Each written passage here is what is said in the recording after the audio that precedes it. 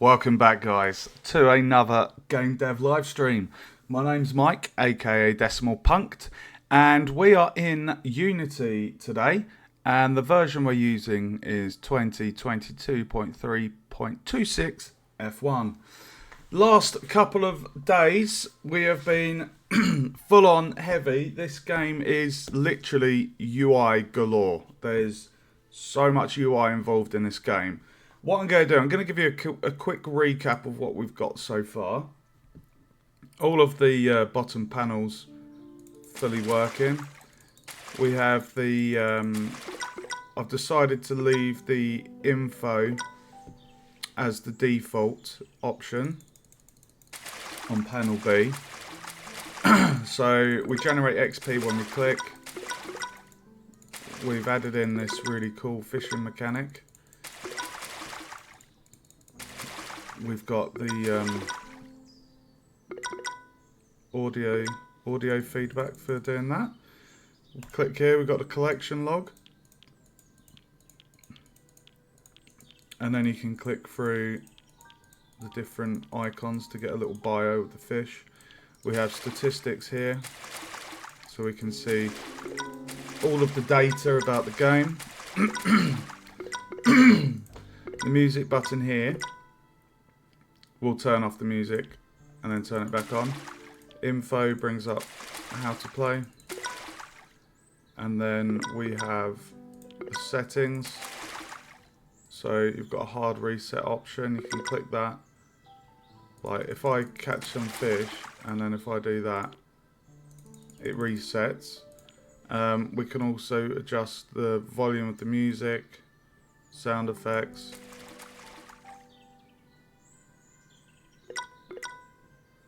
And we've got the windowed mode or full screen.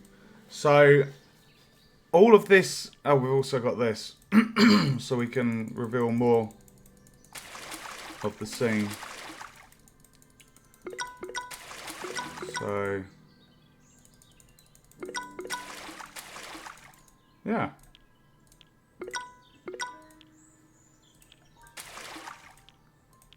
It all works really nicely. So today's job is going to be doing the... I'll show you guys if anyone is interested.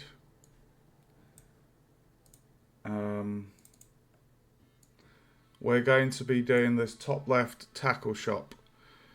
So it's quite full on. There's a lot there. Each upgrade will require 3 components. Sorry, 3 variables, apologies. And yeah, it's just going to be full on. So what I need to do, yeah, I'm just trying to think actually.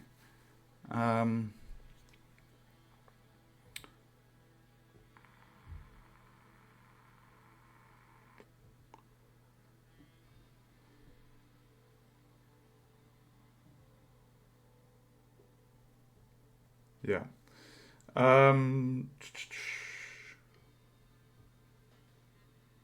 Right. So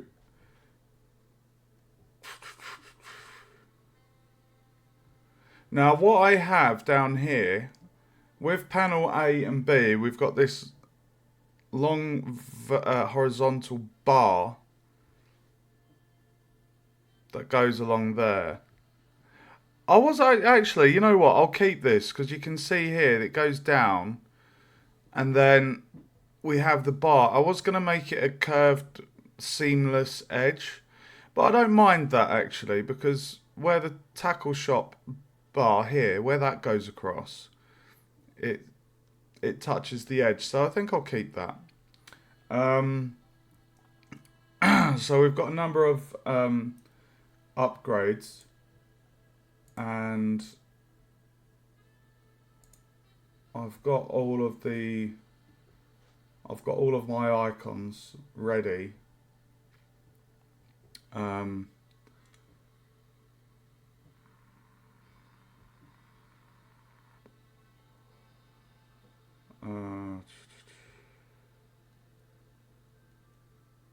Yeah, there's quite a few.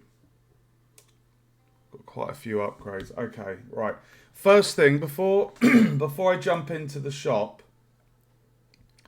I want to rebalance. I want to rebalance the drop rate because it's just ridiculous. It's I get so many fish. So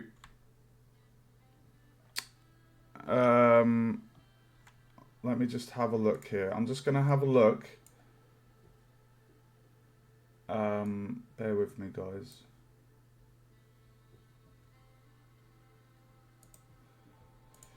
Okay, so at the moment it's 25% chance to catch a perch, 20 for trout, 15 salmon, 10 pike, 1 for goldie. The drop rates are so crazy. Like, you get so much fish. It is fun, but I feel it's too frequent. And RNGesus just seems to bless me. So what I'm thinking of doing is dropping the perch down to a 20% chance.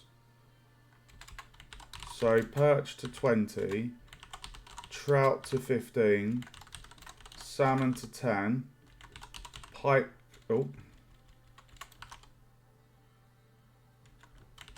pike to 5. Goldie is meant to be quite rare, and it's a 1% chance.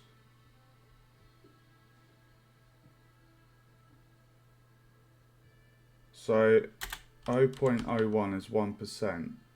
So if I did 0.0025, that's a 0.25%.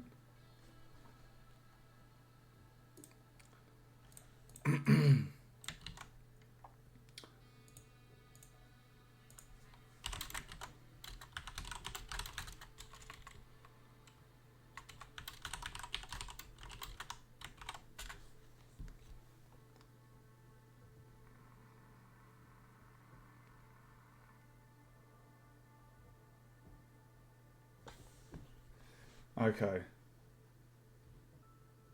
Okay, right. Let's adjust these variables.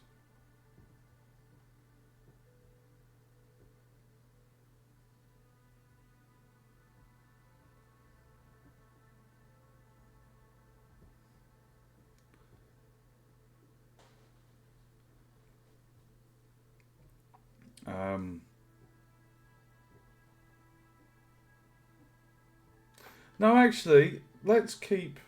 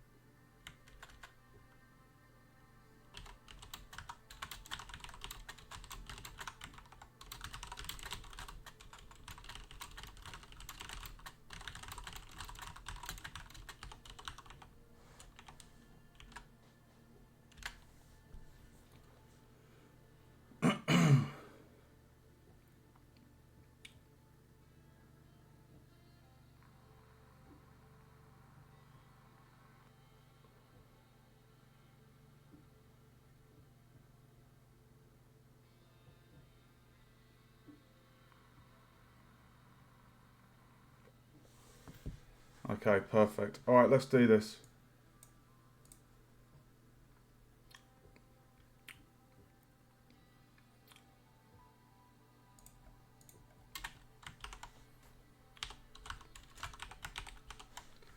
Okay, we're going to adjust the drop rates. Right. Oh my god. Right, hold on. So perch is going to be so it'll be 0.2. Trout is going to be 0.15. Salmon 0.10. Pike 0.05. And then Goldie is going to be 0.0025 for a 0.25% chance. So this is gonna massively, not massively, we're still gonna catch fish. Right, I just need to make a note. Current stats. 0.25.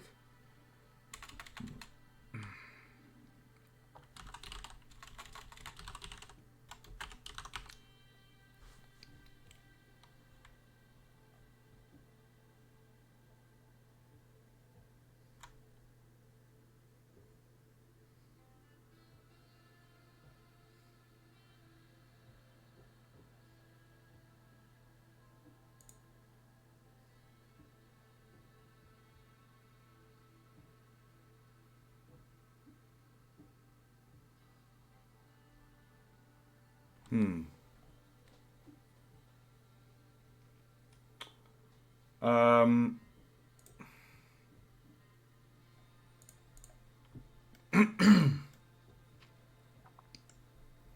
need to get up my fish catch.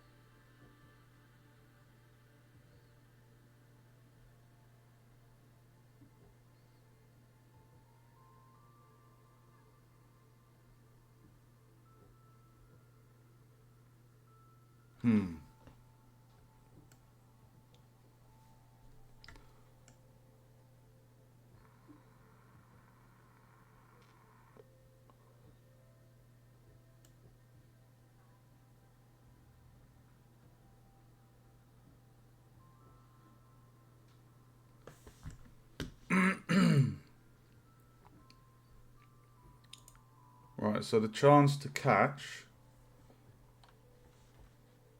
is going to be 20%. So this needs to change to 0.20. Because at the moment it was a 25% chance to catch catch a perch. So this is going down to 0.2. And then 20%.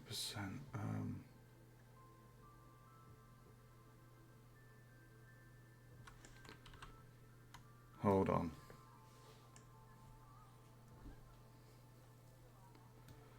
Right, so I'm not changing anything in the boxes.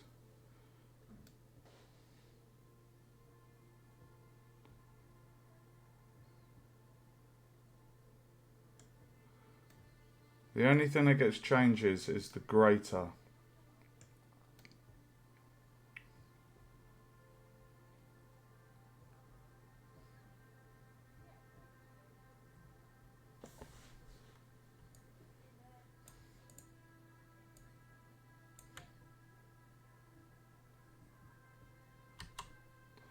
So basically, we're changing the drop rate of Goldie. So if it's less or equal, I just need to compare these drop rates. So this is 1%.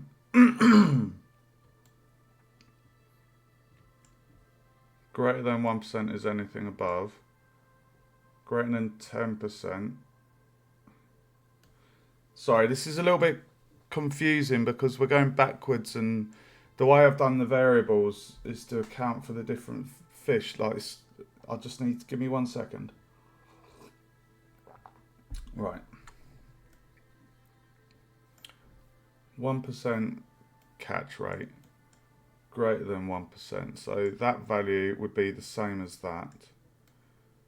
And then that's the value for the pike. So 0.1 for 10%. Next up should be 0.15. And then 0.2.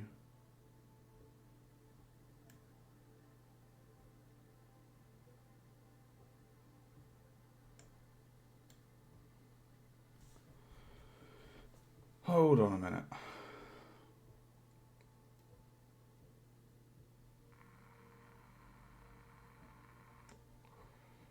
Perch, trout, salmon, pike, goldie.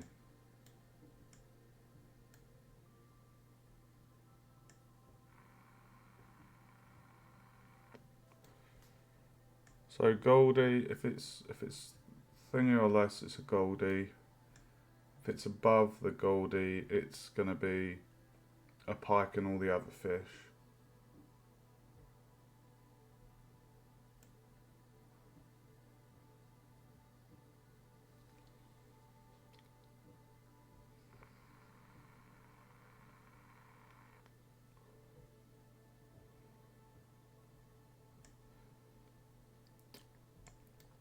Okay, I need to do a I'm going to do a post-it note, and we're going to say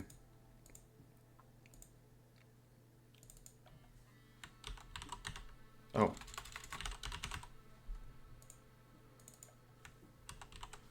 dude, I just typed in there.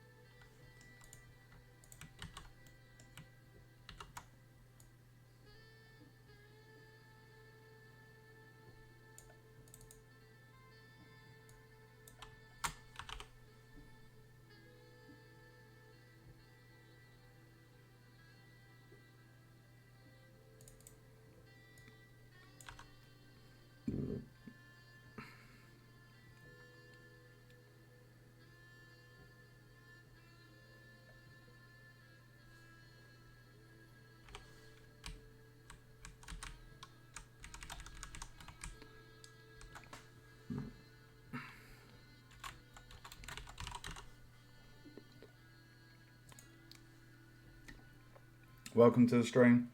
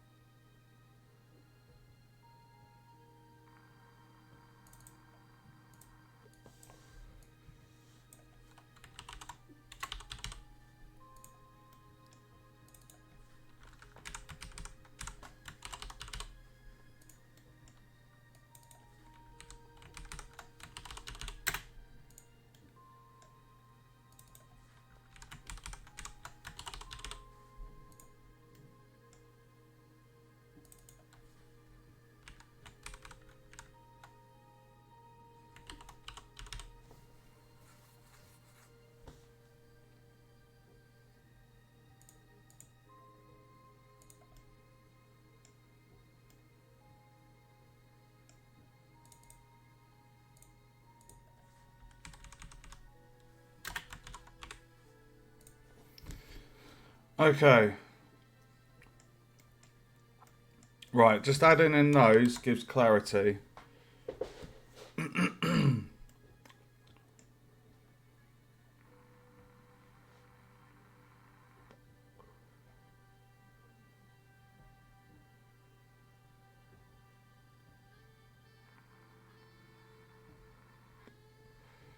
So basically the value of this is going right, this is the confusing bit. 25% guarantees a fish. If it's above the chance of the next rarity, that's what that value is. So it basically says if we roll above 20%, which is the trout's rarity,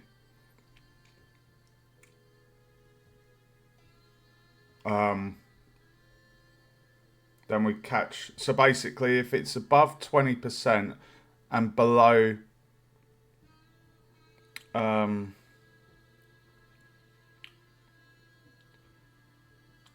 if it's above 20% and below, so if it's within the range of 20% to 25%, we catch a perch. If it's above the pike's chance, sorry, the salmon, this is why. Oh my god, right, I think I need to add that descriptor in. Right.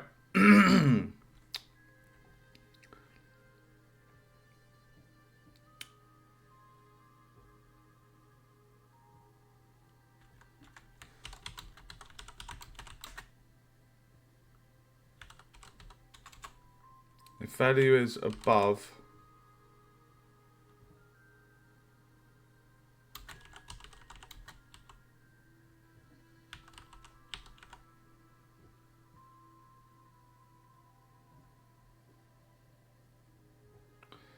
if value is above the trout rarity,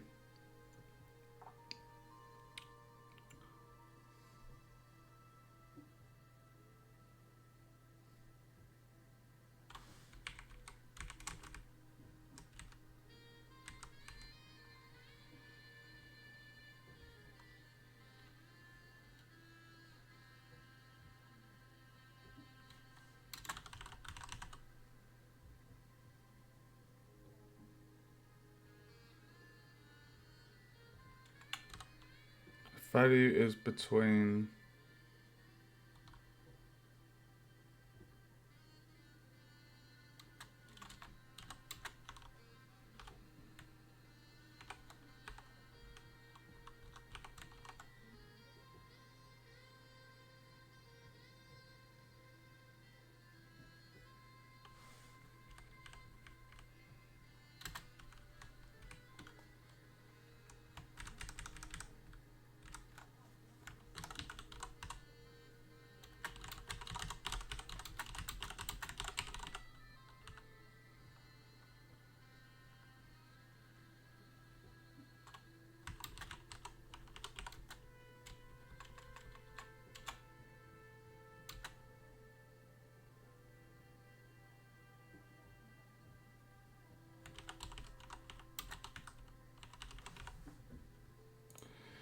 okay. That gives me clarity so I don't get confused because there's a lot, as you can see, this is quite full on. So we're saying if the value is between 20%, because the catch chance is 25 here.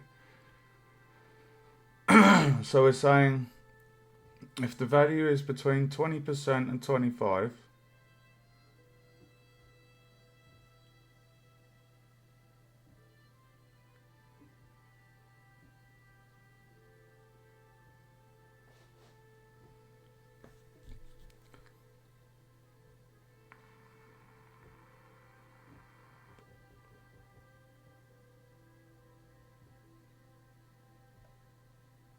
value in the function here is the trout rarity.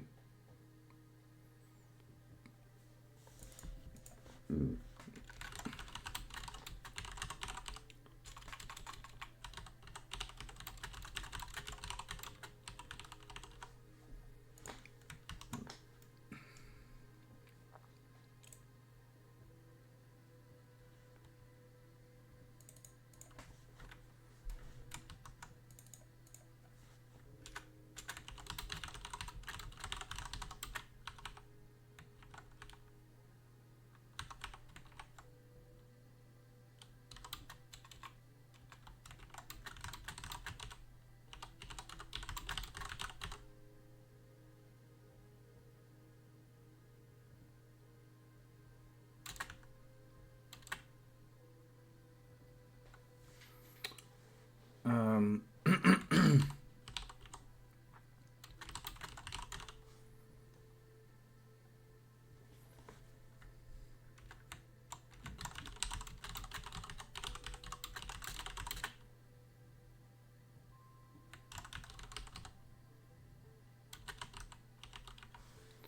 right, so if the value is between 15%, basically greater than, but between, essentially between 15 to 25% chance,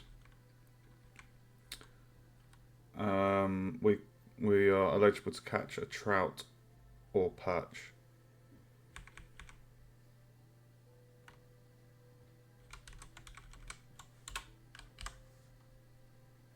Value in the function is the salmon's rarity. The reason why I'm putting this at the bottom is so that I know if I want to change the drop rate, I just change that value to whatever the bottom line is saying. So the perch rarity would go in there, trout rarity goes in there, salmon in there.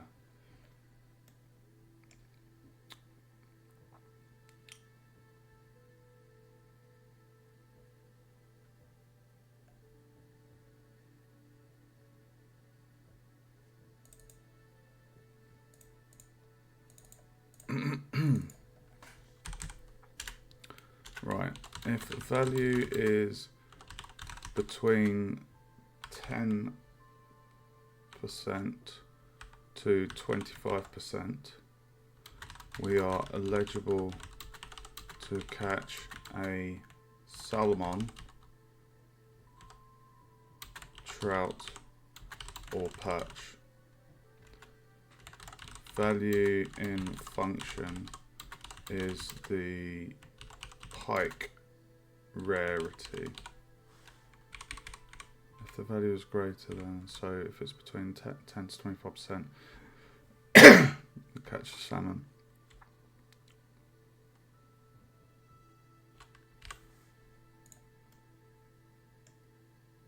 Yeah. Okay. Woo!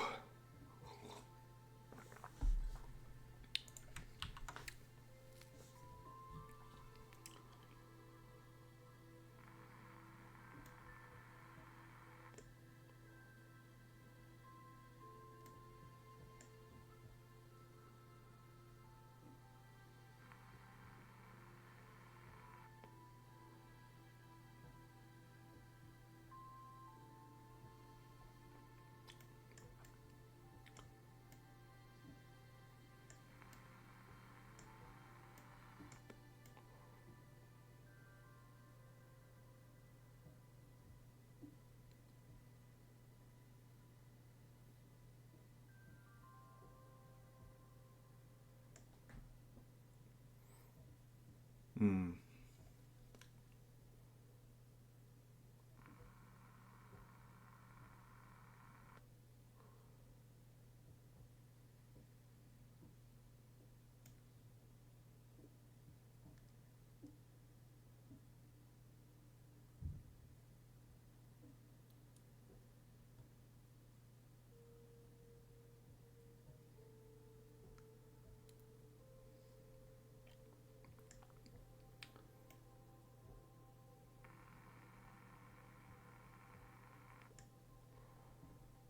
It's a little bit confusing because this here, the 25% chance guarantees a fish is caught. What this section here does is it's saying if the value is basically just above 20% but up to 25%, that's the range that guarantees we catch a perch. And then when we go down to the next bracket, we're saying, okay, so if the dice roll is just above 15%, we're basically saying the range to catch a trout is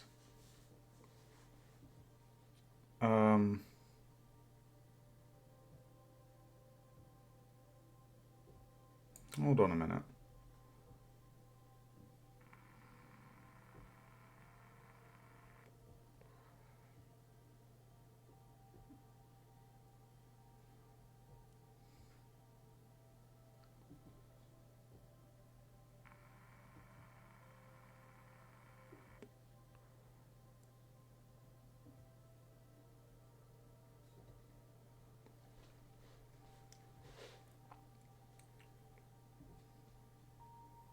I'm now getting myself confused here. Oh my god.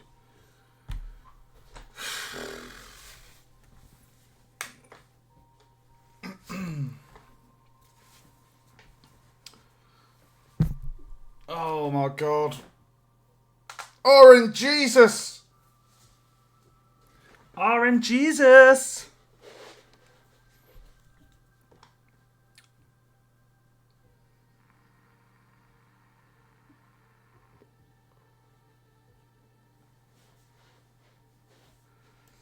Is that right?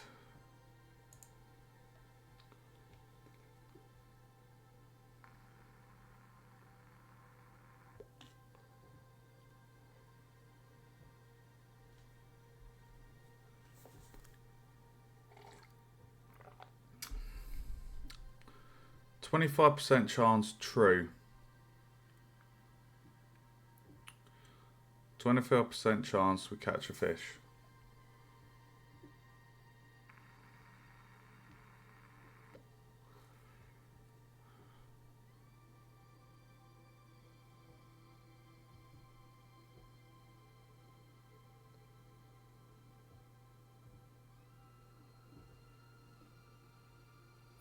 Maybe I should have changed that to...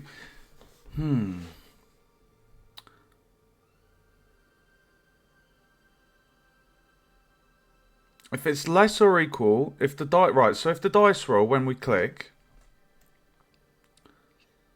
When we click, if we roll a dice and it's 25% chance, we're guaranteed a fish catch.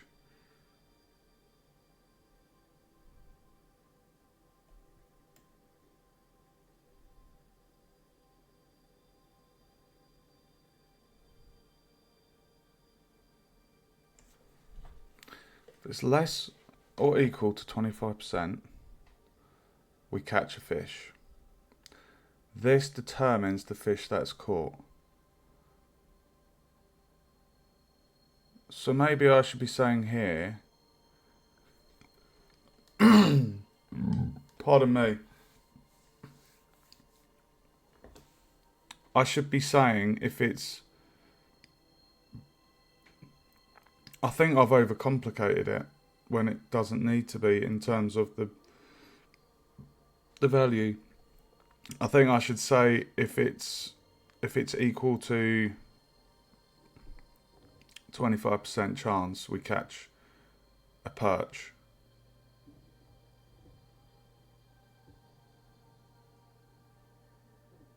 Because that's what would happen if you roll a 25%.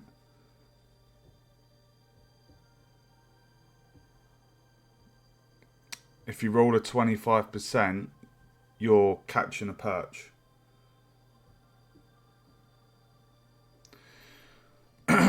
And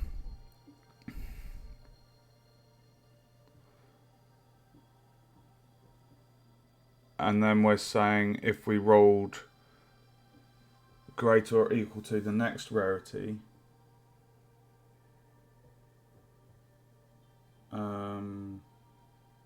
yeah, I think that's what needs to be done. So let's just do, it would need to be, well, it wouldn't be greater than that. If it's equal,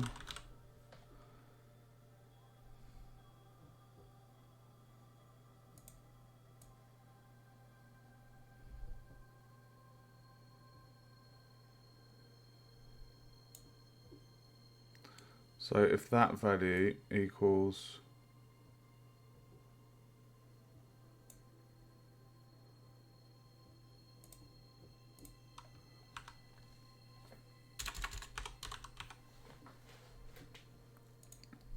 so we're saying if that dice roll is 20%,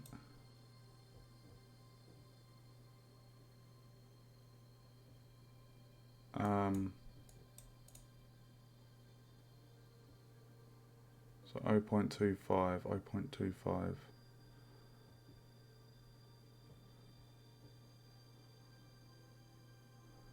I just need to get this roll, the rarity sorted because the fish drop too frequently. Once I've got this minor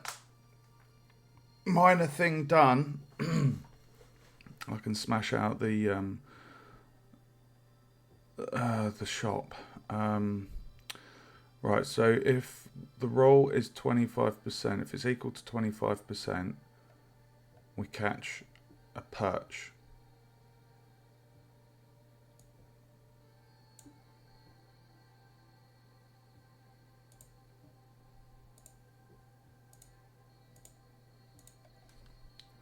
It's not going to be, if it's greater than 20%, then we're saying that the chance to catch a perch is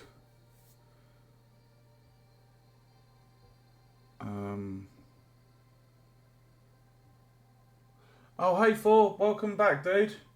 I don't know what time zone you're in, but welcome back. And thanks for the spam view medallion. Appreciate it. Right, so we're saying if we roll a 25%,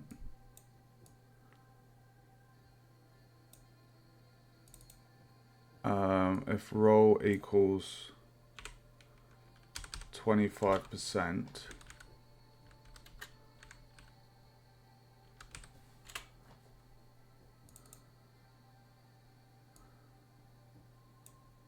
if value is 25%, we are eligible to catch a perch. Value in function is the perch rarity. Right, so we roll a dice. If it's less or equal to 25%, we've caught a fish. If it's 25%, we catch a perch. Now we go down to the next one, and we're going to say, right, so the trout rarity. So right now, this is where, right, so this value needs to be 0.2, because 15 is the salmon chance. So if I change this to, no, hold on, it needs to be greater or equal. So if we say 0.2, which is the trout's rarity, so we're saying if we roll a 20% or above, so equal to that value or greater, then we're going to either catch a perch or a trout. MST. I've never heard of that one. Is that middle? I don't even know where MST is, dude. Not heard of that one. Okay. So if the roll is greater or equal to 20%. So if I drag off of there, because this connects to, yeah, that one connects to that one. Okay, so we're saying, yeah, if we remove the 15, because, yeah, this is what, I don't know why I did it the other way. Right, so basically we're saying if the roll is equal, greater or equal than 20%,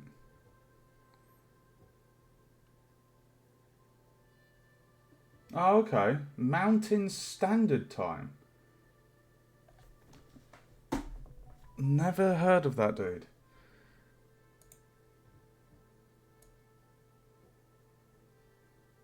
Right, so if the value is greater or equal to 20%, we are eligible to catch a trout or a perch. Value in the function is the trout rarity. This, I don't know why I did it the way I did before. The way RNG, RNGesus. What's the weather like your end of the pond, your side of the pond?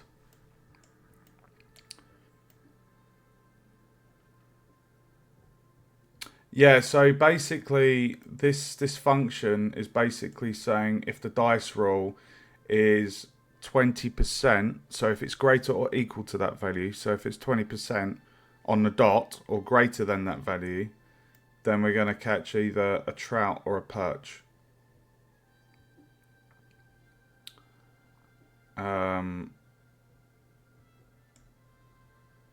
So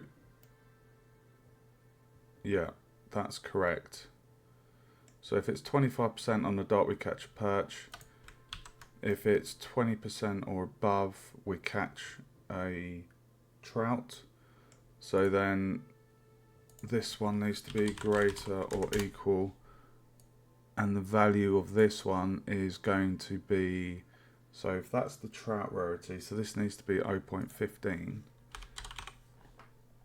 So if it's greater or equal, so if it's 15% or above, that's basically what this function means. 15% or above, we catch a salmon. Salmon. I know that's not how you say salmon, but I like saying salmon. It just sounds fun. Okay. Right, so we're saying if it's greater or equal to 15%, boom, we're going to catch us a salmon, baby.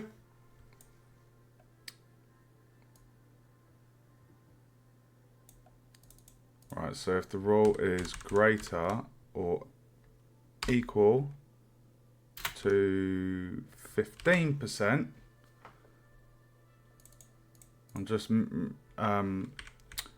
just making sure these descriptions match. So if the value is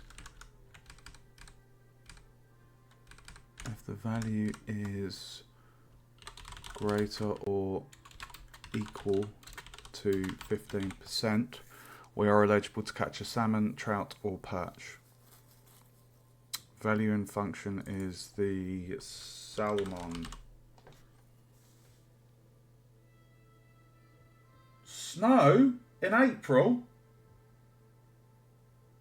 Sorry, what are you on about 80%? I don't know what you mean by the 80% comment. At the very start of this dice roll, every time the player clicks, we call this function. This function will basically do a dice roll. Okay? This dice roll is between 0 and 1. So 0 being 0%, 1 being 100%. And then this next bit here, this kind of gateway, this if statement with this condition, we're basically saying, okay, if this dice roll here is less, if it's 25% or less, then we catch a fish. There's past this point, there is nothing that can be done to try and get a value above 25% because this is the condition. The dice roll has to be 25% or below to pass through to the next section of code.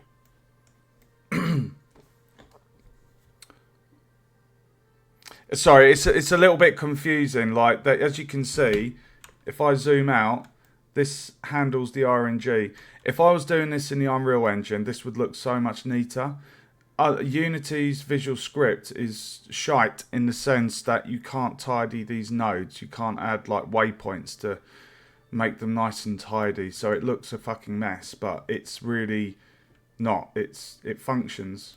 It works. I've played the game. It's just, I wish it would look prettier. Right, so give me 1 second. Right, so basically what's happening, right, this is the primary dice roll here to catch a fish.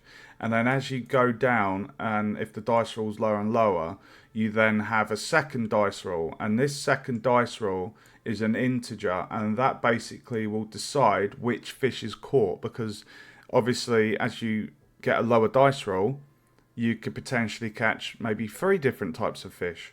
So this is what this does. We have a second dice roll to randomly pick a number, you know, and then whatever number's picked will spawn that fish.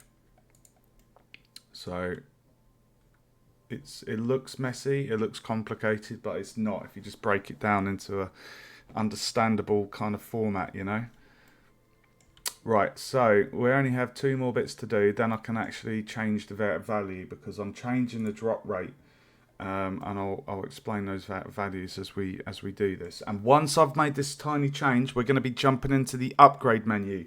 That is where things are going to get really juicy because it's the last bit of the game that needs to be done. I am so excited, dude. That's where we're going to increase our currency generated. We're going to get automatons that generate passive income. It's going to be tasty. Oh, yeah. Okay, so 15%. So,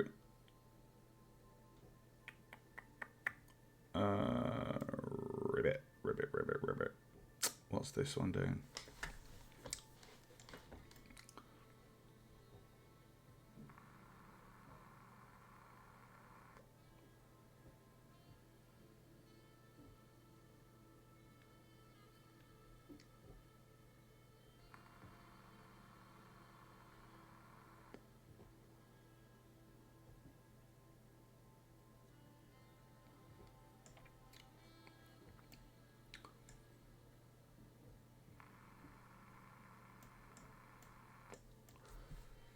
Okay.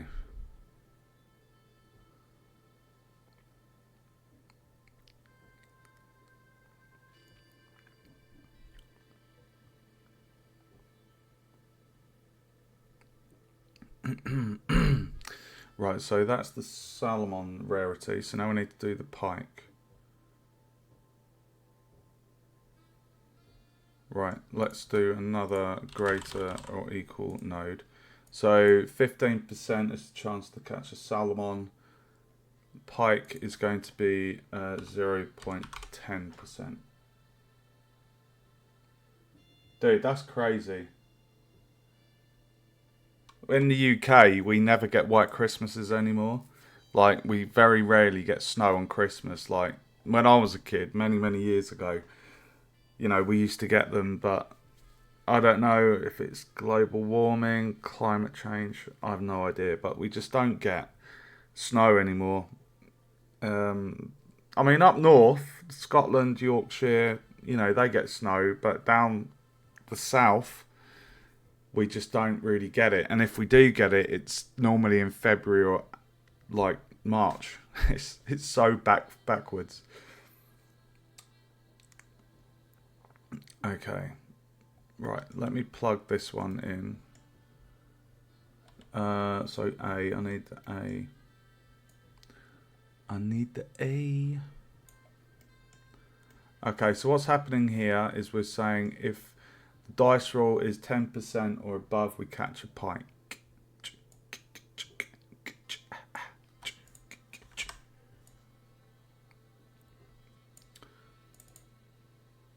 So if the roll is greater or equal to 10%,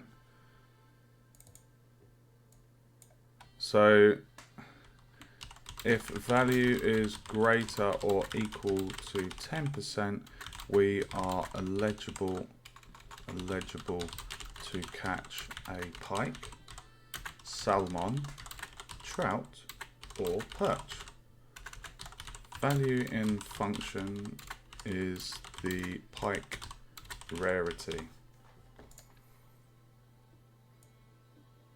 I'm happy that I've changed the function from just greater to greater or equal, because that allows me to say, okay, we're unlocking the next species of fish if they manage to roll 10% or above. Right, so now is the tricky bit, because we need to restrict Goldie being spawned. So hold on a minute.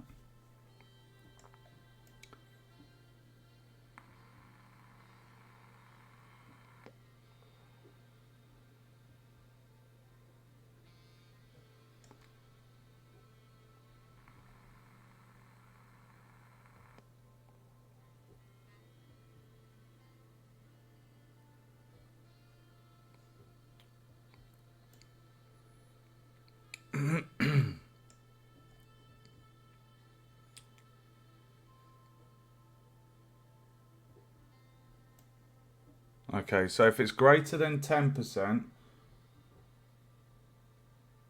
we catch a pike. This very last species is the rarest fish. So in here, it needs to be a less or equal. So basically, if the number is between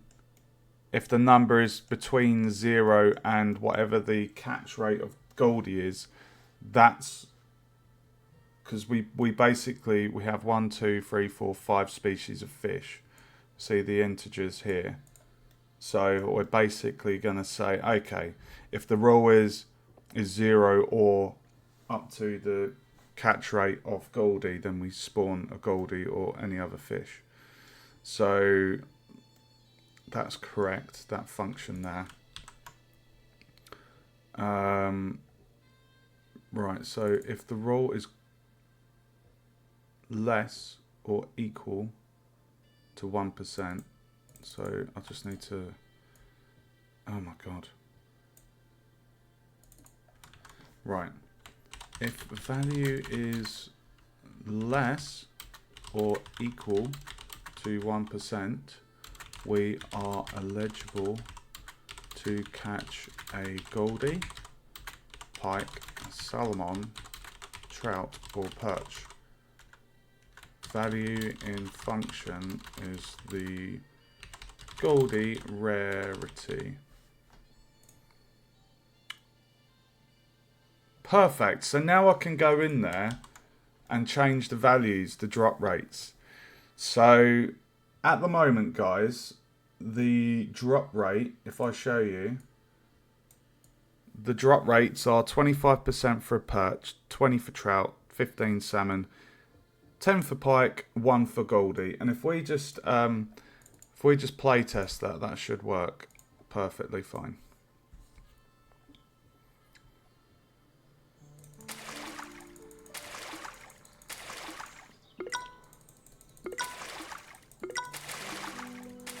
So this is why I want to reduce the drop rate. Can you see how many fish are spawning? Like, it's madness. Can you hear how many fish I'm catching? I've caught 18. I've done 107 clicks. And I've caught 18 fish.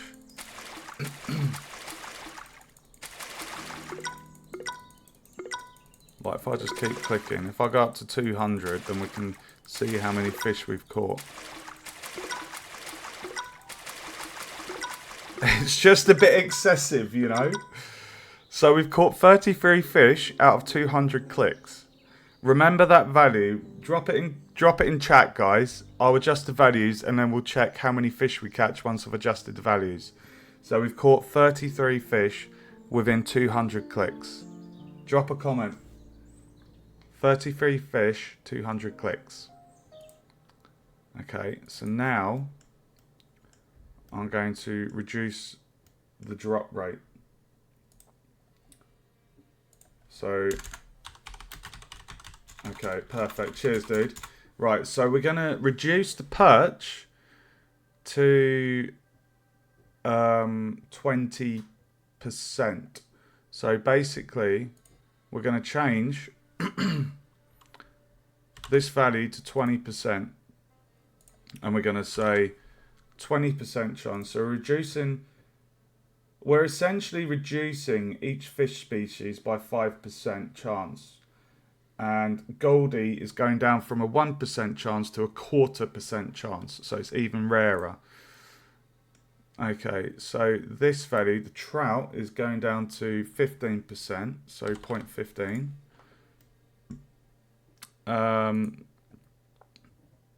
Salmon is going down to 0.10. And pike is going down to 0.05. So 5% chance for a pike. And Goldie is going down to a 1/4% chance. It's super low. There we go.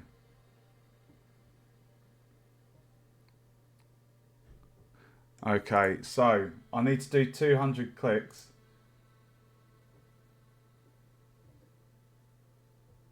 That's actually not a bad idea. Getting the fish to give XP. I mean, that's not a bad idea. The thing is, I've already done the design document and it's quite big. The fish aren't really meant to reward XP. They're more meant to just be like a bit of extra fun in the game. Like, we've caught a fish. Like, but it's a cool idea. That is a cool idea. I didn't think of that. But yeah. Right. So I think the reason why I didn't think of that is because it would kind of imbalance a clicker. A clicker normally, I don't know if you've played any clicker games, but you just click the background, you get currency, you spend currency, you buy upgrades, you get more click reward. In those games, you don't really have anything. Just trying to think off the top of my head. I've played two main ones. I've played Clicker Heroes and Realm Grinder. I mean, you do get things that give extra money, but early on in the game, when you first start this game, if I was to start rewarding the player with XP for the fish, it's going to make the grind, it's going to take away the grind. Clickers are grindy.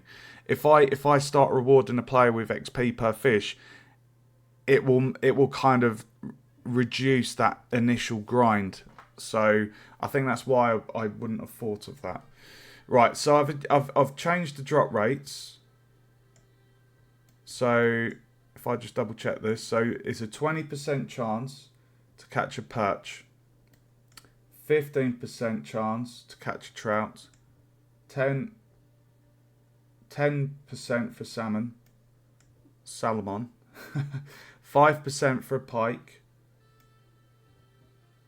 and 0.25% or less catches a goldie or any other fish.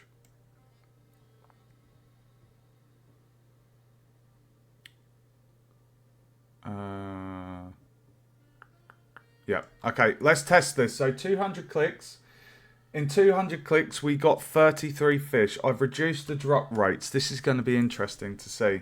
So I need to do 200 clicks. Do you think we'll be able to catch a goldie?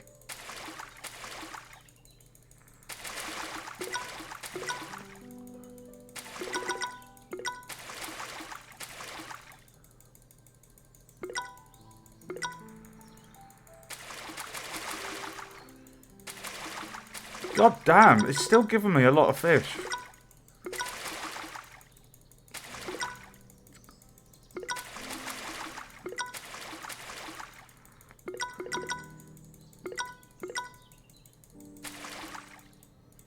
Okay. The reveal. We've done 200 clicks. 25 fish. So we've caught 8 less fish. That's a lot better, isn't it? If I just... right, so if I do a hard reset, I can test this again. So that was 25 fish. Let's go again.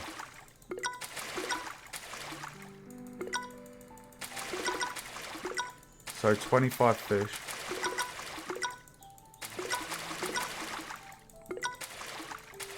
Dude, we're catching quite a lot here. Oh my god.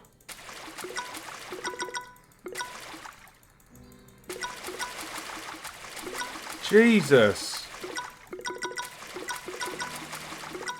I am getting lucky with the dice rolls, dude. What the fuck? So after reducing it, right, 2 tests, we caught 34 fish on the second attempt, 200 clicks. The previous test, we caught 25. So we actually caught 1 more fish than the original rarity drops. Let's go again. That's madness. So 25 and 34.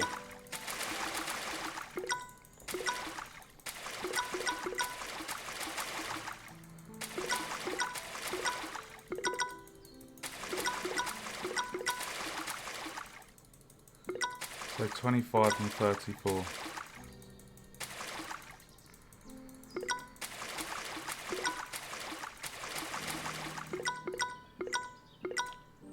$31 there. Okay. I'm going to jot these down. So it was 25, 34, 31. Okay, let's go again. This is quite fun testing. I'm going to need someone to buy me a new mouse though, because I am going to wear my mouse out making this game. I'm not even joking, dude.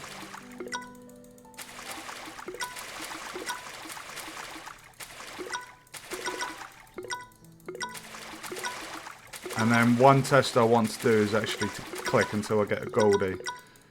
I'm happy with the goldie drop chance because goldie is the rarest fish. It's meant to be hard to catch. So you have to be a lucky fisher. There we go. 31 that time. Okay. Let's do one more test.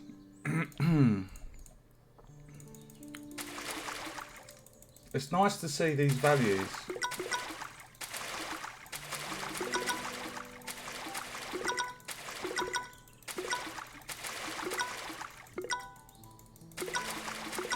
And then we can actually click on a collection log to see the different... I used to have one.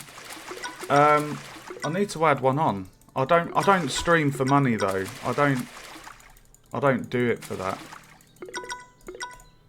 I mean, it would help because I've just spent like £440 on 3 new monitors. Because at the moment I've got 2 monitors, and with all the game dev I'm doing, I literally don't have the digital space. Like on my this monitor you're watching the stream on, this monitor is just the project. On my second monitor, I have Twitch. I've got my design document. I've got the concept art. I've got Notepad. I've got web browser. This is what I mean. Like, I don't have the room. Like, so getting a third monitor, I'm going to have that above the bottom 2. And I'll probably have like Twitch up there and Notepad. And then I'll have the web browser and the other stuff on my second monitor. I will start doing a face cam soon as well. I do have a webcam and a green screen, so I will probably do that at some point. I just don't want that to get in the way of the game dev, because when I'm streaming the game dev, like, that's really important that you can see all of the screen. Right, wow, that's quite interesting. So we caught 35 fish that time. If we check the chances, and if you look at these values, guys, this from left to right is the rarity. So 16 perch, 11 trout, 5 salmon, 3 pike. So in terms of the balance of fish rarity, it is correct. Like, you know, you catch more perch than you do the next species, and as it goes down. So I'm happy with those drop rates. It's hold on, why is that not spawning fish?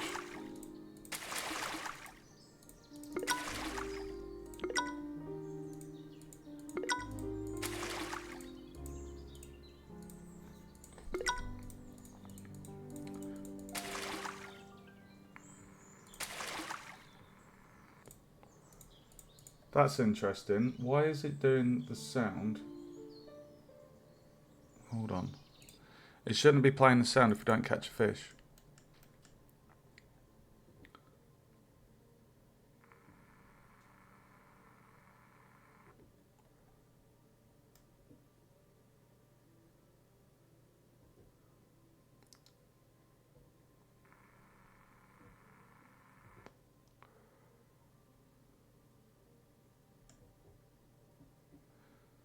That's the only bit that spawns the sound. Fish spawn from the sound effects manager. Why was it playing the sound when we didn't catch one?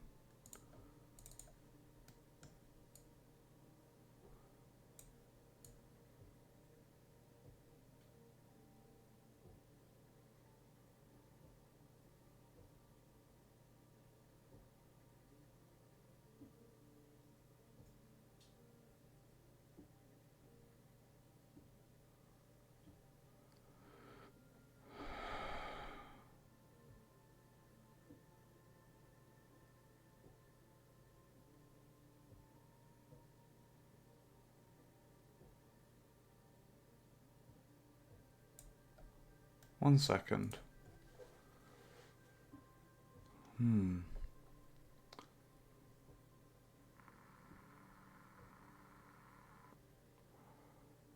I think we can remove that.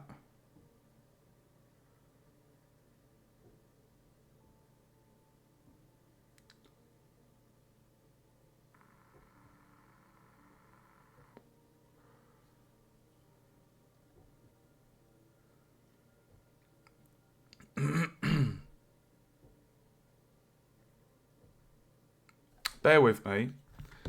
It's good that I noticed that tiny little bug there. It's not, well, right, so what happens, we roll a dice. If it's 20% or less, we then have a condition. And the condition is, if that value is 20% on the dot, we catch a perch. So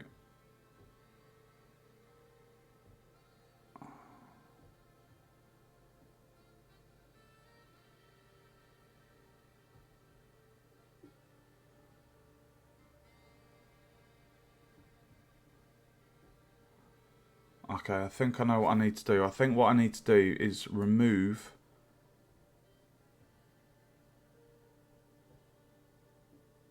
It won't be. Nothing happens. Look, this bit here, we're saying if the dice roll here is less or equal to 20%, then we do that. The false condition would be if it's above that. So I'm doing nothing. If this false branch, this is the condition here. So if I wanted something to happen, if it wasn't between that value range, then I would drag something off of the false. But we're basically saying if it's not within that range, nothing happens. That's what the false on that condition would control if we wanted something else to happen. Give me 1 second. Right, so give me 1 sec. 25%. If roll equals 20%.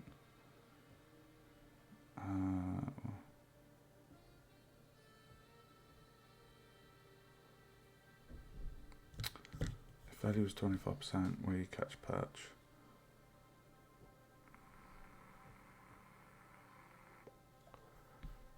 Okay, what I think I can do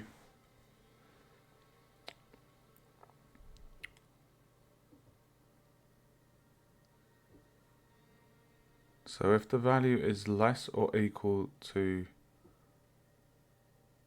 no, because then we're going to have double spawn, I think. Hold on a sec.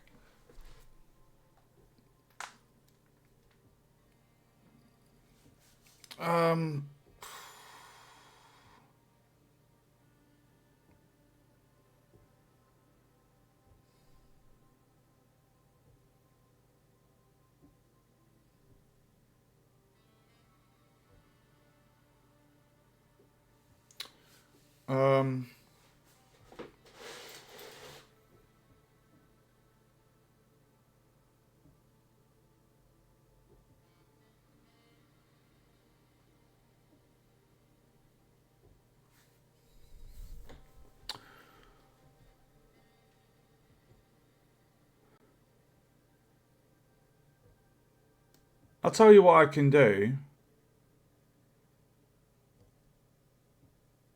to fix that audio bug. I'll just show you again. If I just click,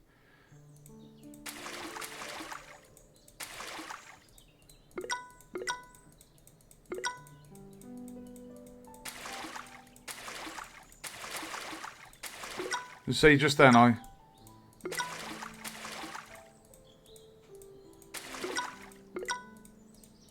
have to do it slower. There we go. There was just a click where we heard the sound, but we didn't get a fish.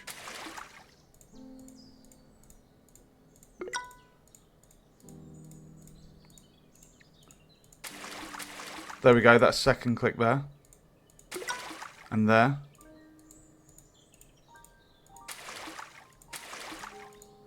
So what I'm going to do to fix that problem, I'm going to remove this. I'm going to move this, and I'm just going to have this at the end of each section. So basically, that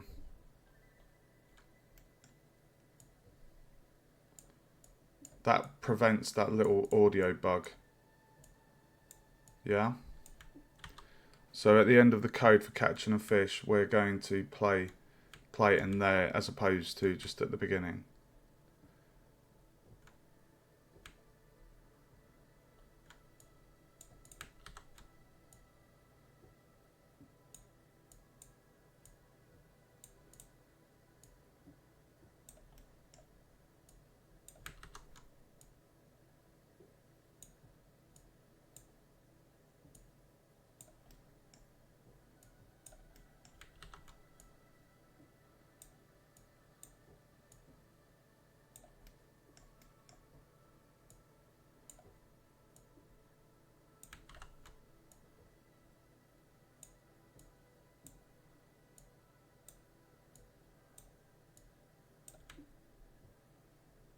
Okay, right, let's try that again. We shouldn't get the audio bug now.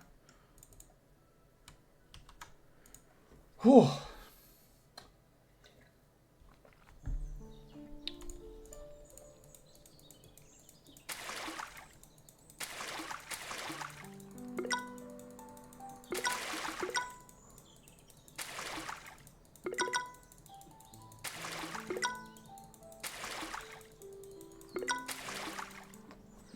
You can imagine.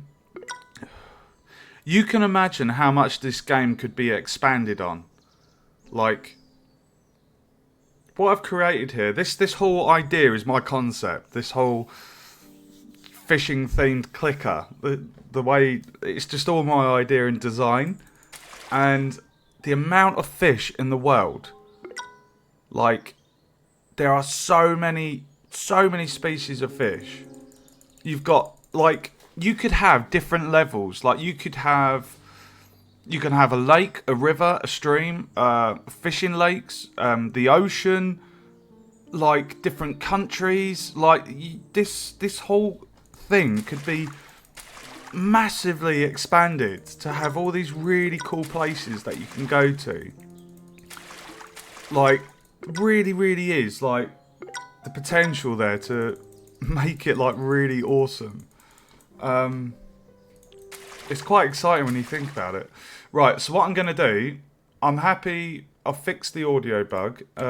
What I want to do, I just need to change these values because I've reduced the drop rate. So 20% rolled.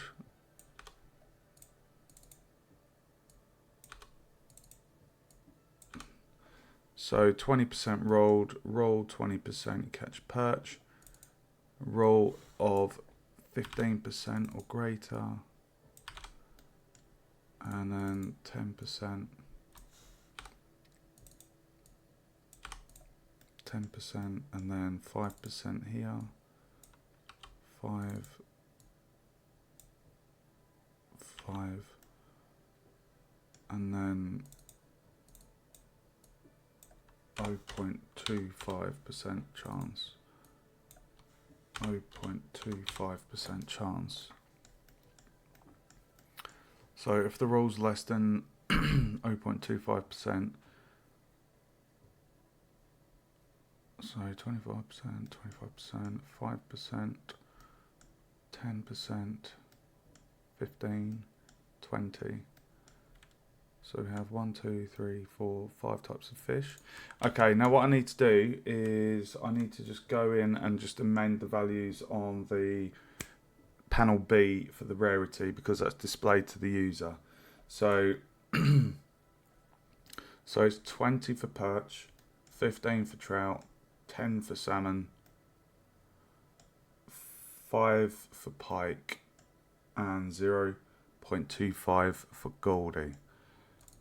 So let's just go in. If I go onto panel B, if I just turn off how to play temporarily, go onto the collection log, and if I untick that, so the perch info, I think it's this one. Oh, 1 second, that's my mum calling. Give me 1 minute.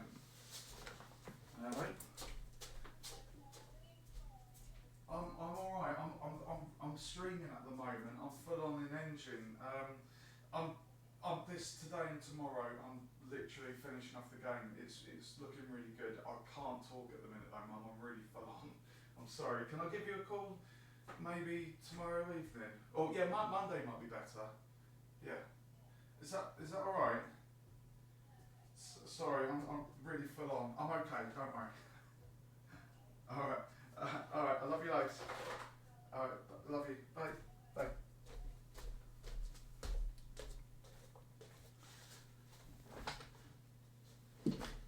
Oh, what the hell? What the hell's going on here?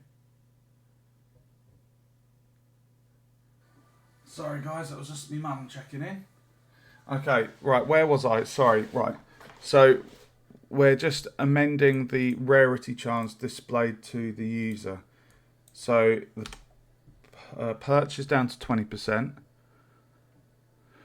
So minimize that, go into the trout plaque info text. So this is for the trout, and the trout's down to 15%. And then the salmon is down to 10%. And the pike is 5.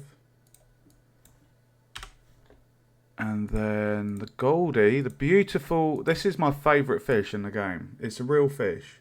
It's called the Golden Marcia, and it's found in like Asia and Indonesia and places like that. If you Google it, it looks beautiful. It's quite a big fish as well. Okay. So now that I've done that, I can turn back on the how to play. Okay, so now what we're going to do, we're just going to check the collection log. So I need to catch some fish. So just to check that the values are displaying correctly. And we'll keep going until we get a Goldie actually.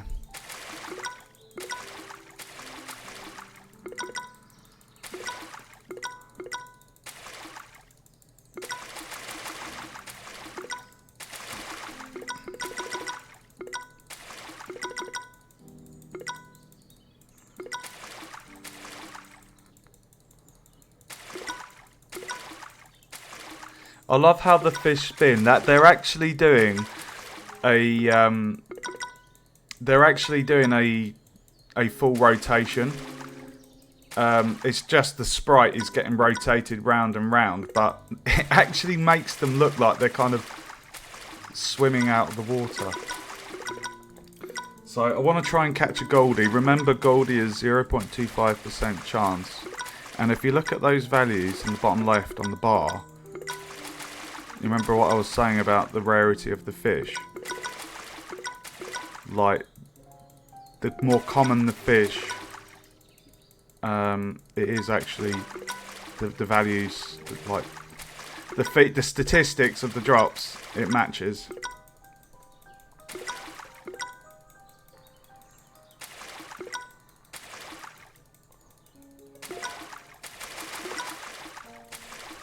Wow. We are really going for it here. Really, really going for it.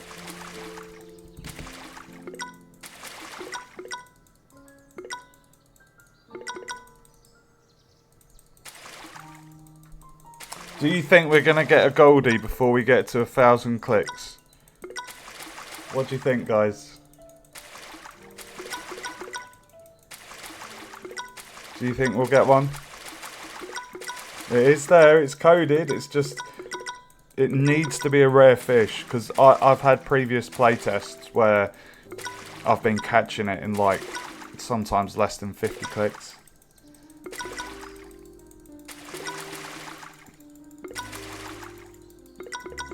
Ah, what makes you say 1,600 on average, dude? How did you come to that figure? RNGesus could bless me, dude.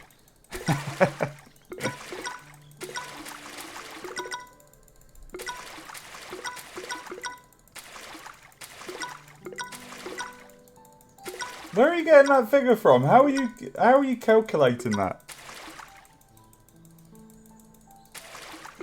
Right, 1,000 clicks, no Goldie.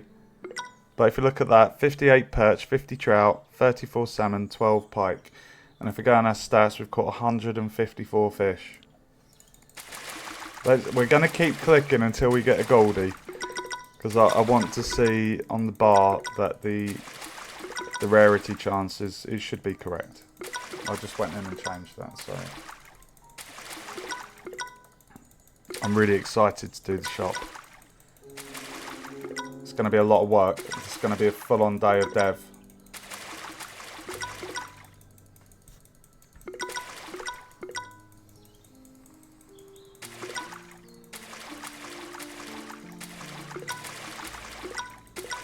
That is true, actually, because the way I've coded it is so, you know, if I did roll a dice of 0.25%, it's within the spawn pool, but it's competing against the other fish as well. So that rolling 0.25% or less, it unlocks the ability to catch Goldie, but then it has to then have a secondary roll of all the other fish types that could potentially be caught. So it's kind of in that pool of chance. What do you think to the game though? What, it'd be good to get your feedback. Like, do you like the look of it? Like, if I don't click, I don't know if you can hear the music, but there's this piano music. There's bird song. Like, it's, I think I've created something really quite relaxing. Come on, give me a Goldie. So you said 1600. No, you said 2000. Let's see if your figures hold up. You have to bear in mind that this is RNGesus that's going to determine if we catch one or not. Well, I'll check with my lecturers because I have made a few other games.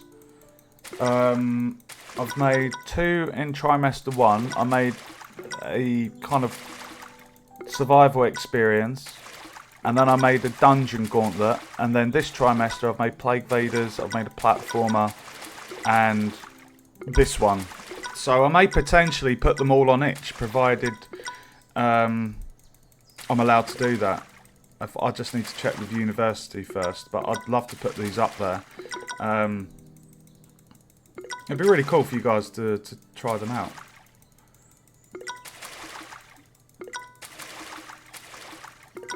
Oh my god, dude. Goldie is elusive. Well, I'm really happy that Goldie has not spawned because it's meant to be the rare fish. And it builds up the anticipation because you can see this... You can see it's locked. You don't know what it is. And you're like, I want to catch it. So if it was a higher chance to catch, it takes away that thrill. Well, we've just surpassed 2,000 clicks. And again, you can see the values there. Oh, the trout, the quantity of trout is on level with the perch. Jesus. I mean, there is only a 5% difference between the catch rate, but still. That's crazy.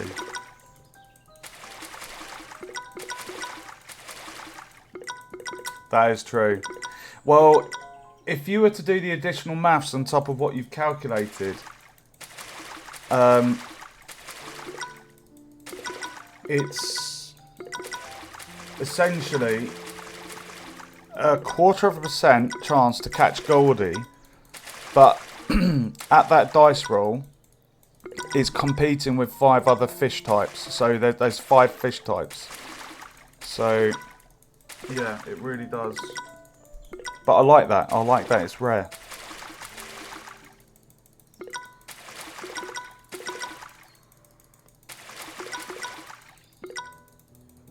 Just wait until we get the upgrades. That's going to really make this fun. How long have we been playing for? 7 minutes 44. And I've got the stats here as well, which is really cool. Oh my god. Well, I want to keep clicking until I get it, because I'm testing that I'm testing that it can be caught. There's no reason why it can't. I just want to see the icon change. Oh my god, 10,000 clicks.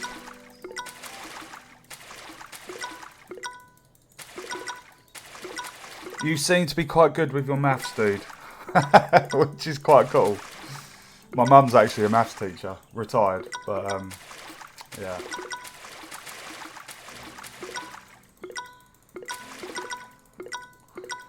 That is a lot of salmon.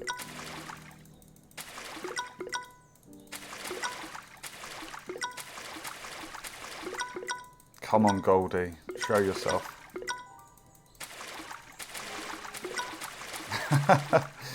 Well, not to worry, dude. Take it from me, your math seems pretty good. So, you know, I always find when you leave school, you learn so much more, you know. And as you get a little bit older, you get to stages where you really enjoy learning new things. So, oh, Goldie! Goldie! We got Goldie! Woohoo! I think that was at 2845 or 2844 clicks. We got a Goldie! Yes!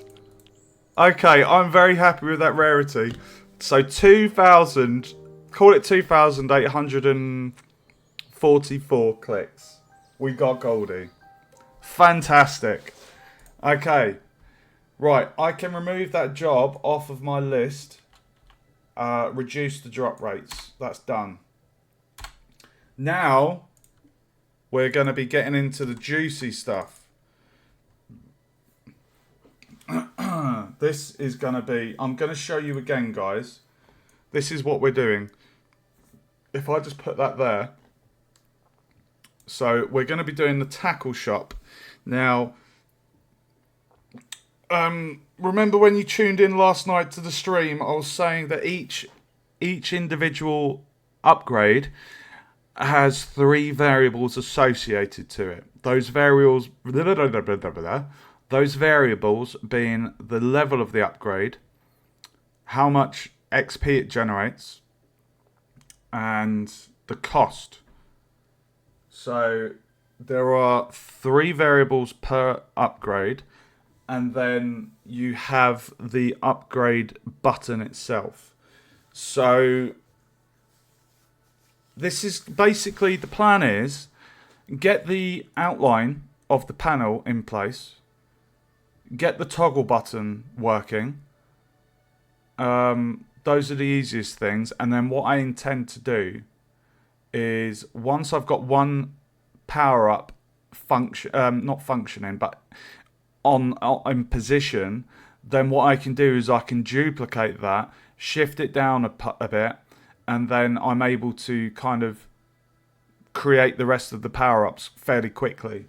So this is a lot of work, but this is the final stage of the game. Once I've created the shop, it will then be a lot of work in the code to basically do all of the behind the scenes that, you know, increases the amount of XP you generate and stuff. I'm really excited though, because when this is in, the game's going to be like, oh my god, like, so much fun. As I said, all of the artwork has been AI generated, apart from the panels that I've made myself, as you've seen in Photoshop and stuff. The XP that you can see here at the bottom left, that alongside the XP that pops up on the screen when you click, those I made myself in Photoshop. I'm just going to take a quick bio break, guys, and then when I'm back, we'll crack on with the tackle shop. So give me 5 minutes, and then we're going to be full on in engine. So I will be back, in the words of Arnold Schwarzenegger.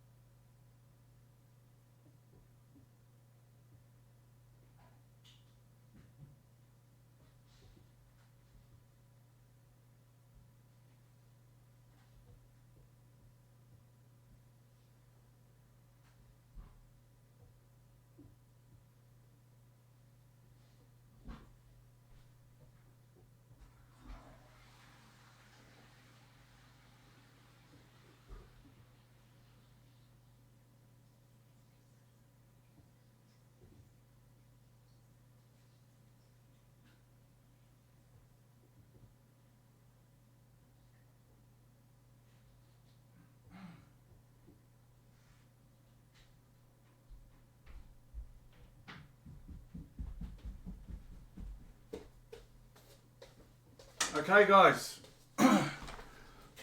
let's get back to it. I've got just about enough coffee to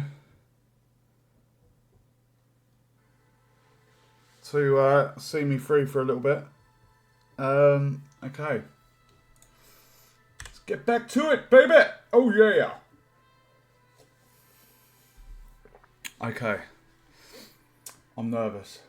I'm nervous because I know how much work this is. I'm not nervous. I've got nothing to be nervous about. I should be excited. This is exciting stuff. Okay, so we have panel B. Right.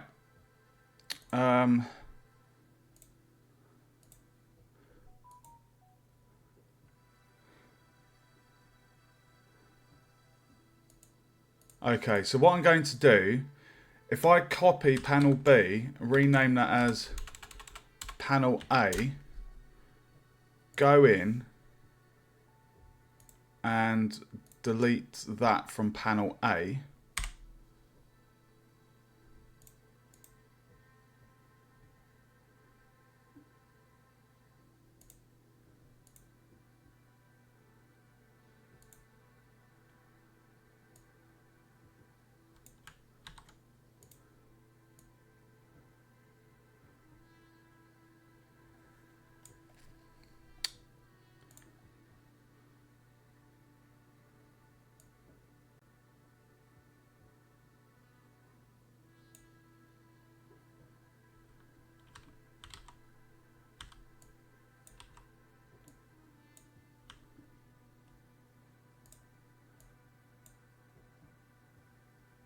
Actually, I'm going to get rid of that bar. Okay,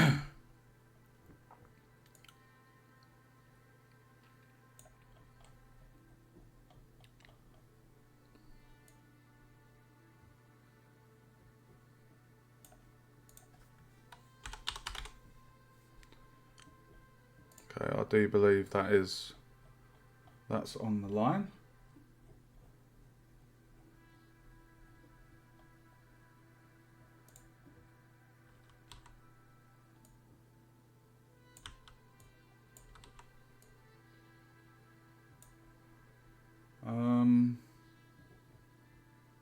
Now in my design, you can see how much space there is between between the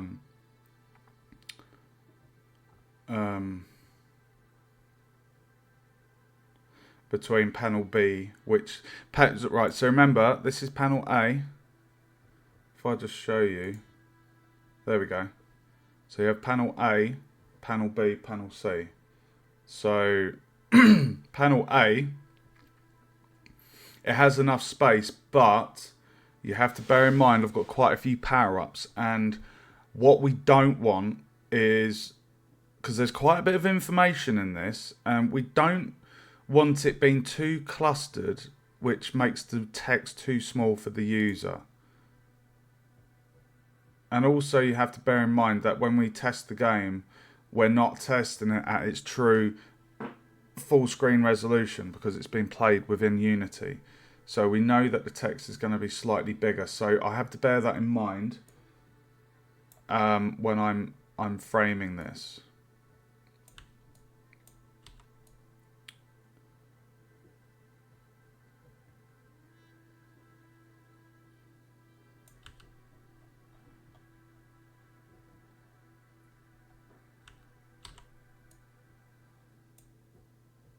I think that's a good enough size.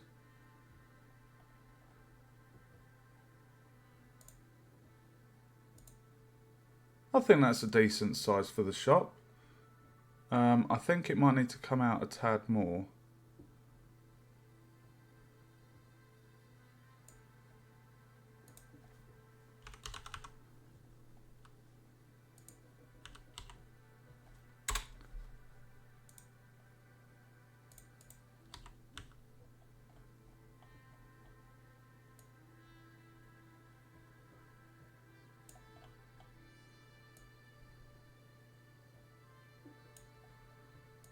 Pretty sure that is.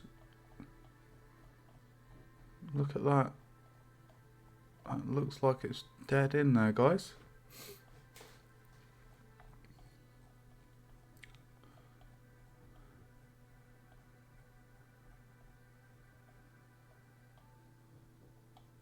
Right, it does look a little bit. Let's get a feel for it. Let's see how it feels.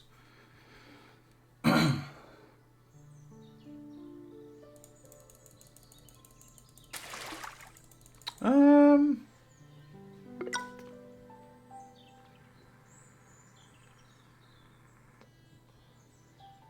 Uh.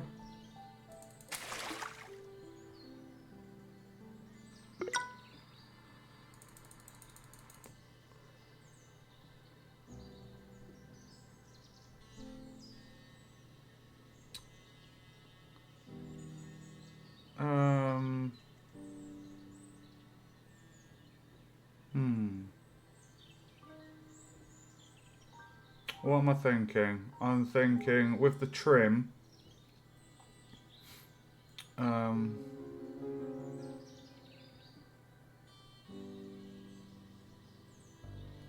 I think that's a good size in the sense that the upgrades are going to have plenty of room there to be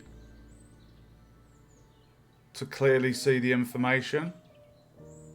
That's what I'm thinking. Um,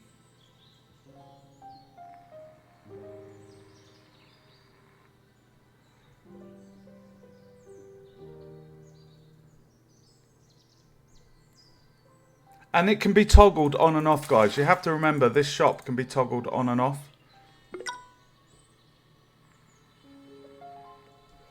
It's important there's enough space there to read the stuff. So I'll stick with that size. Now we're going to add on the trim. So if I go to panel C, sorry. If I copy the thin bar from panel B and place that on panel A, oh my god. Thin bar, panel A, right.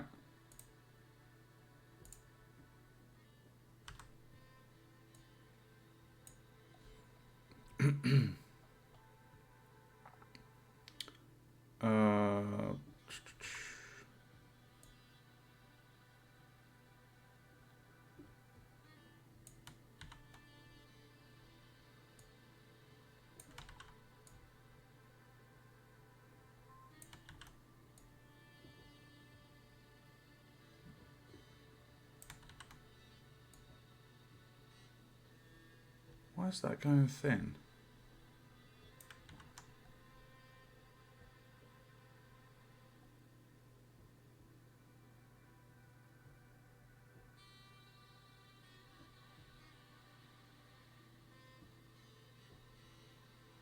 I'll tell you what I'll do.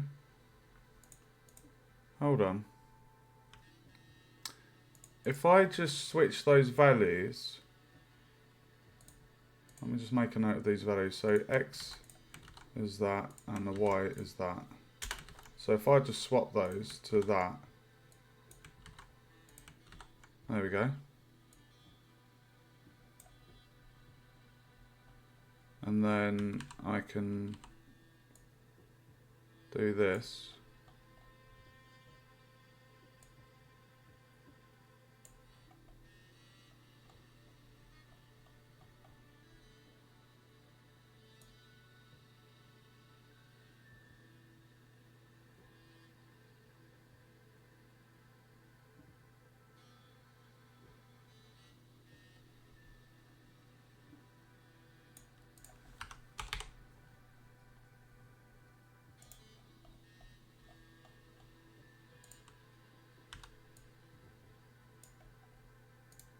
Oh, okay, dude. All right. Well, thanks for joining me, keeping me company.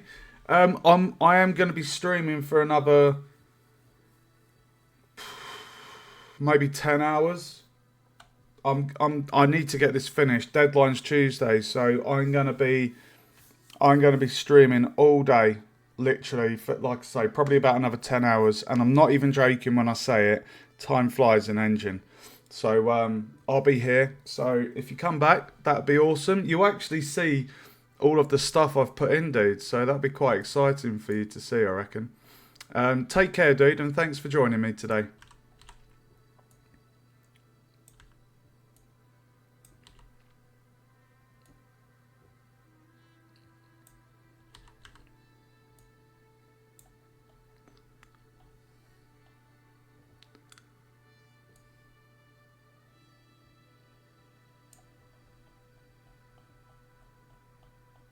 Oh, it's ever so slightly off. Ever so slightly.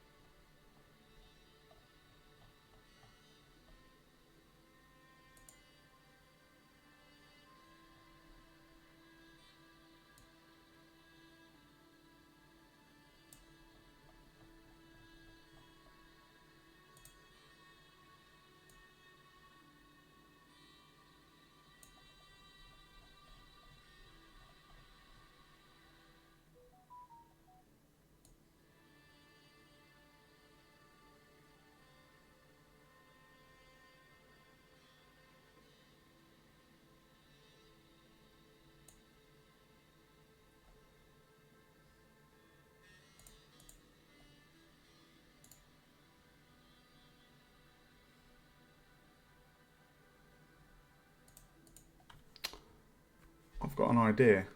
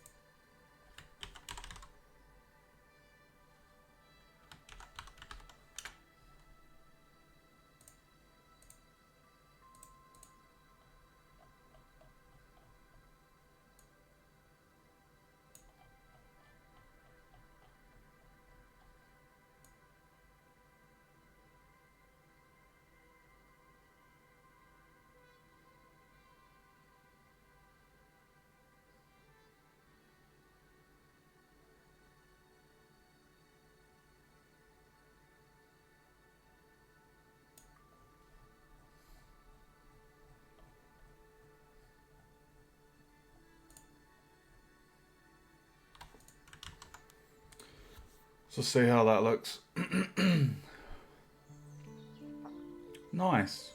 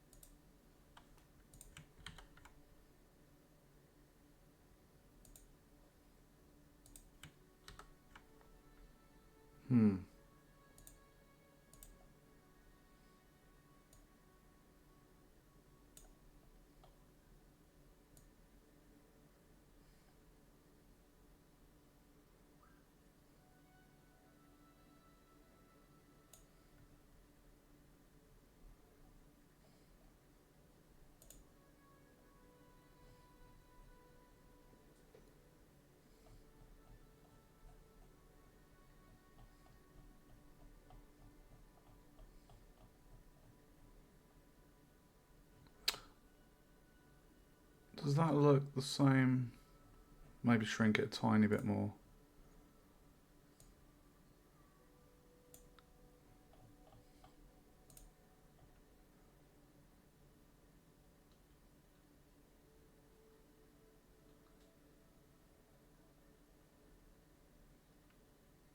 That looks good.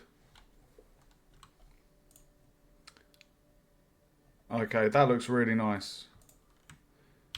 Right, so now we're going to copy the trim, put that there. And if we call this one will be trim 3. And this is going to be trim 2. And we'll move this one up because the logo for the shop's going to go at the top there.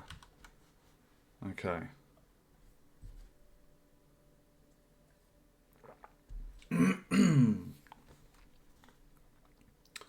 What are we doing, Mike? Right, we need to get our logo. So I'm going to add an image. And the image is going to be the shop. So if I click the image there and preserve aspect,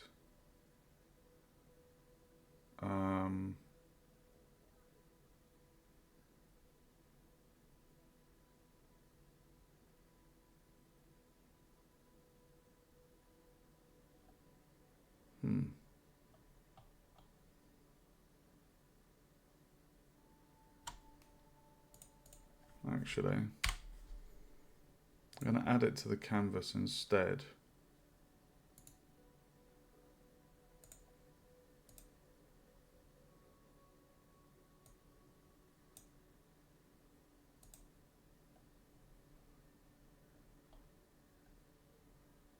And then if I put that up there,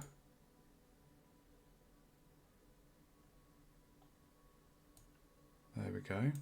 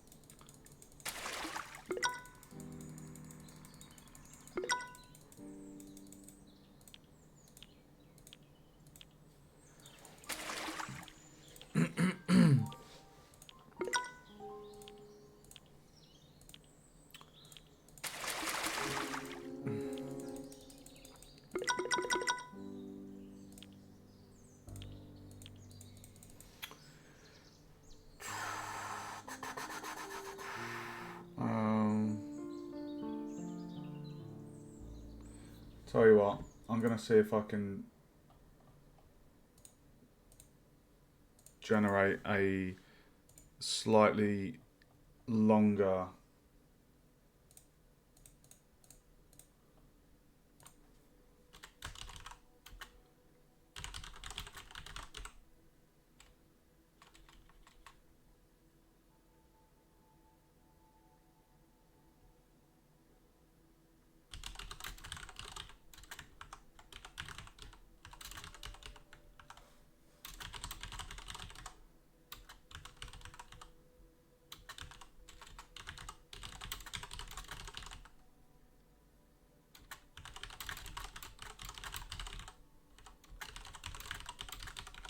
right, I'm going to generate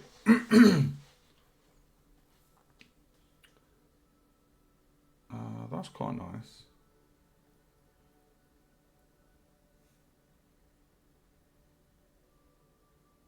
I quite like that. I'm going to download that one. I'm going to generate a few different logos because I love that one, but oh my god, that's even better. Oh my god, that's even better, but it's missing an E.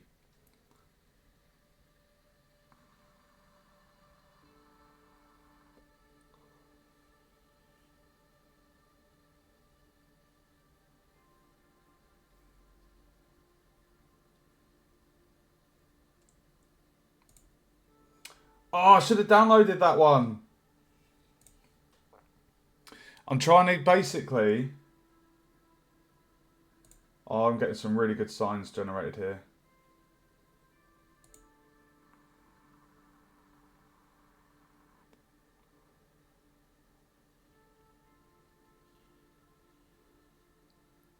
That is a really good one.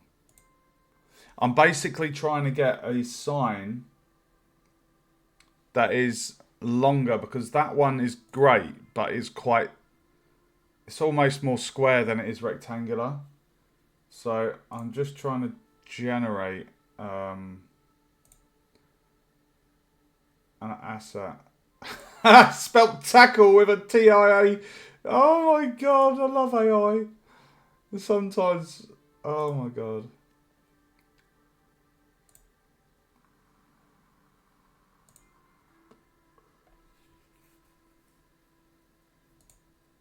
You should see some of the art it's generating. I'm gonna show this. I'm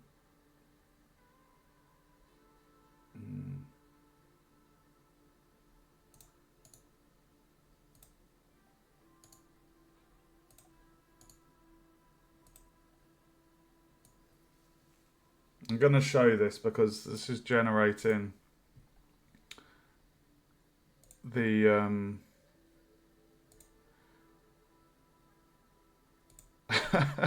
it's so funny just watching what it comes up with. You see what I'm trying to do? We need a sign that is more longer.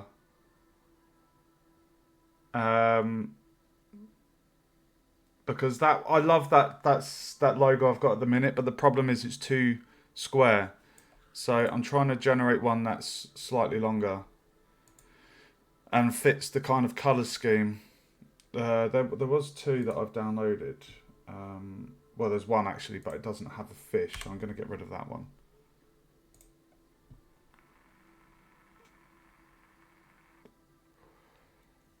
Tackle hop. Love it. That's nice. I really like that one. But yeah, you can see the issue I've got. It needs to just be like longer. Oh, that made me laugh. This happened the other day where we had a fish and then we had a fin, a dorsal fin at both ends. Oh God. Tackle chop.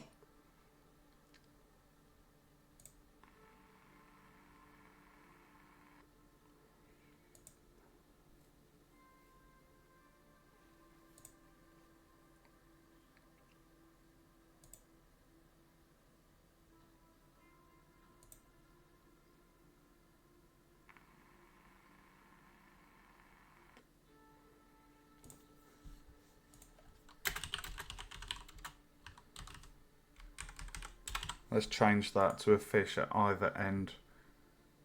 There we go. Oh, I like that.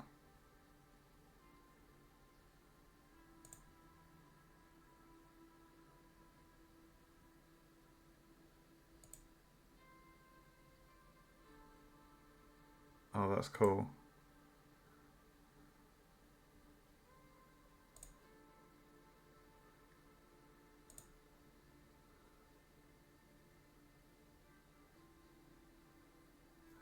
How did I have it in my design? Was it? Oh no, it was all lowercase. We're getting there.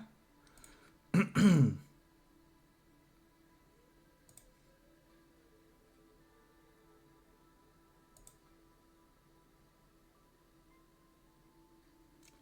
quite like that one, but the font feels too PowerPoint with the gradient. Oh, we're getting some really good ones. Oh, that is a nice one. Oh, that is a really nice one. I really, really like that one. Is that wide enough to work?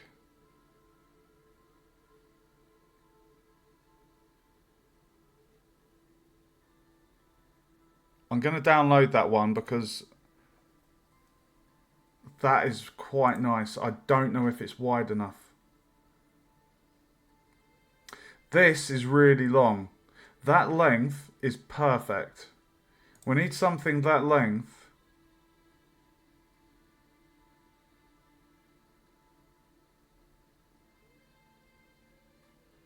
That could work. That, I quite like that one.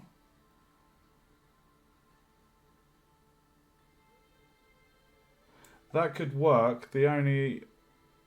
that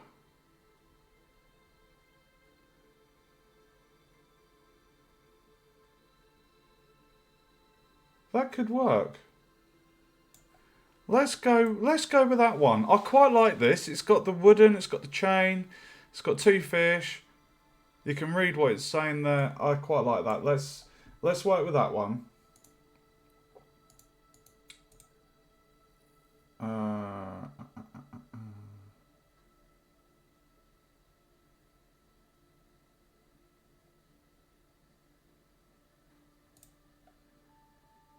Okay, right. So we're going to, unfortunately, get rid of that one because it's nice, but it's not the right size. So we're going to jump into the shop of photo.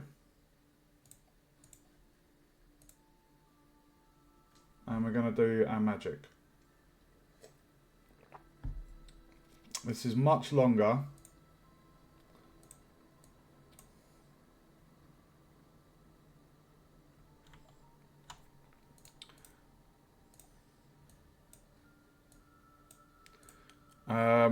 I'm going to see how well it removes the background.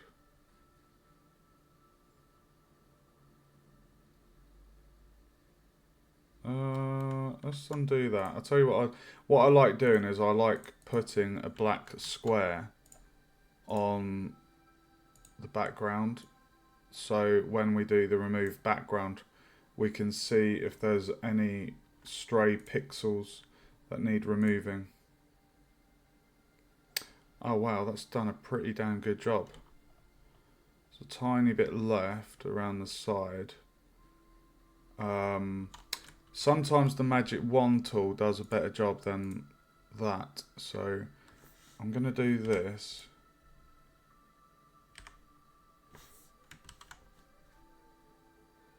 I feel that's done a better job. Let's increase the tolerance to, say, 55.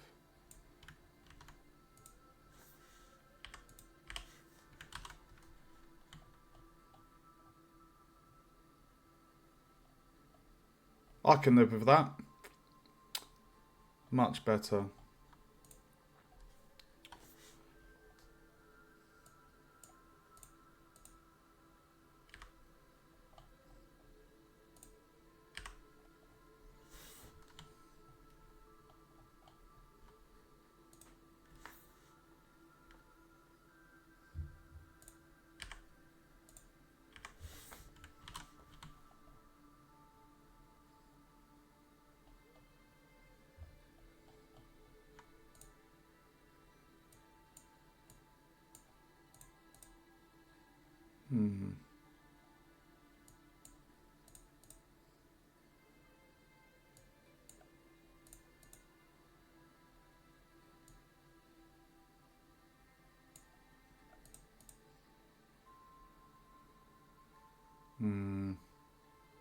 Let's go 19. I quite like the fin. I don't want to lose the fin. Oh, you know what? Let's go manual.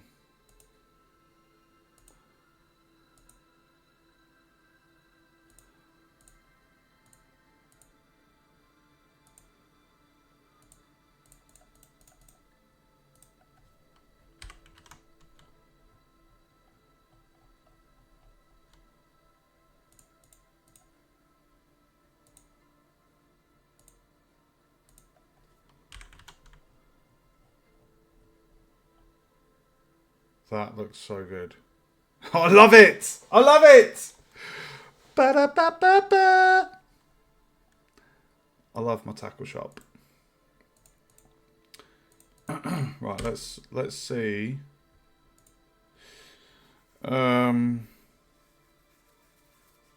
That's nice and wide. That's so much better. If I just show you the difference between this one, you can see how much longer that logo is compared to that. Like, I really, really did like the design on that one. I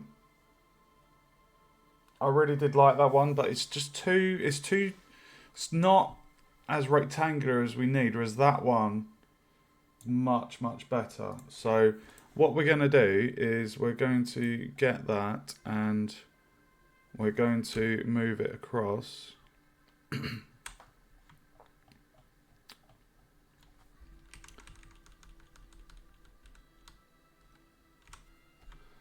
Just like that.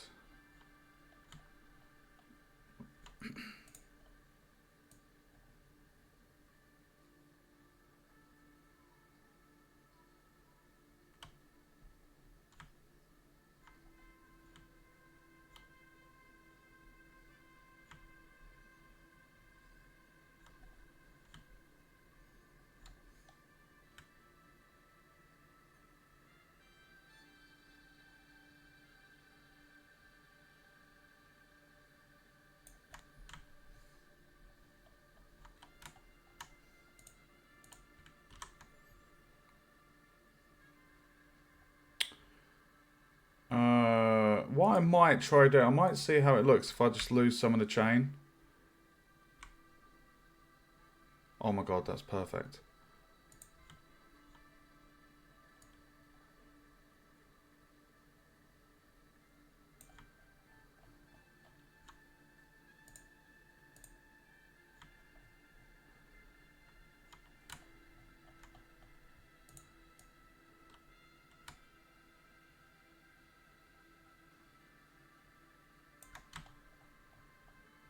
Perfect. there we have it, guys. Asset. Right, let's export this as...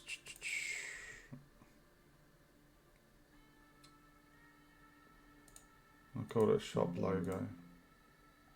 And I've got the original file that's been generated there, so I'll leave that open for the moment.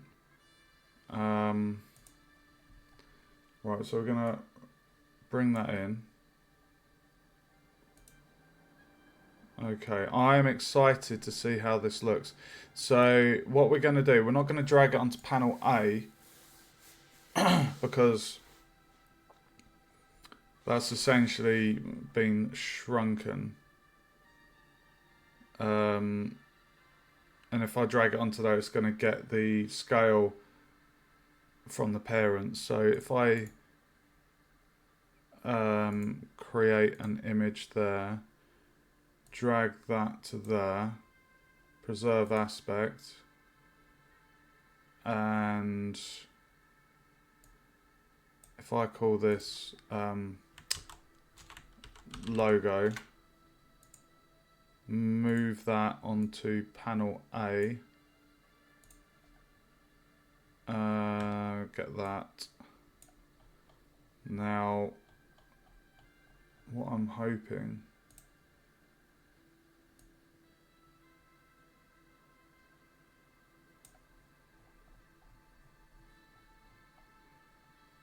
oh, that's lovely.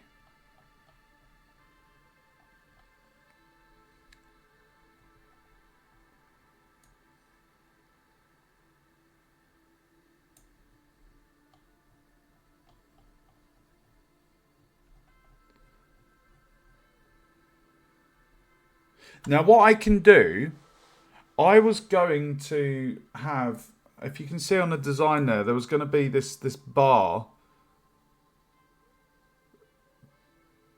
beneath it. But I'm thinking maybe we don't need that bar. Maybe because the sign itself,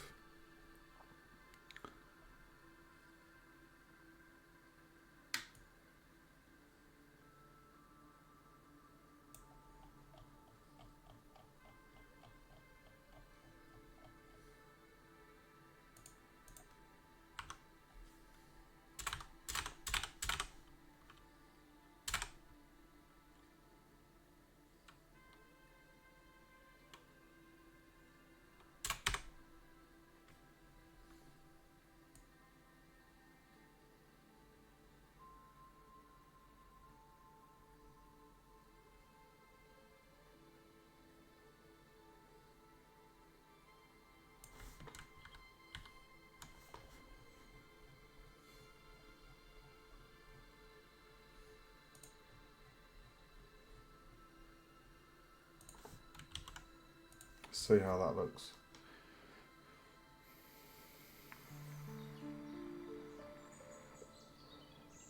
Oh, dude, that looks so good.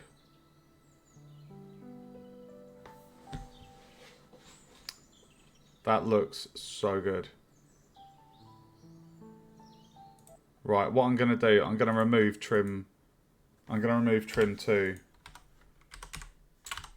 I don't think we need that. I quite like I say, on the original design, we had the bar there. It's a slightly different logo. So I'm happy. I'm happy with not having the bar, and then we just jump straight into the power-ups. So I'm going to need a coffee.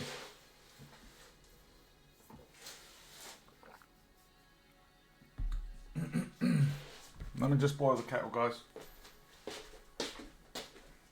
Oh!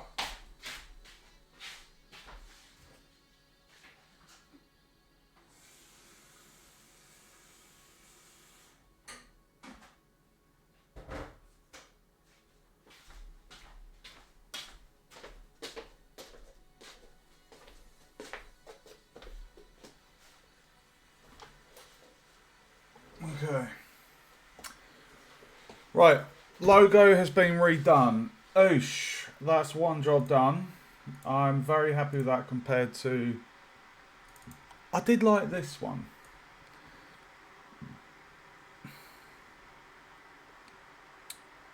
But I'm happy with what we've got. Okay. Right.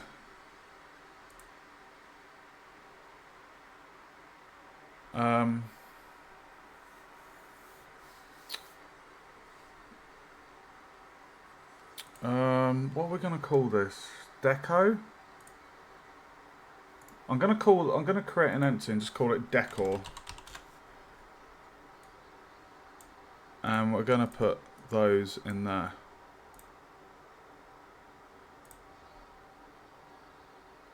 So that handles the trim and the logo. Okay. Right, now what I want to quickly do, I mean, do I want to add on the button now?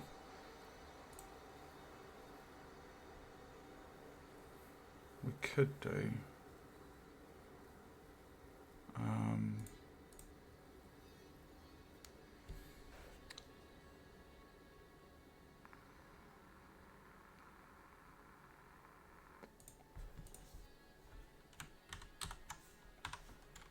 Let's just get this button done.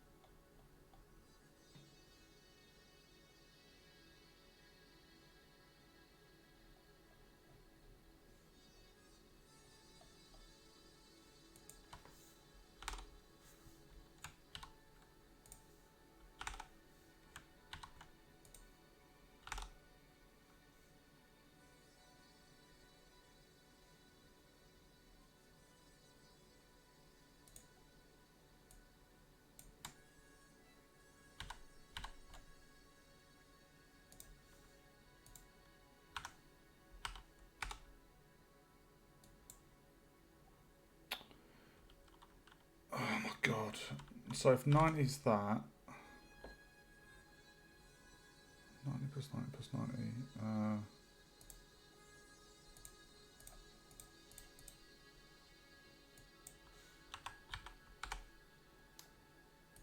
there we go.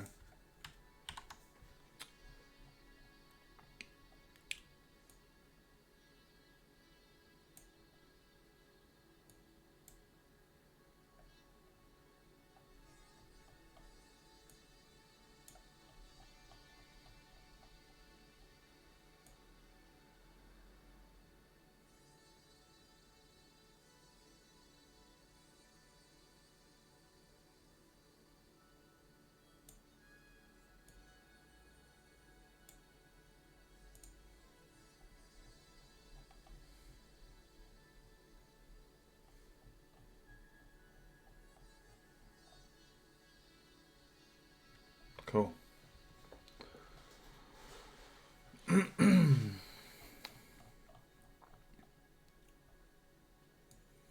As per the design.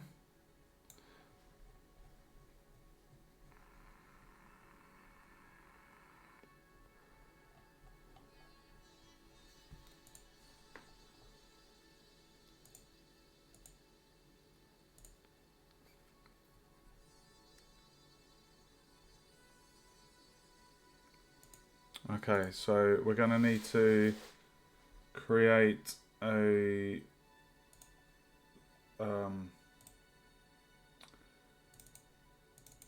oh my god, assets, visual scripts. So this is going to be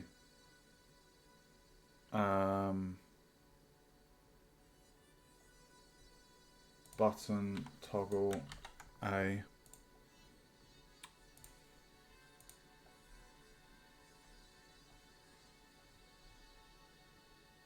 Where's that gone?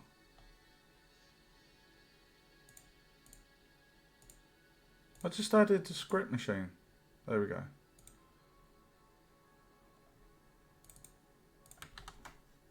A.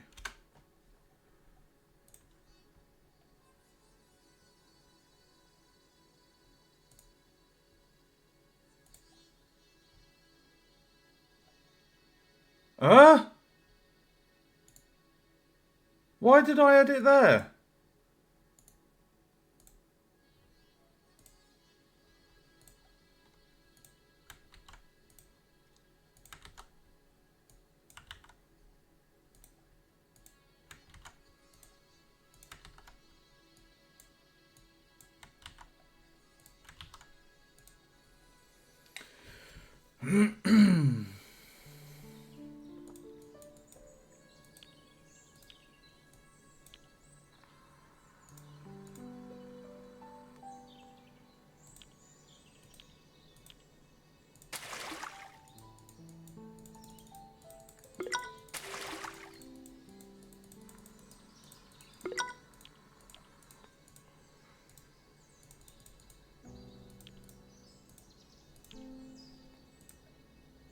Oh god, this looks so goddamn good.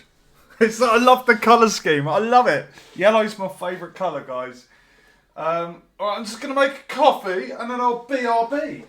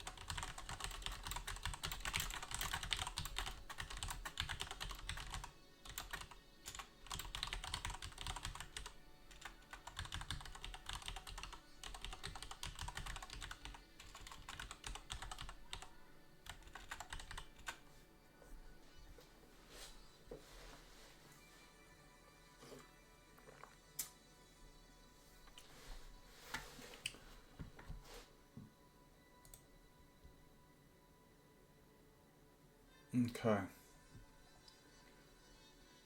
Right, where were we? Right, so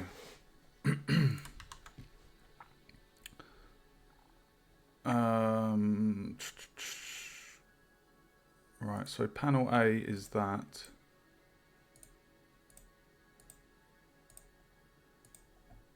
Okay, so what I need to do, I've got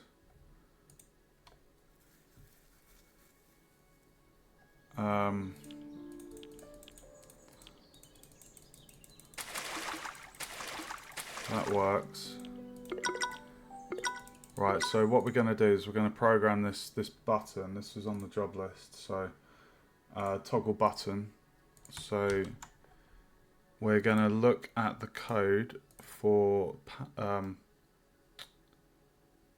set local position, rotation 180.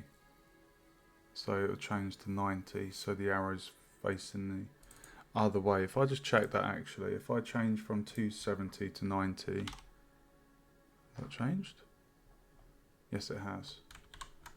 Okay, so if we have we got any variables in here?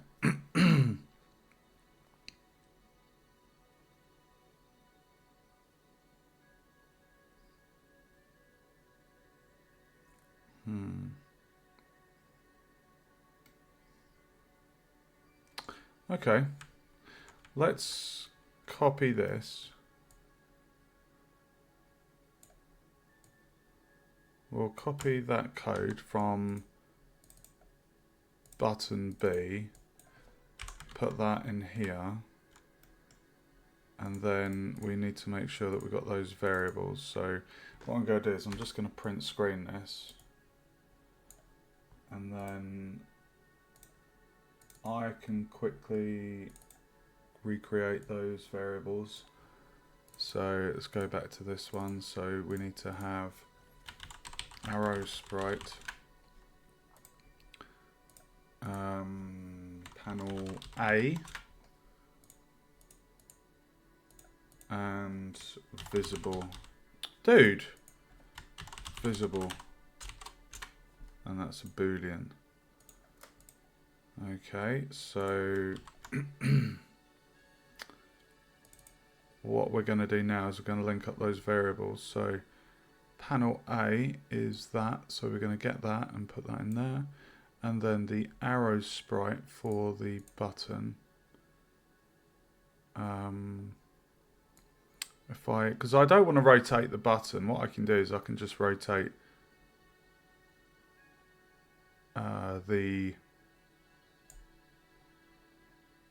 I can just rotate that. So if in the rotation, if I put in 90, no, 180, 180, so it needs to be 180. Okay, so back in here, so we're in button toggle A.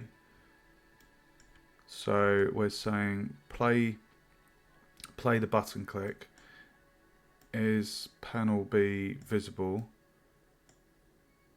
By default, if I check the other one, yes it is. So by default, it needs to be on. So we're saying, is it visible? If it is, so this needs to change to panel A. Panel A, and then the arrow sprite will basically just refresh it, because when you copy code from another area, I think, was it 180? It was 180, wasn't it? Yes, it was. Perfect. Okay, so we're saying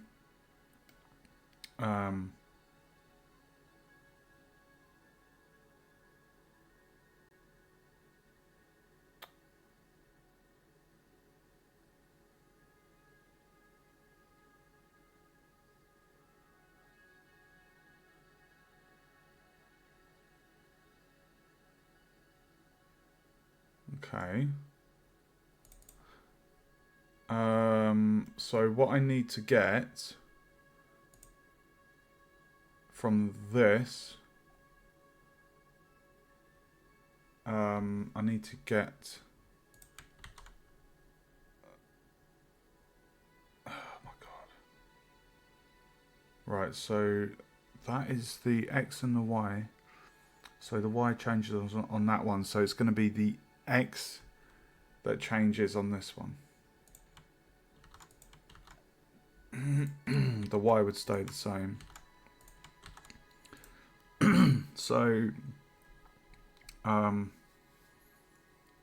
we need to do now is save it, and then we'll move this button into, we'll basically temporarily shift it so we can, oh bugger. We're going to temporarily shift it just to get the coordinate that we need. So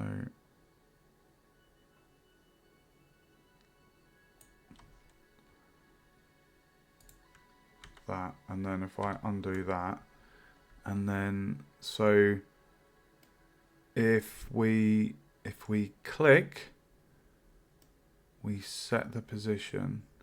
If it's not visible, let me do that. So if we click, we're going to say it's going to be at that. That should work. Let's give it a go.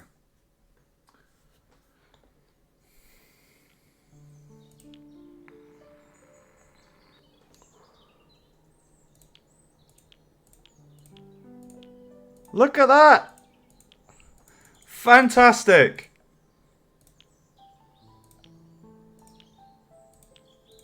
Fantastic, guys. That's amazing. So we can have the shop open if we want. We can get rid of it. We can bring up this panel. Oh, that's really, really cool. Right. I'm going to change that to 940. because I noticed the tiniest amount of blue from the background.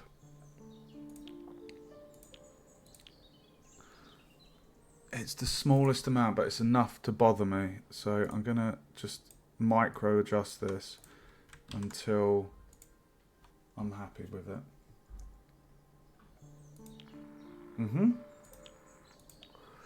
That's done the job.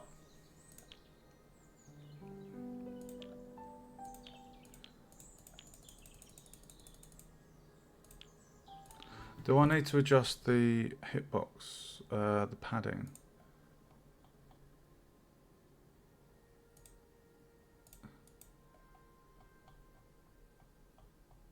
No, it's all good. All good. Right, that is the button done. Fantastic. Right, I can tick that job off of my list. SFX, panel A, toggle UI button. Done. Panel A buttons. 1 second, guys.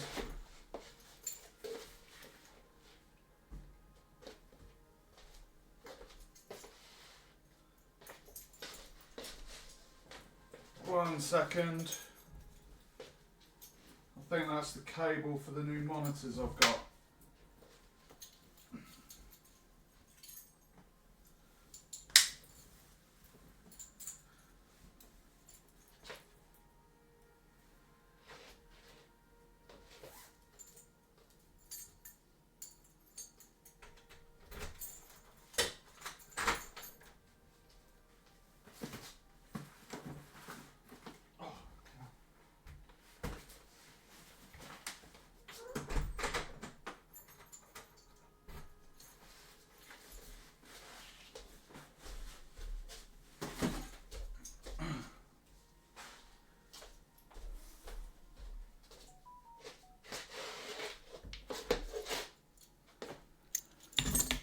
Oh.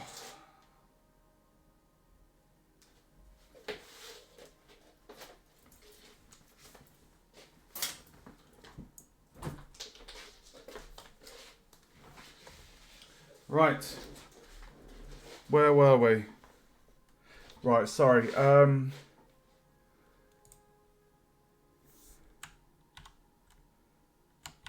So the panel A sound effects for the UI button is done.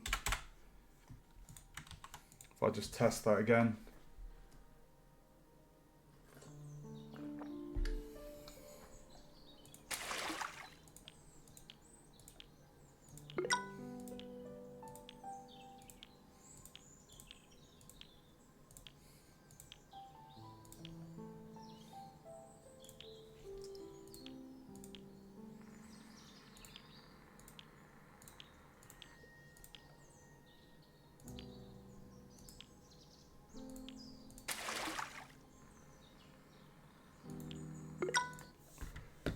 Perfect. So panel A,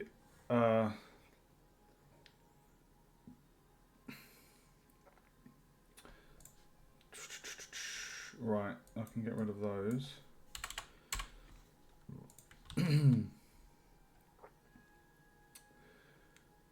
Oh my god, right, okay. Now that we've got panel A, we've got our button.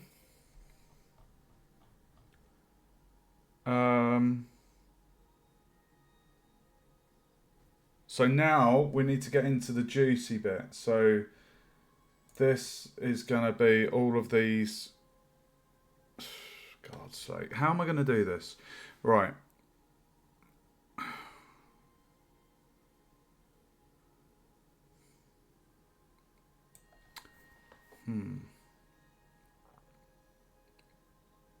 Because all of my icons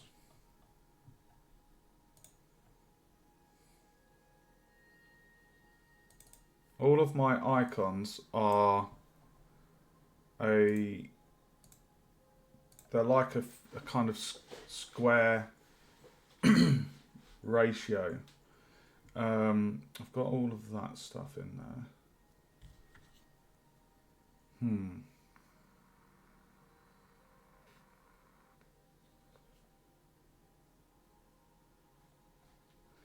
I'm just looking at the icons I've got.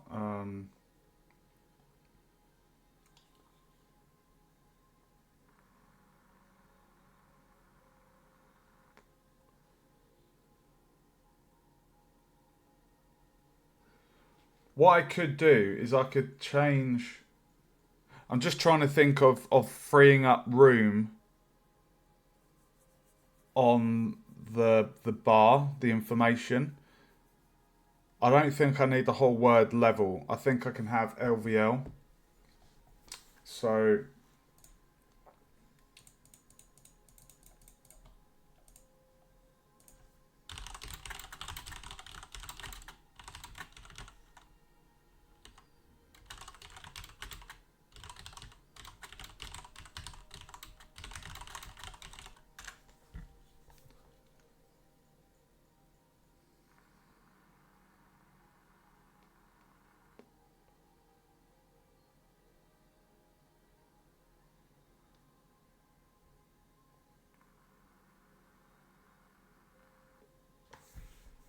okay, right, we'll change that to LVL dot. So it'll be LVL. We'll have LVL colon. So it'll be LVL colon.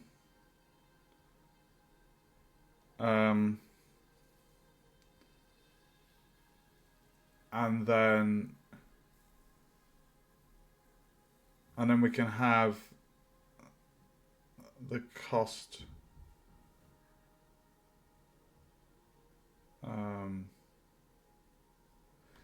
So level would be 0.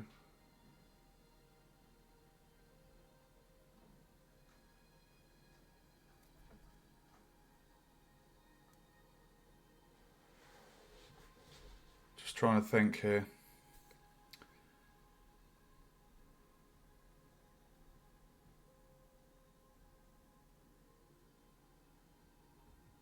I'm just trying to think here the best way to do this. How many power-ups do I have?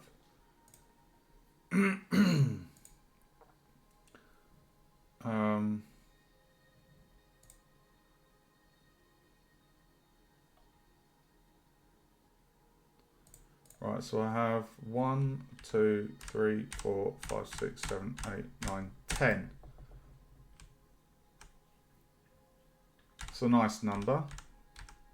1, 2, 3, 4, 5, 6, 7, 8, 9, 10.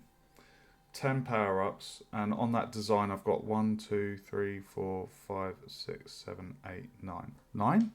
1, 2, 3, 4, 5, 6, 7, 8, 9. Yeah, we got 9 there. Okay, so so I've got 10.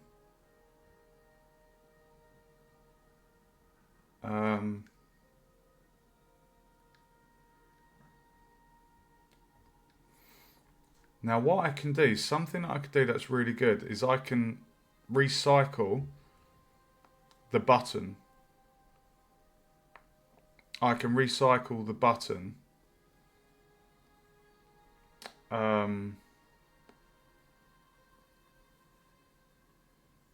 Change the color of the arrow.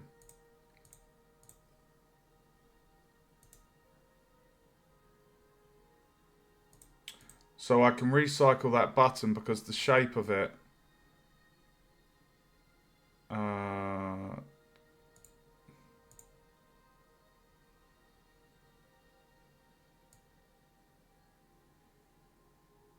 yeah, that's perfect. Okay, alright. So I'm just trying to think the best way to do this. If I just create... So we're going to need a nice beveled edge, dark blue, to fit the colour scheme, and we'll go for white text against the blue because it stands out.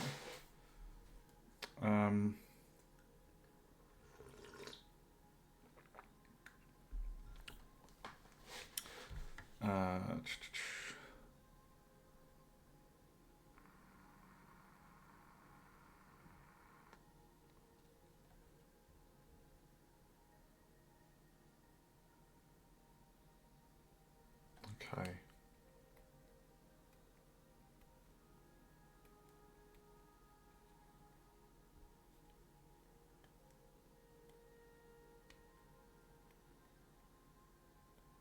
Okay, right, I guess what we need to do then is find out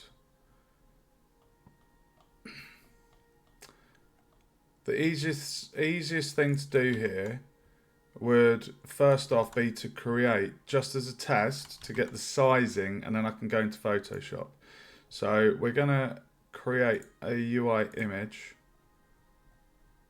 that's not being affected by the parent values of that one. We're going to move that over here. And we're going to say 200 on the width, maybe 300, 400.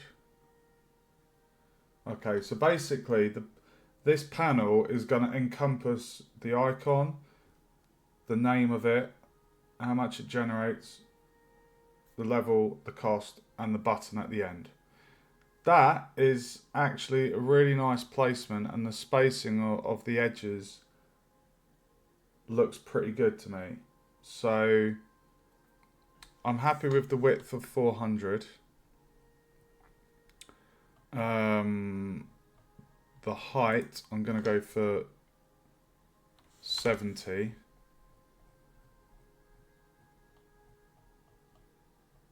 I'm going to try 60. Right, does that look like that will fit 10?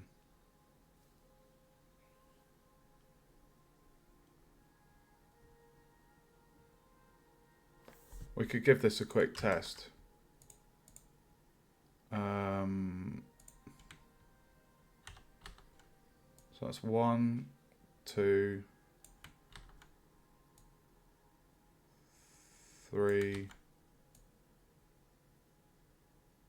4, 5, 6, 7, 8. We could probably fit a 9 up the top there. So what I'm going to do, I'm going to make that 50. And we're going to move that just up there. Okay, now we're going to try that again. So we need 10. So I've shrunk the size. I've shrunk the size of that down. So we should be able to fit 10. So that's 2.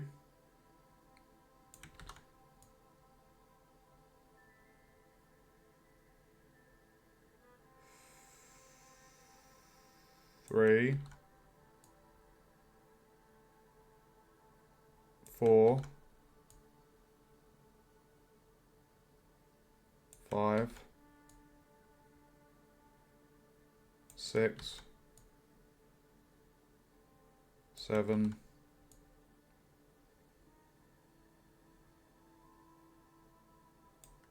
8,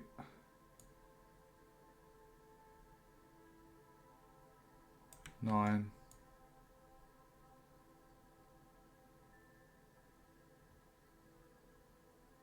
10. Let's see how that looks.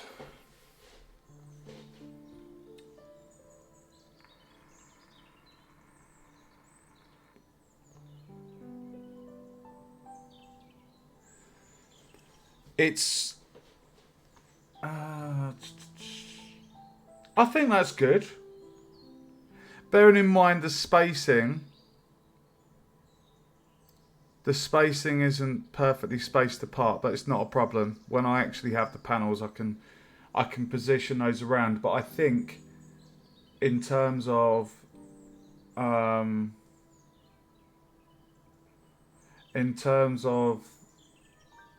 the information, what we've got to work with for a panel, I think that's big enough. If we look here, if I zoom out a little bit, you can see there's enough space there. When it's equally spaced apart, it will look nicer. So I think, and the spacing on the left and the right of this is perfect. Like, to the edges, it looks identical. So that's enough aspect ratio to work with. And again, remember, playing this in Unity, it's not playing the game at the full size. So the text that we're going to be putting in here is going to be larger when the game's built. So we'll go with that. So I'm happy with that size. So that is 400 by 50.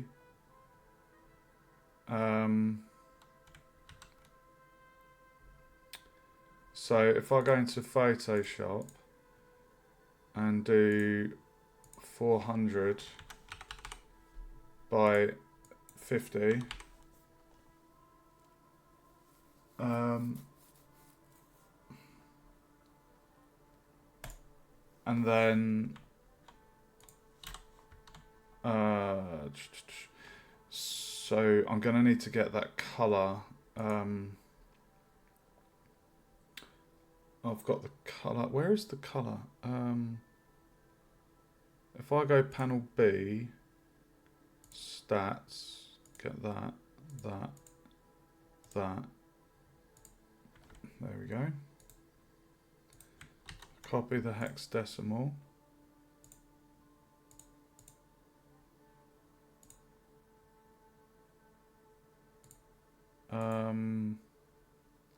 So 400 by 50.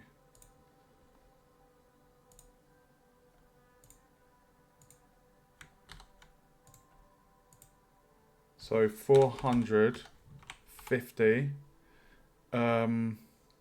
We'll see how 10 looks.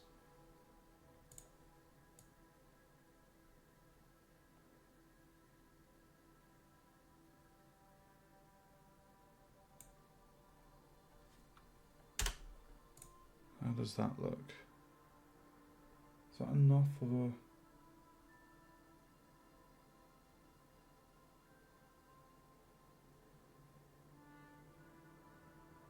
Okay.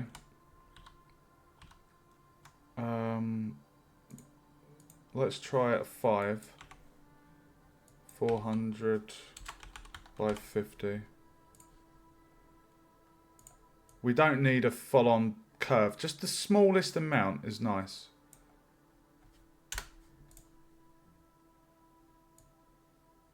So it's got the tiniest. It's got the tiniest bevel on the edge. Okay. So that is our panel. So now what we want to do is we'll call this panel. I might actually save this as well. I'm going to call this shop panel, just so we can come back to this and adjust it if needs be.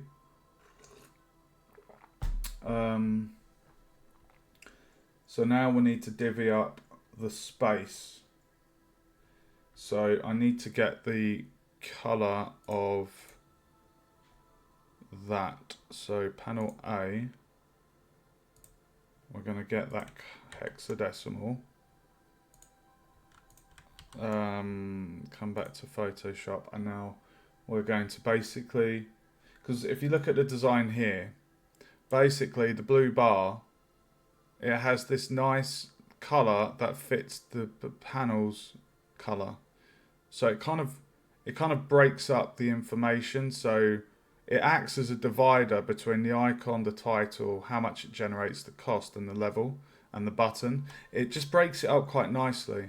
So that's what I'm doing. I'm just divvying it up. So if I go for square, and dude, Don't be an arse. So if I don't want I want no bevel on it.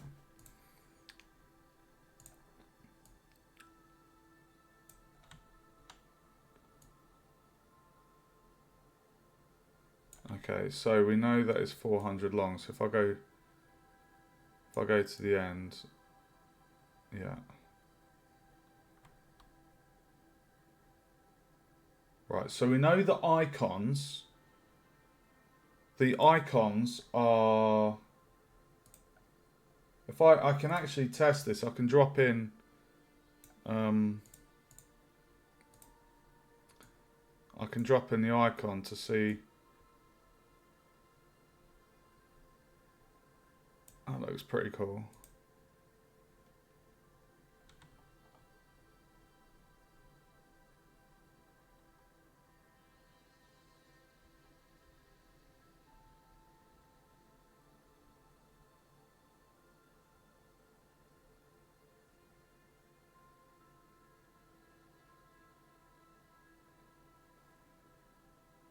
So what we can do is we can then like just remove that.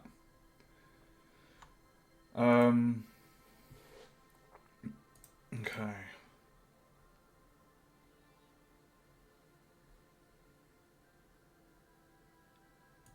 I think that's enough.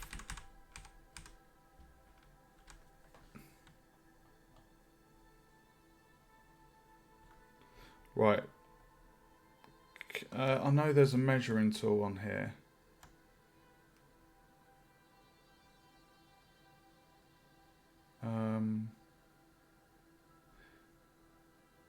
Right, hold on. It's 50 high. So on the 50th pixel, this is where that line should be.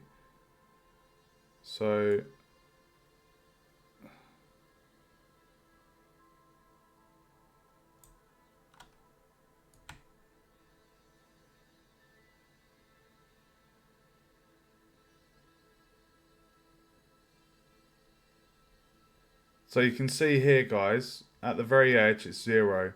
As we move across 1, that's 1 pixel. So we're counting perfectly. So we know that this space here is a 50 by 50 space. So we know all of our icons are a set size.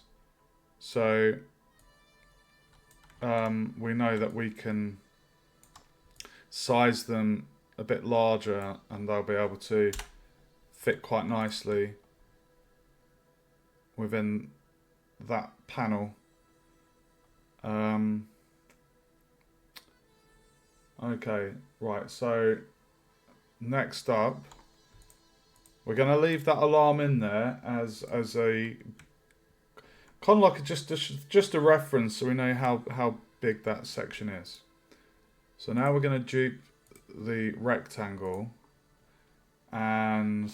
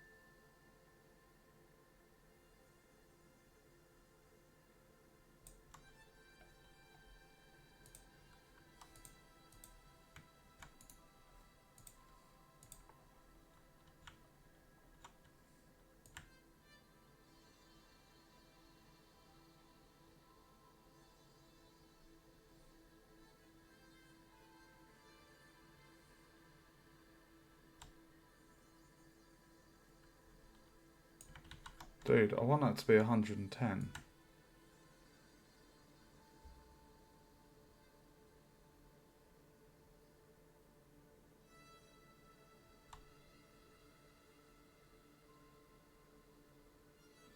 Why are you being a bastard? Come on.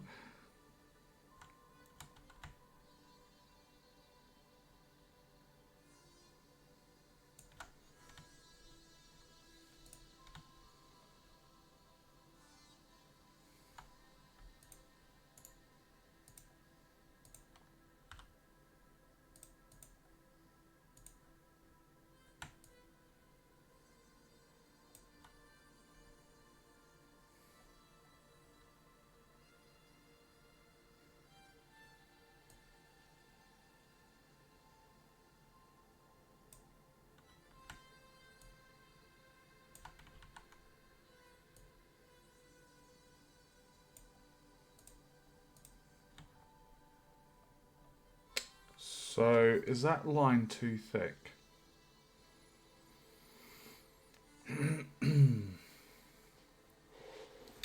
Is that line too thick?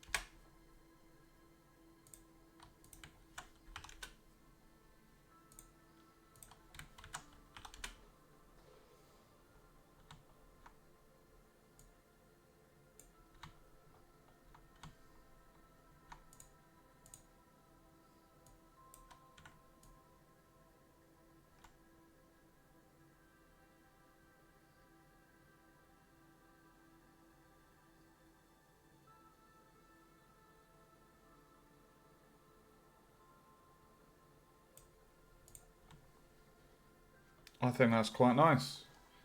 Icon on the left, button on the right, title, currency generates, level, cost.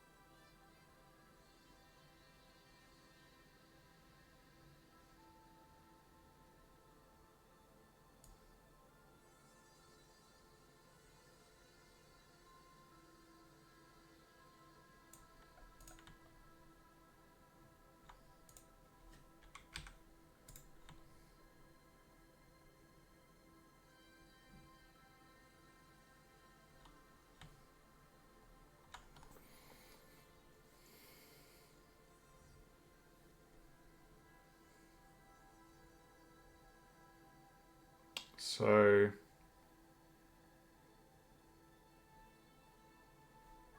I know that it's ever so slightly the other way round, but it's not a minor change, it's the smallest change.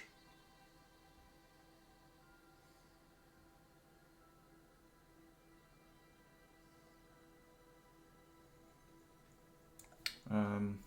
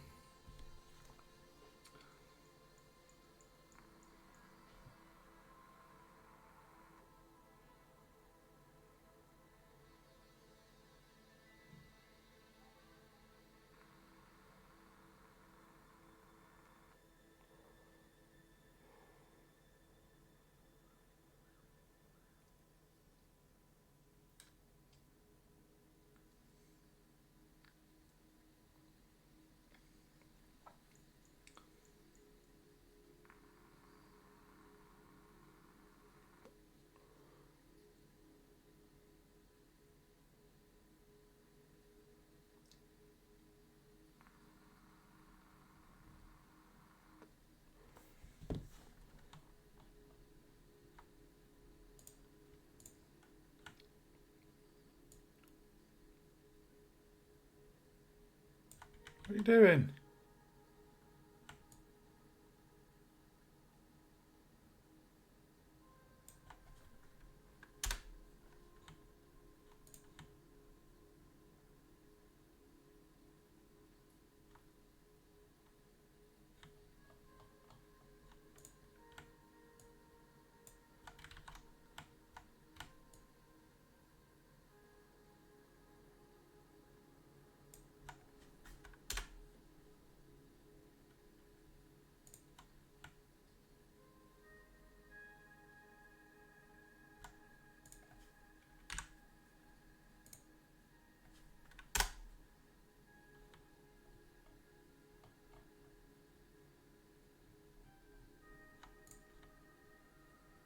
Nice. Okay, icon.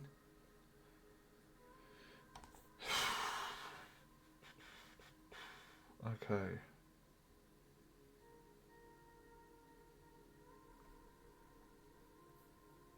So we got the cost symbol. XP will go here.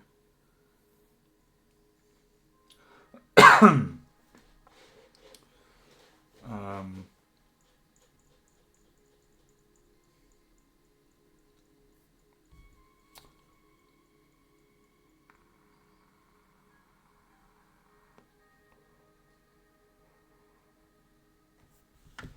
okay, I think we're good to go.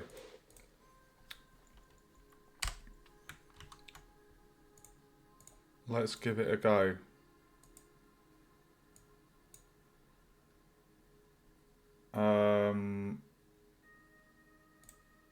Okay, fingers crossed, guys.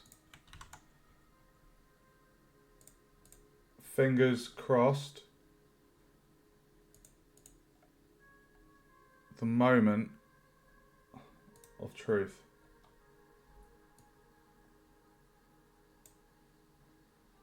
I'm a little bit nervous.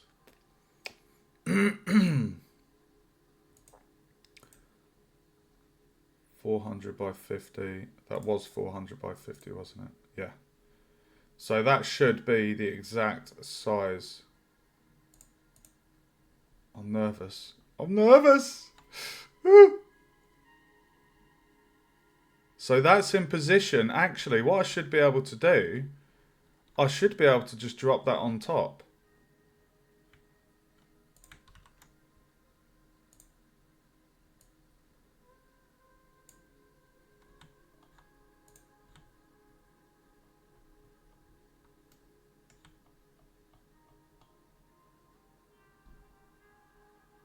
Oh, it's perfect.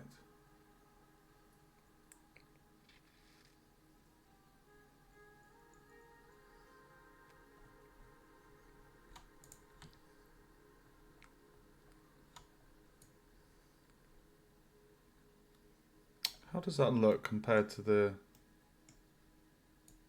design?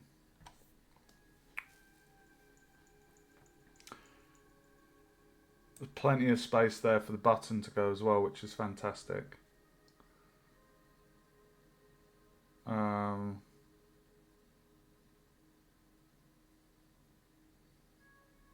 Icon.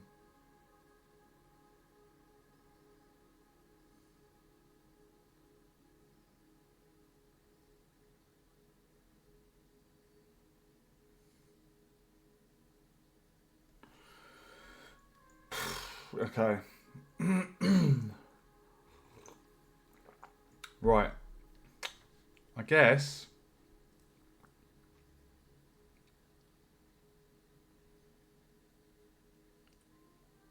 now we add in the text. Let's do it. Right, so this is going to be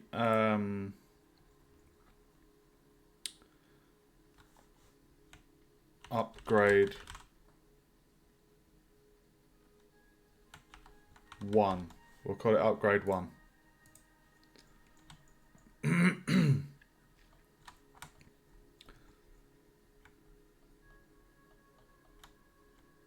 So upgrade 1 is literally that. So if I keep that there, and then once I've got all of the panels done, I can then make them children of panel A.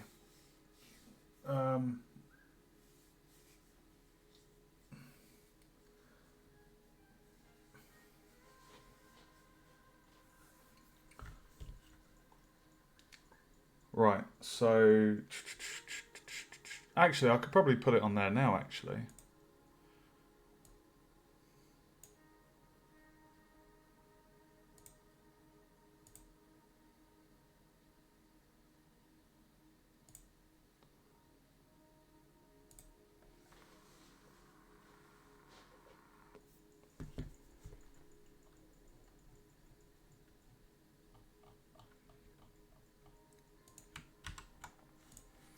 Okay. We need to get some text.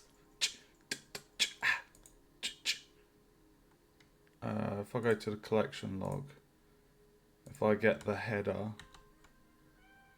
and if I paste the header there,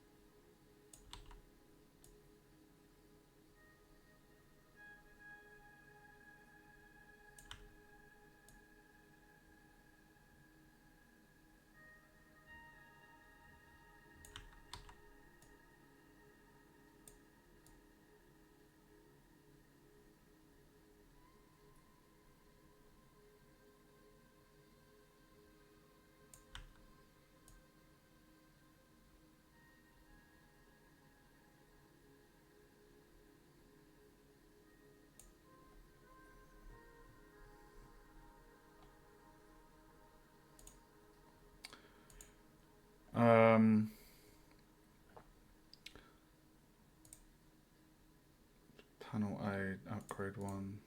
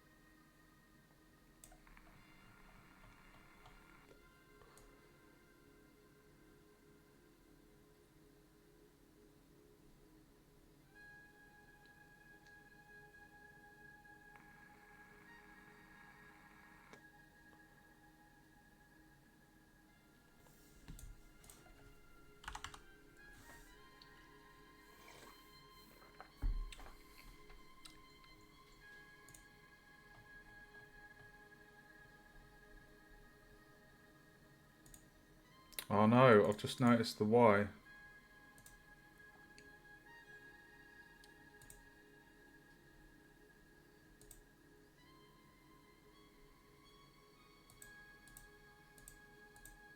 If I had it as that,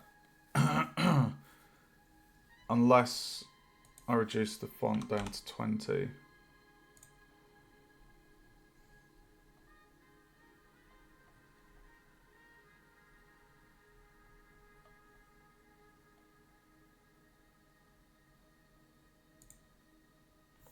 Let's see how it looks.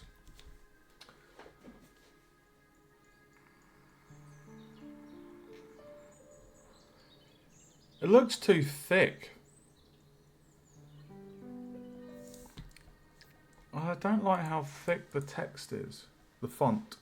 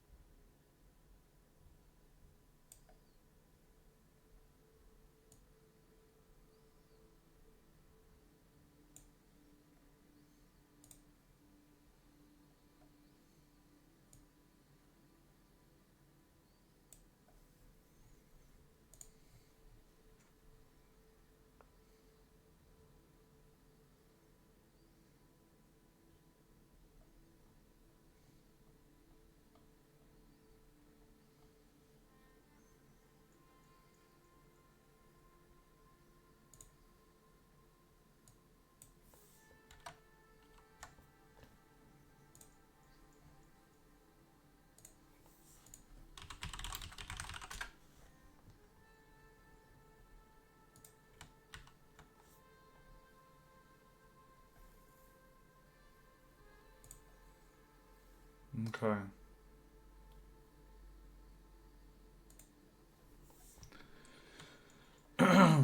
Right. So that's the title. And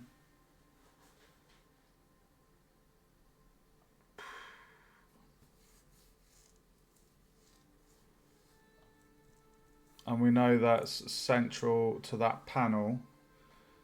So this is going to be title or name. We'll call that name. And then if we copy that and call this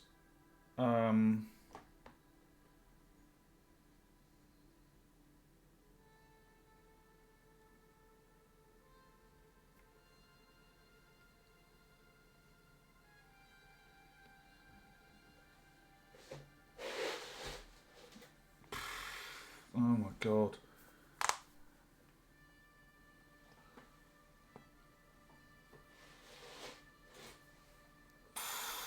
Oh my god.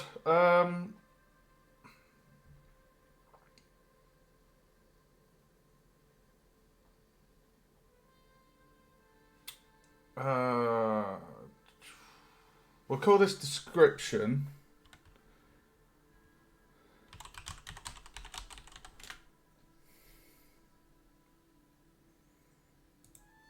We'll say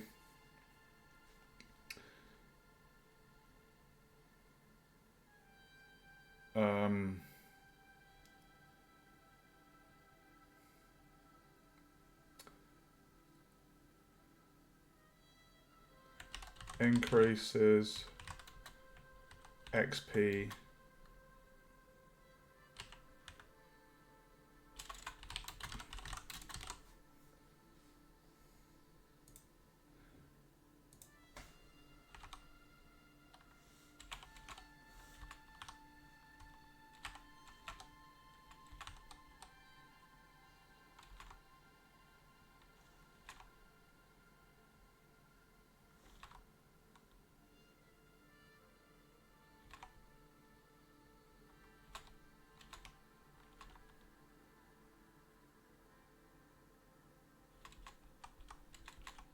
Now if we keep that the same, I can just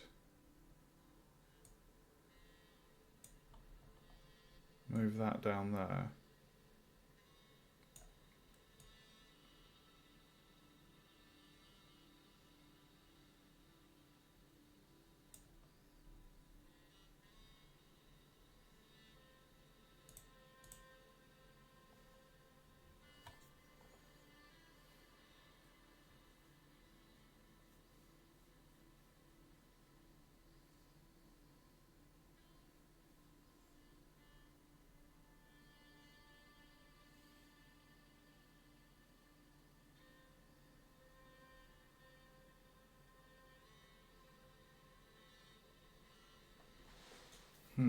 Increases XP per click.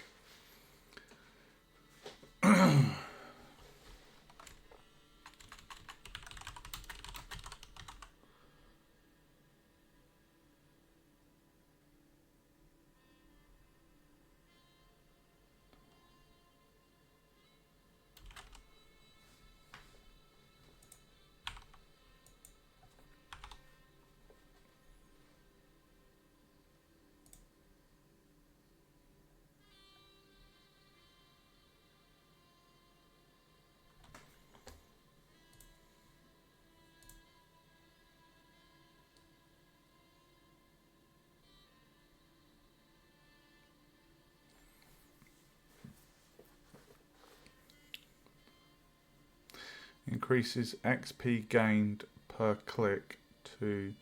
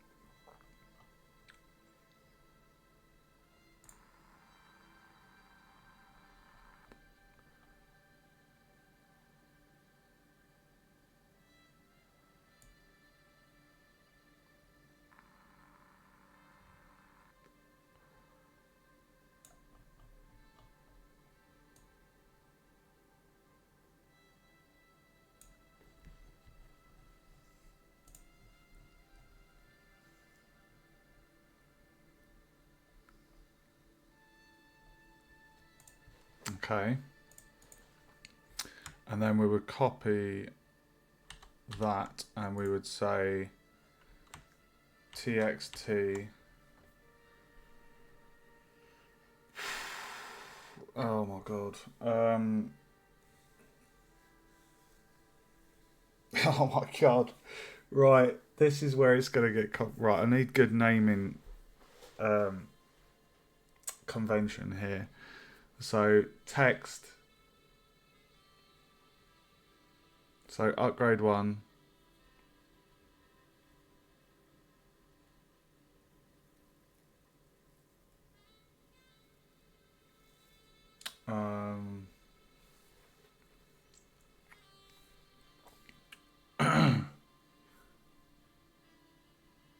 Actually, if I call that text info, and then we have text level, text cost.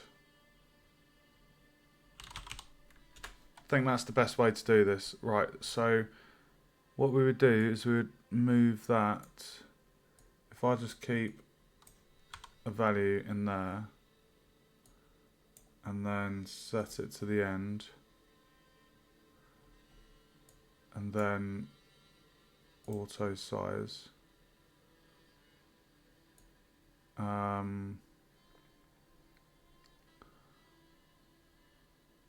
We don't want it to be too close to the colon. So if I make this really big, oh.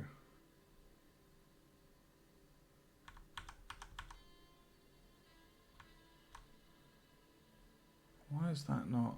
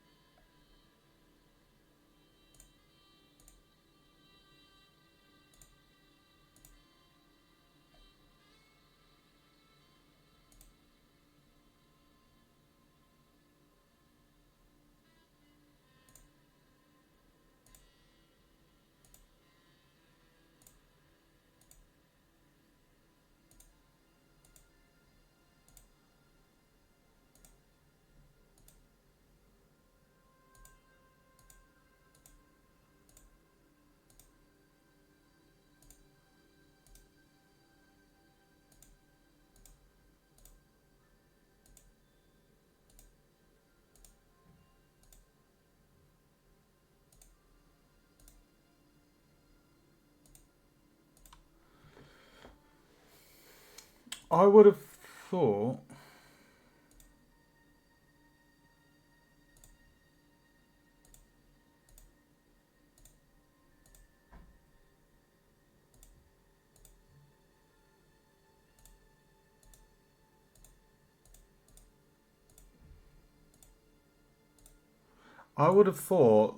the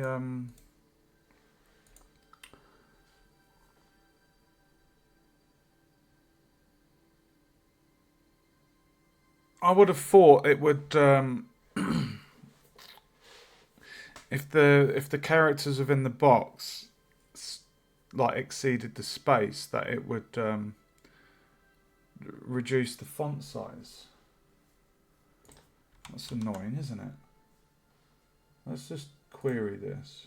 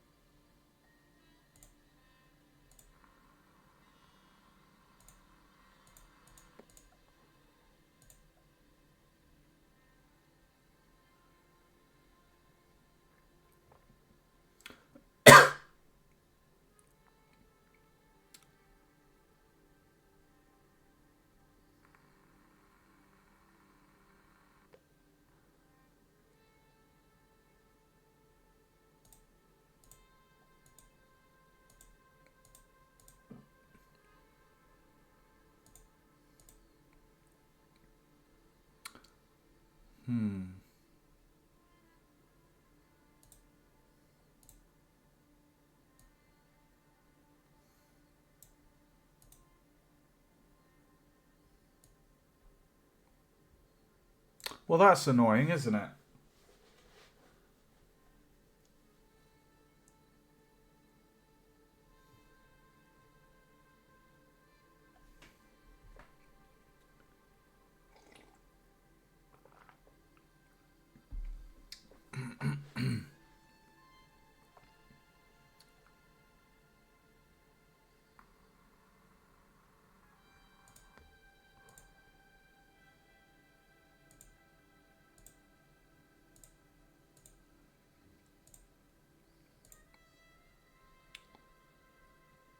Surely.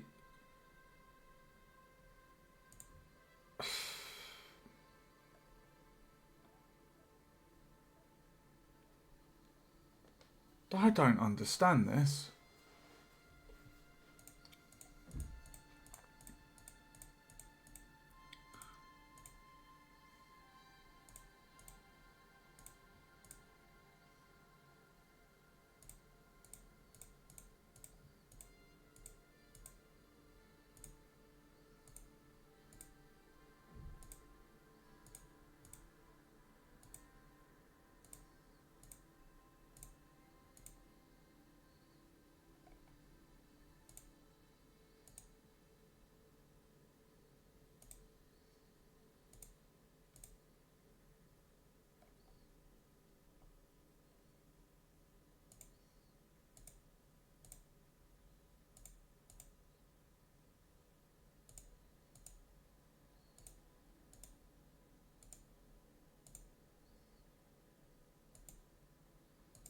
I wouldn't have this problem in Unreal. I know that the auto sizing.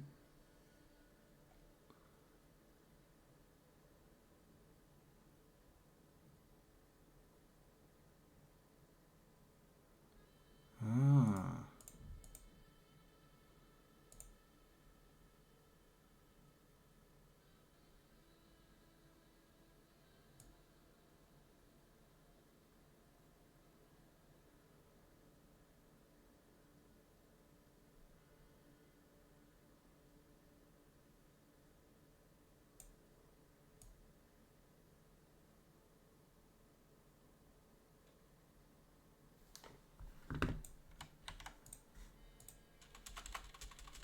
Ah, there we go. I've done it. Perfect. Okay, so if we say XP increase to, there we go. Right, so it's the auto size options. We needed to reduce that, so basically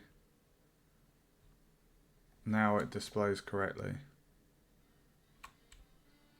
Perfect.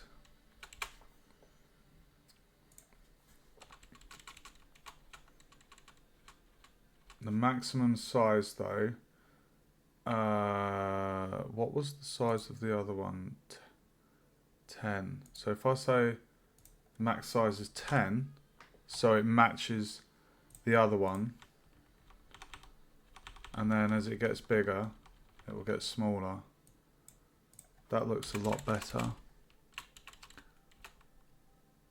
I mean, we could probably increase the max size to maybe 12.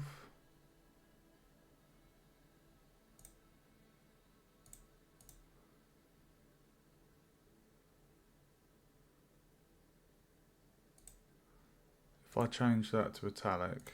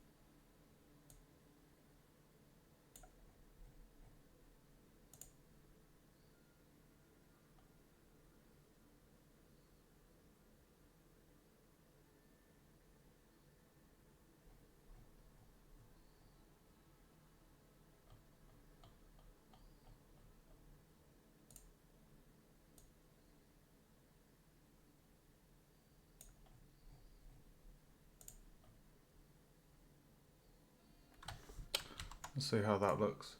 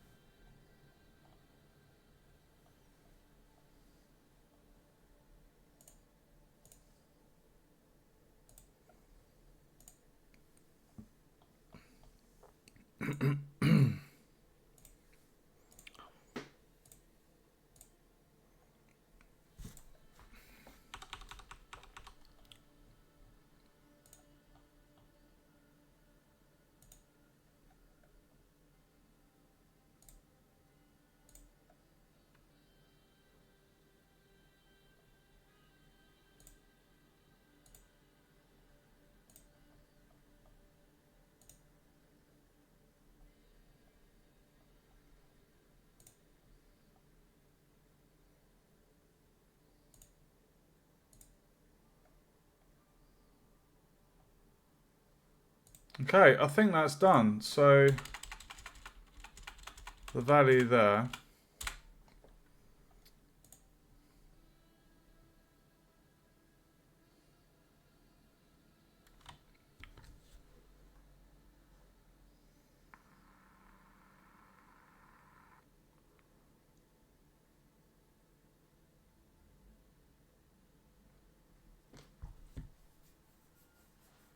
Right, so XP per click increased to such and such.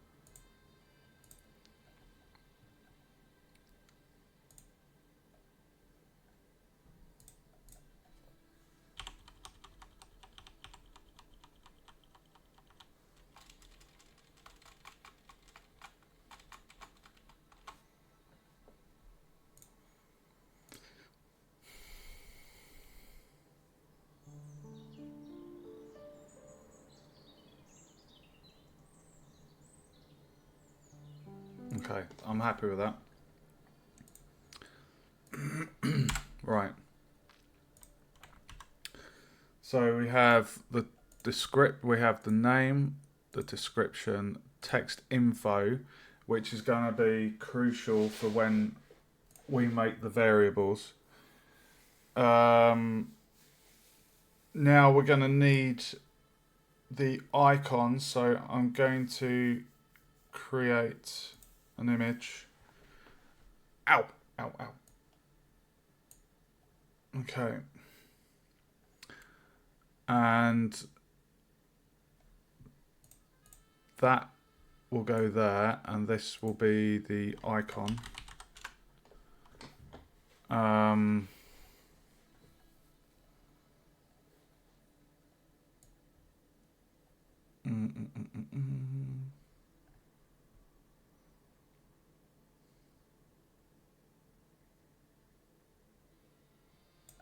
Let's go minus 173. And then if we reduce the scale down to 0.5, we basically what we want to do is we want to get that box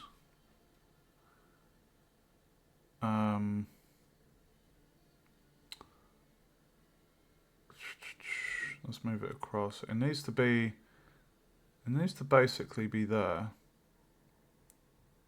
So minus 175. And then if we make the scale, I don't know, 0.4.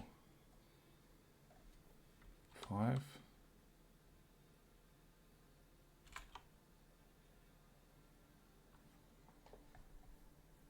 That's the only icon where it's not central to the image. But if I did 0.5, that's sticking outside the box, isn't it? Ever so slightly. Just up the top there. It's a little bit of a pain. So if I go 0.4567,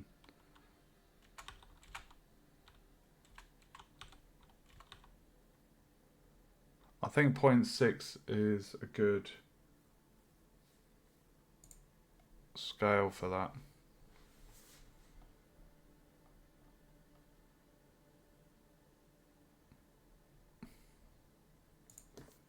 See how it looks. I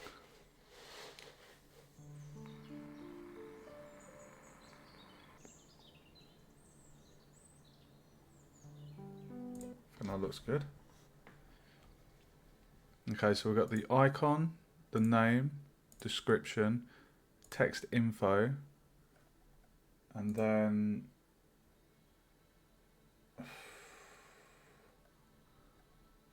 what we'll do is we'll copy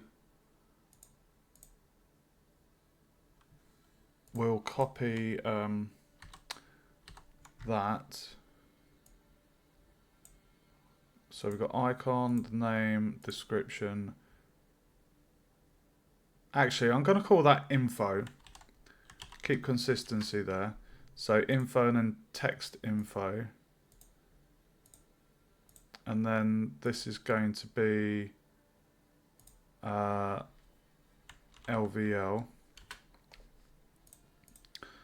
And we'll just rename that as LVL. And then we're going to move this across to the other box.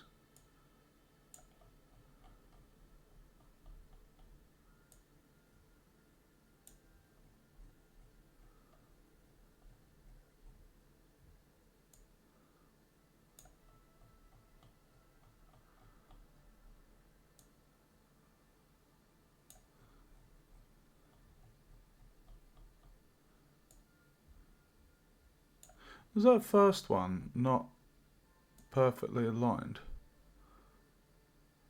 Let me look at that first one. You cheeky bugger. It's ever so slightly off.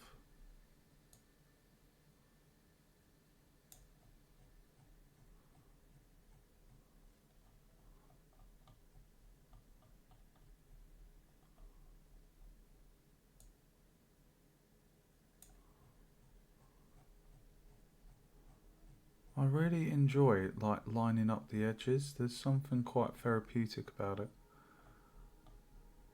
Just making sure it's all nestled nicely, you know.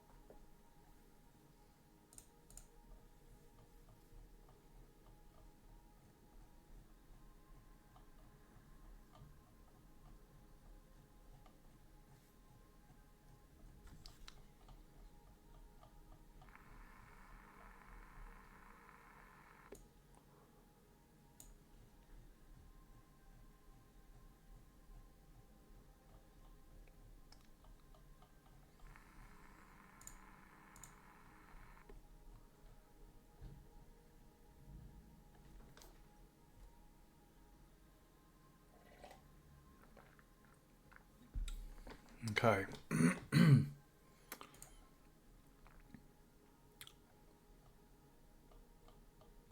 Right, I'm going to move this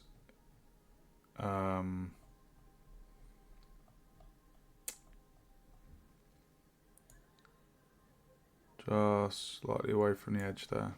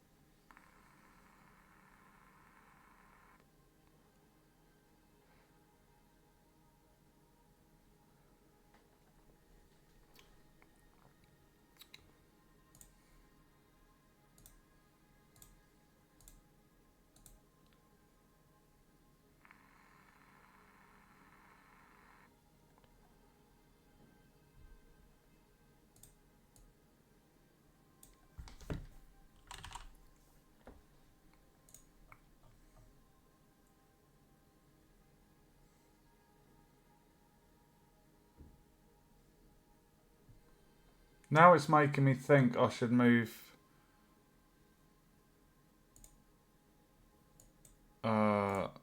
that.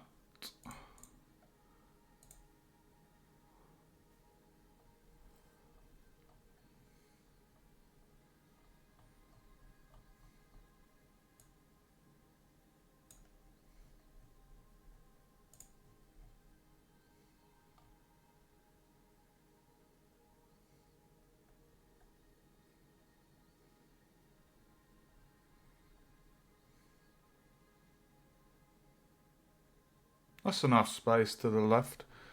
We should try and get it to match the one below though, because you will notice that the eyes notice these things.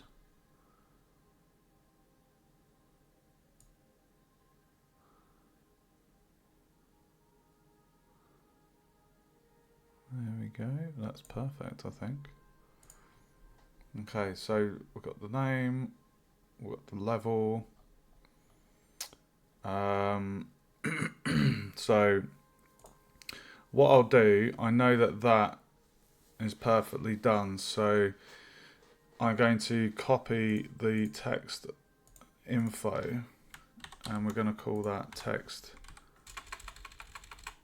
level. We're going to move that under there, and then we are basically going to move it up there.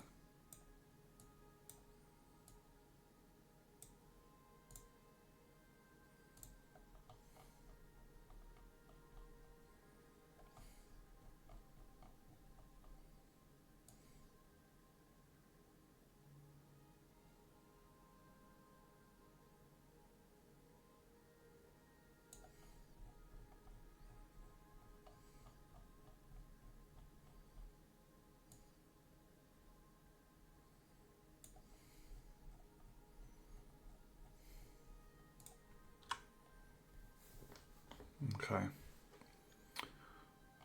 And then if I just compare that, so we've got kind of a smidgen either side there, so I'm going to try and replicate that so it's consistent.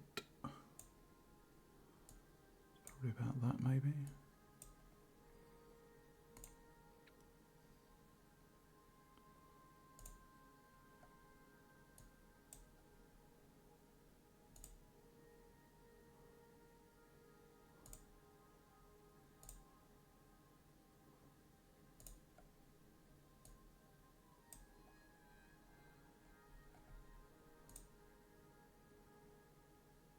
Pretty much.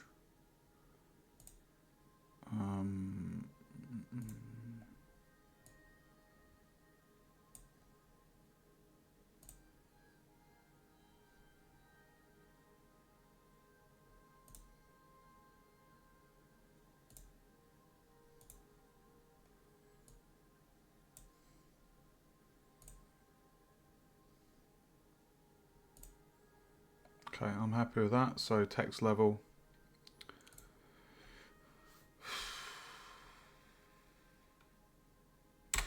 Okay. Oh my god. Oh my god, there is going to be so many variables for this. So many variables. OMG. It's going to be crazy. How long have we been streaming for? 4 hours. Where does the time go, dude? Where does the time go? It's crazy. Crazy. Right, how are we going to do this? Right, we're going to need... Oh my god.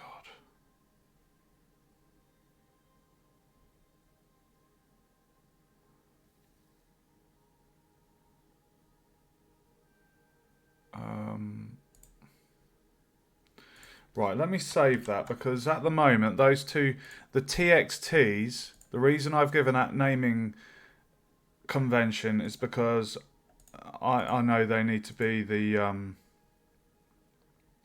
variables. So when I glance at these game objects, I could be like, okay, I need to get that, that, and that. So, what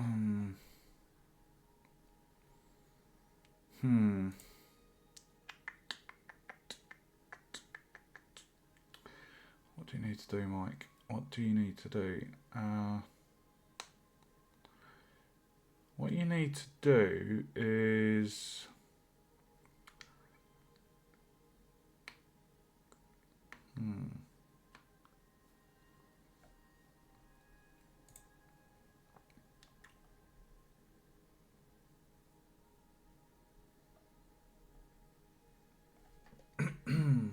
I need a bio break, that's what I need.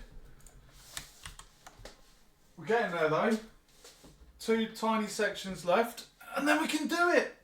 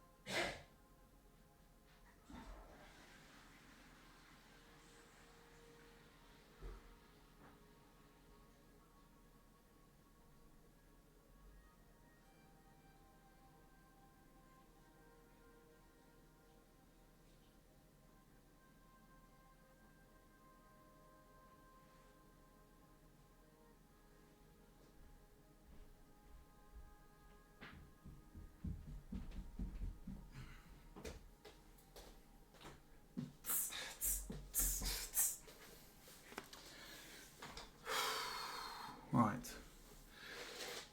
How are we going to display this information? So,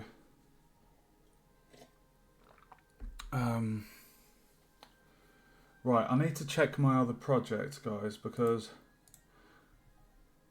what the fuck?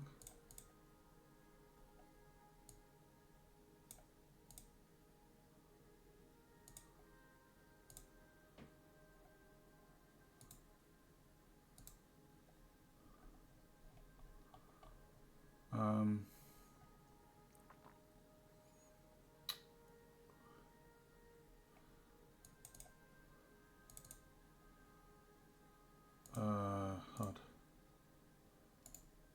script.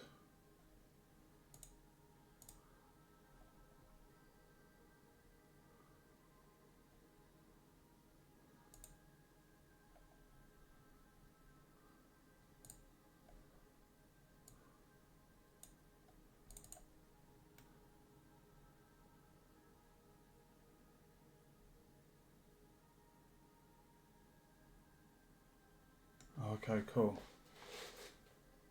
Okay, so I can use string concatenate to basically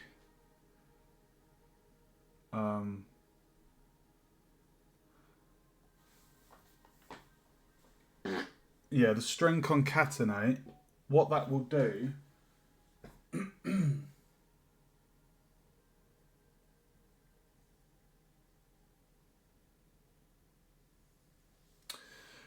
so essentially, if I show you the design, we have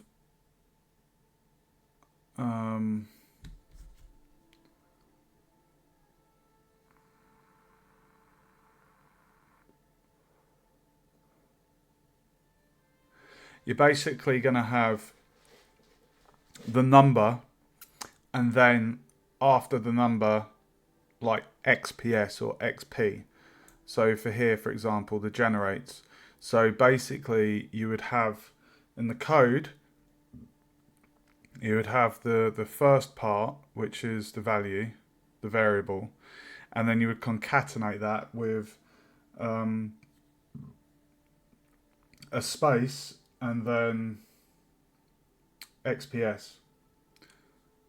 So that's fine.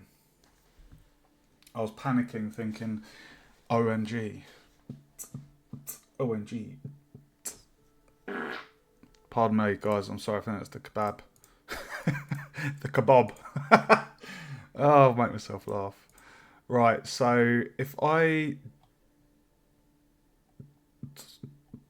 just bring that down,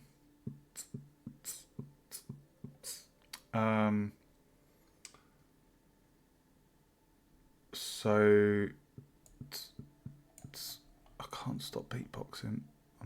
Oh no! Sorry. I didn't mean to do that. Right. Text level. This is going to be text cost.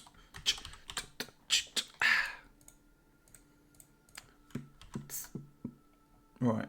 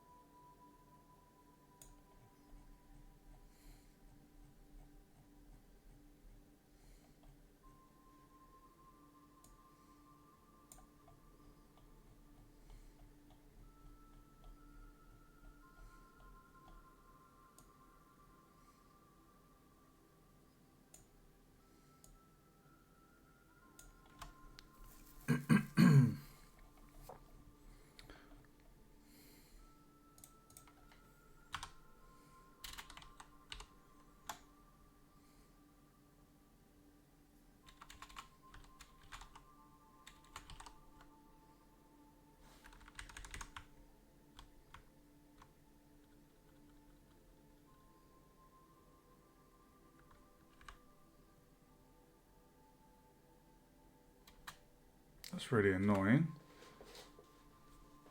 So a space.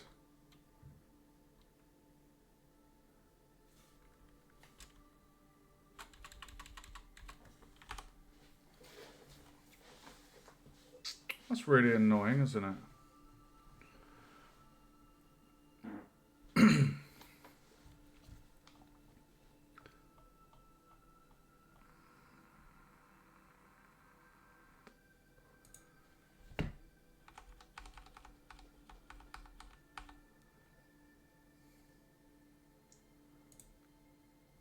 So adding in a little space there makes it do that.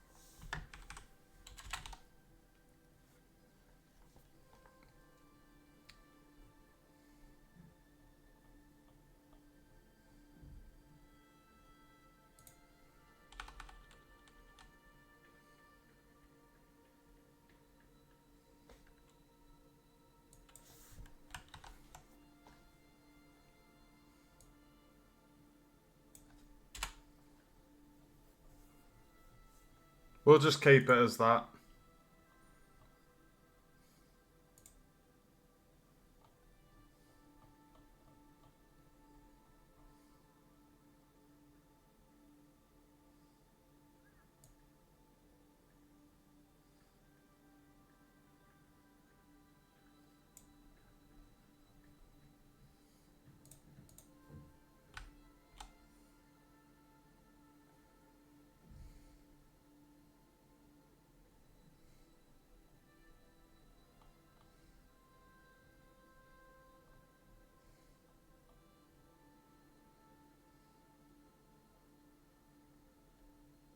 Maybe I don't need the XP on there. Why was I...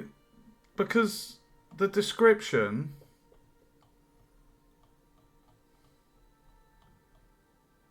Collect the purchase to spend your XP. Like, I don't need to say XP in there. The instructions are there.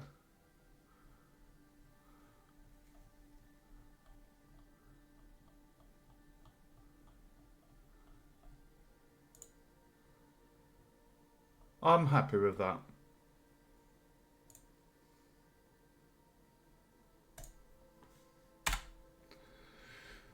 That's the text cost done. So we got text info. So we've got info, level, and cost. Next up is the button, and then we can go through, replicate this for all the other power-ups, and then we can crack out the code, which is going to be insane! Insane in the membrane. Insane in the brain!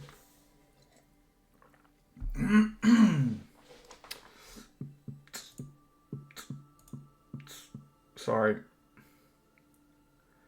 I just can't help beatboxing sometimes. I'm not the best. I just make little noises and keeps me calm. Right, so we need to do a button. So I'm thinking if I copy that one, because that's not a child of anything else. So if I copy button A,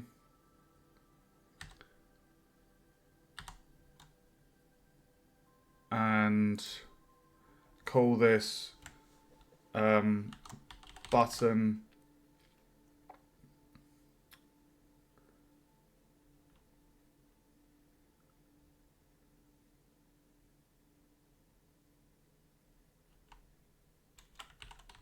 purchase.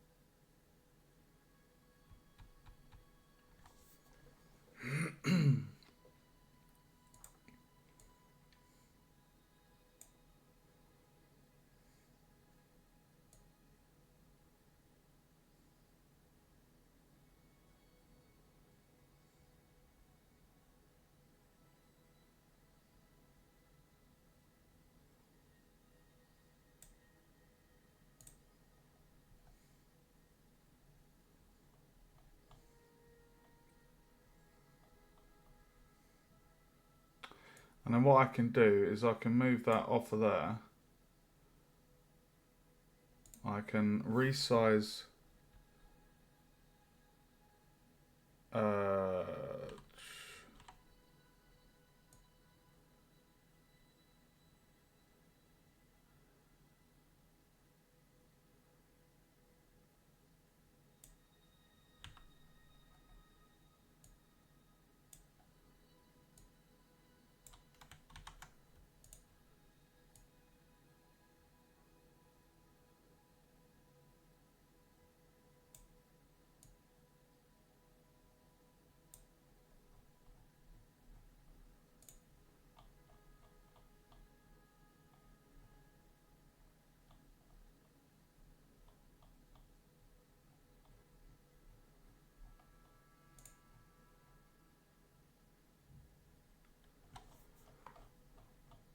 Let's try and make it a little bit thinner.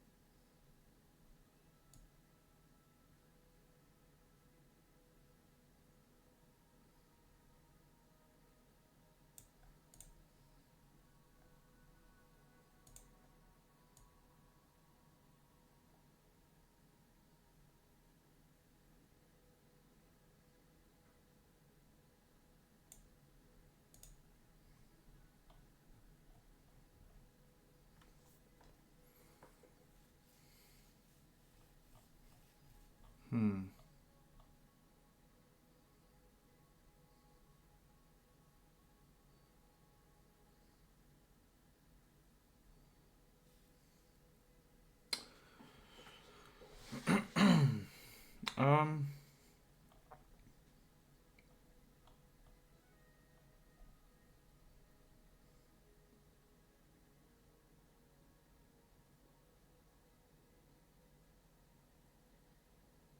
do we need that blue panel there?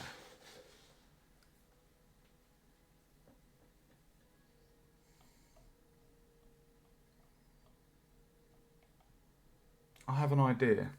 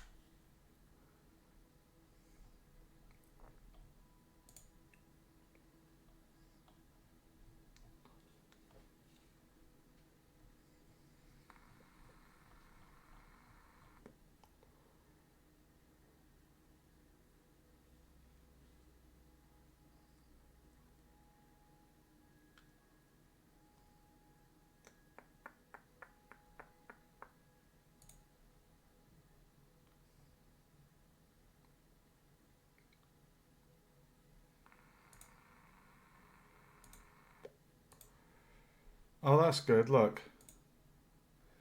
Like that. It's colour. If I turn that off, it's greyed out. I like that. Okay, that's cool. We'll just say if the value doesn't equal the thing, then you can't interact with it. Hey, Sephora! Okay. I'm going to remove that blue panel on the edge. It doesn't, like, in a design, it looked nice. It's much thinner and it fits to it, but to be honest, I don't think we need that little blue panel on the edge. So I'm going to do something crazy. I'm going to be crazy right now. And what I'm going to do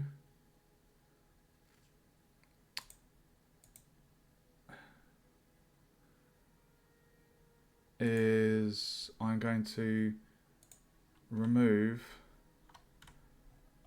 the edge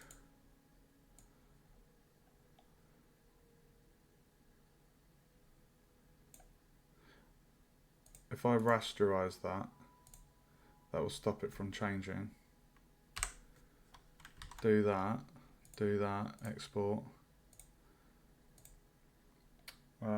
save it as shop panel, re-import it to the project with the blue bit removed, go on to panel A, upgrade, change that, much better.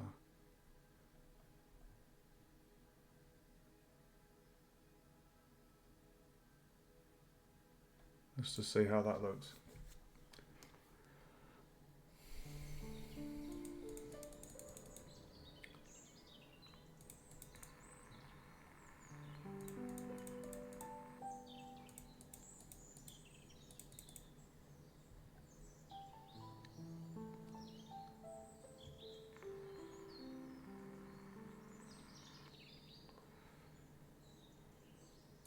You know what? I'm not going to have it a white arrow. I'm going to make it the same colour as the other arrows to fit the theme.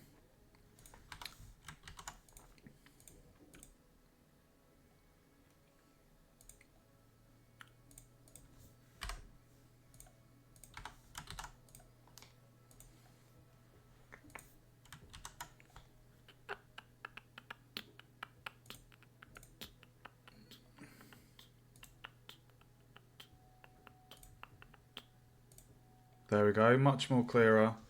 And then if we say that's interactable, it's off. But if we can interact with it, it's on.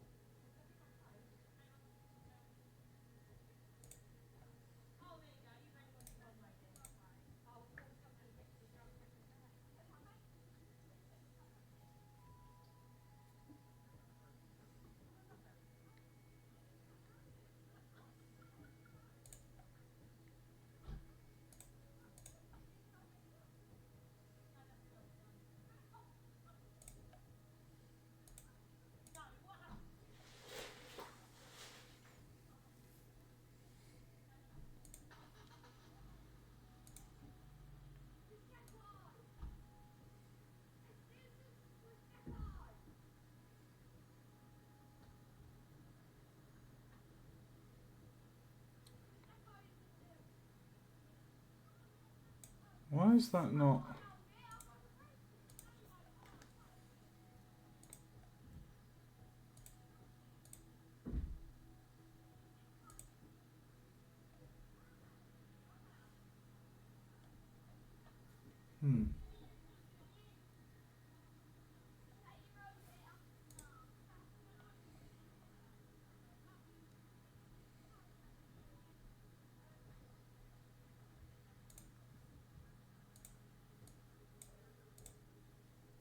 Sod it, let's go yellow.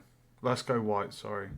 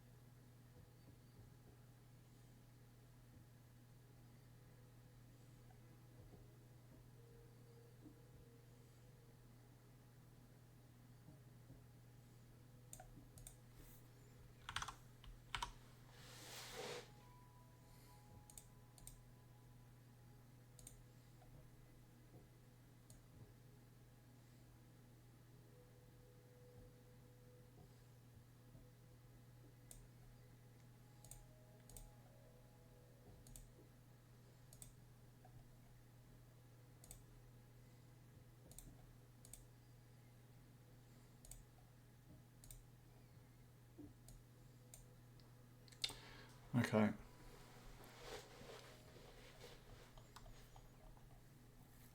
Why is the colour of that like...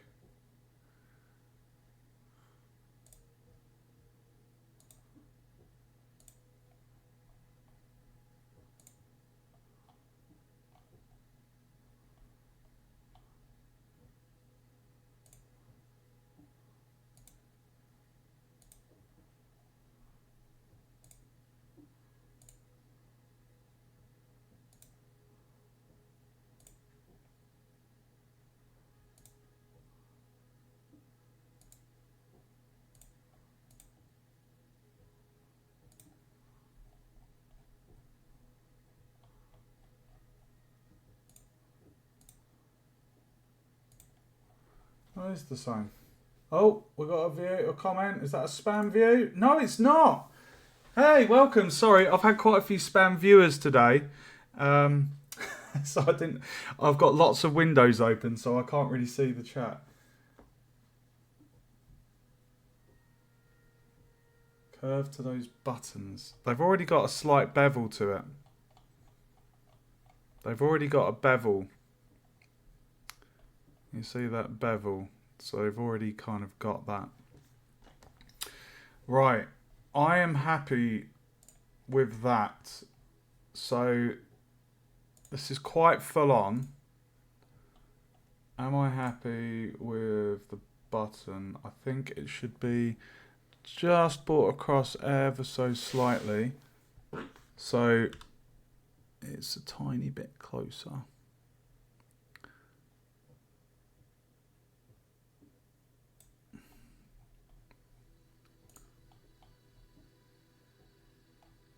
It's about a similar gap to that one.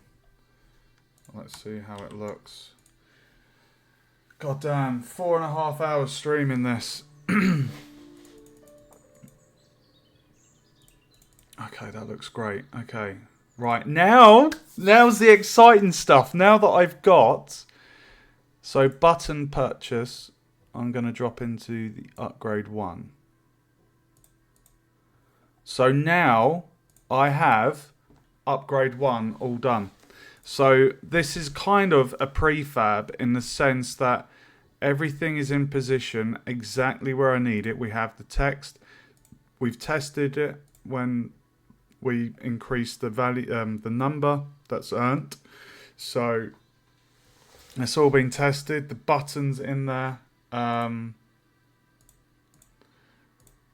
What I'm going to do is I am going to add the script machine now, because when we duplicate this, I don't want to have to go in every time and do that. So I've just put the component on there. There is going to be different scripts for each button, because there's 10 power-ups, so it's going to be quite full on. But we got the script graph on there. So now what I can do is I can minimize that. And if I copy that, it should rename it. No, it hasn't. Okay, that's annoying.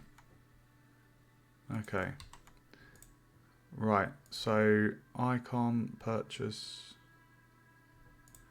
Alright, now's the fun bit, guys. Now is the fun bit. So we're going to copy that, paste that, and we're going to call this upgrade 2. And what we'll do is we bring this down and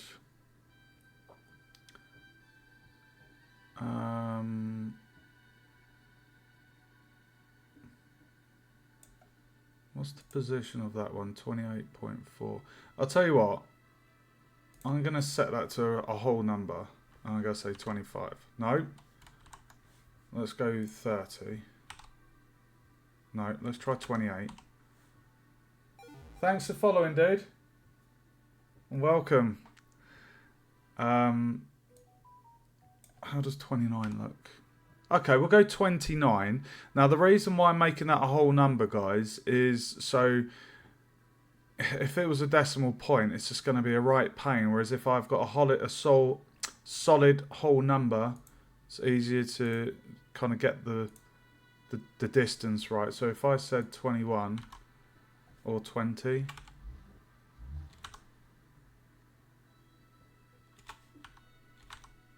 um, 21.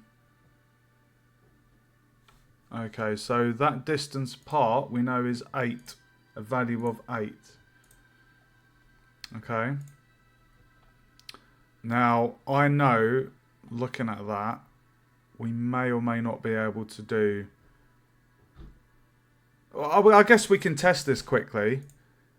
So let's just test this.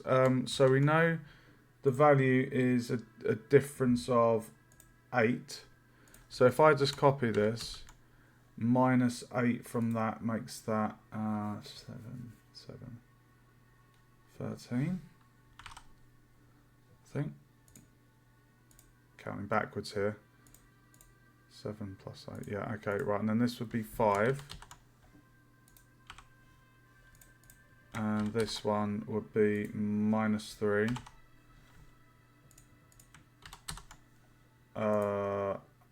Minus 11. Minus 3 plus 8 to that makes... Yeah, minus 11. Okay, right, and then that would be minus 19. And then it's going to be minus 27. Right, 1, 2, 3, 4, 5, 6, 7, 8. I just need 2 more. Right, add 8 to that makes that minus 35. Is it going to fit? Is it going to fit? Oh my god. Yes! Welcome, true legend, to the stream. Welcome. How are you doing? Right, let's count that. That should be 10 power-ups. 1, 2, 3, 4, 5, 6, 7, 8, 9, 10. That is perfect. The spacing is luscious. I think that looks fantastic. Let's play it and just see.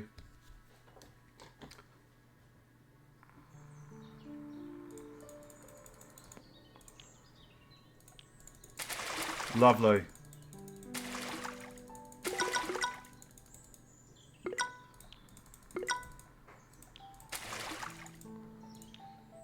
I'm really happy with that.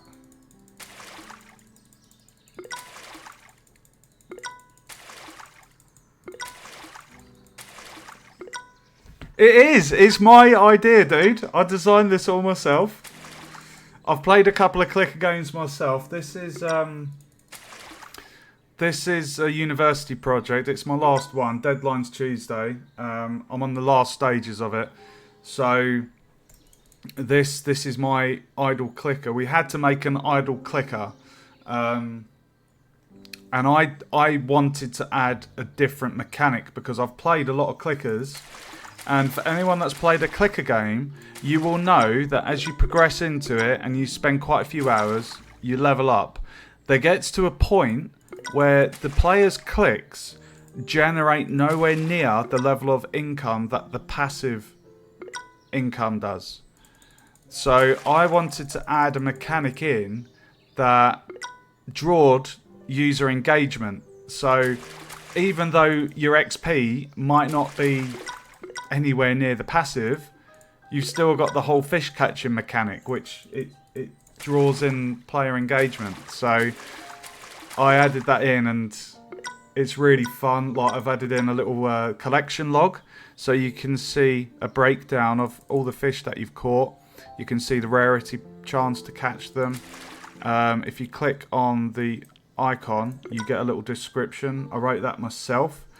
And it's factual as well, apart from the goldfish at the end, which is the very rare fish. But yeah, it's got a kind of educational benefit to it as well. Like, these are real fish. The golden fish, I've called it Goldie, but it is actually a real fish. It's I think it's called a golden marcia. Does your click XP level up with player level? There isn't a player level as such.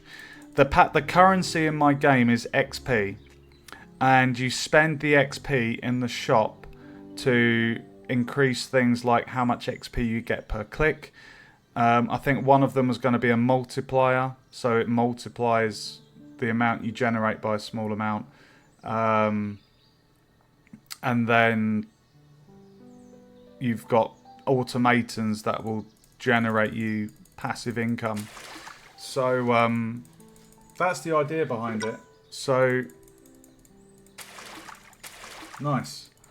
Right, so I'm happy with all of that. So all of this works. You've also got a hard reset button here, so you can kind of reset.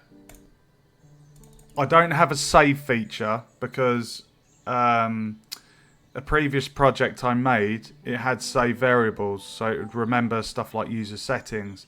For some reason, Unity decided, oh, I don't want that, get rid of it. So when I built the game, it just kind of deleted my save variables from the project altogether. So there isn't a save feature for this. So if you were to play the game and then close it, it wouldn't remember where you got to.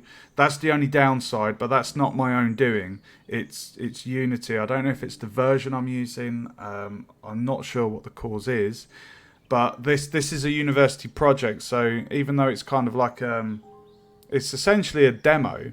Like if I was to know the fix and the cause for the variables being removed, like I can go in and add or convert them to save variables, so it's going to kind of remember that data. So if the player came back to it, it would remember where they. Dude, it's not my fault. If I knew what was causing it, I would be able to fix it. But the platformer game I've got. That's true. That is true. I do love fishing. That's why I went for a fishing themed clicker.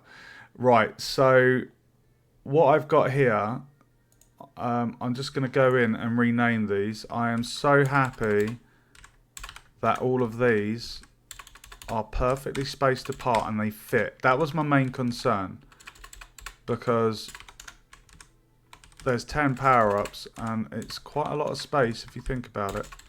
So I'm just labeling these up. And then I will go in and add the icons, adjust the titles, and then write the description for each. And then we can jump into the code, which is going to be fun and challenging at the same time. And we've also got statistics, so there's going to be quite a lot going on here. Right. So upgrade 1 is done. Upgrade 2. So here's the design, the concept that I did.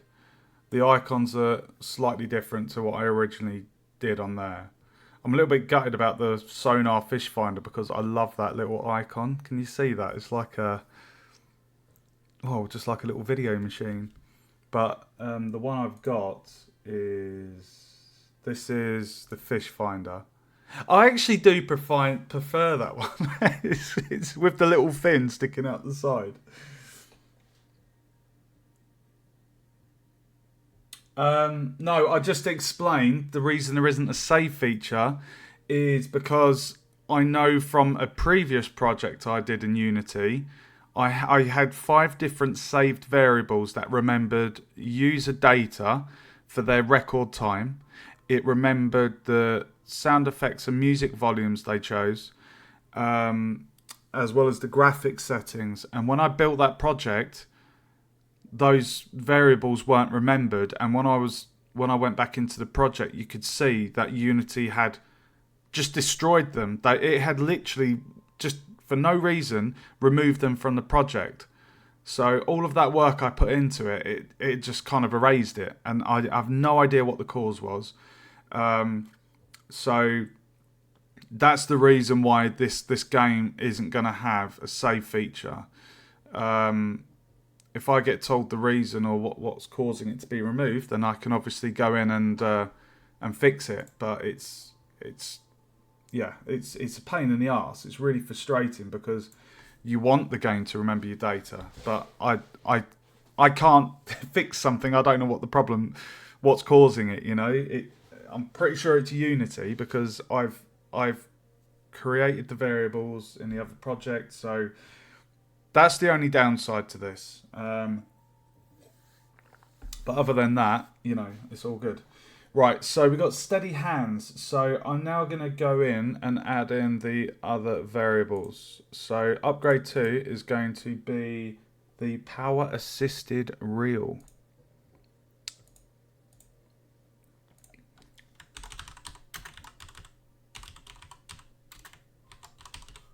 I love fishing in real life, so this is why I set this theme to be this. Where is my reel?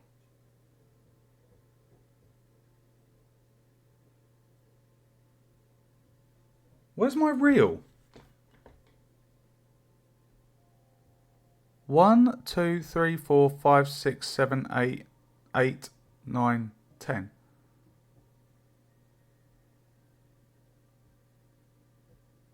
Hold on. 1, 2, 3, 4, 5, 6, 7, 8, 9, 10. Oh, I must have removed it. Because I've added in the bait alarm. Because the bait alarm is going to be something that multiplies your XP. Reel is 4 from right.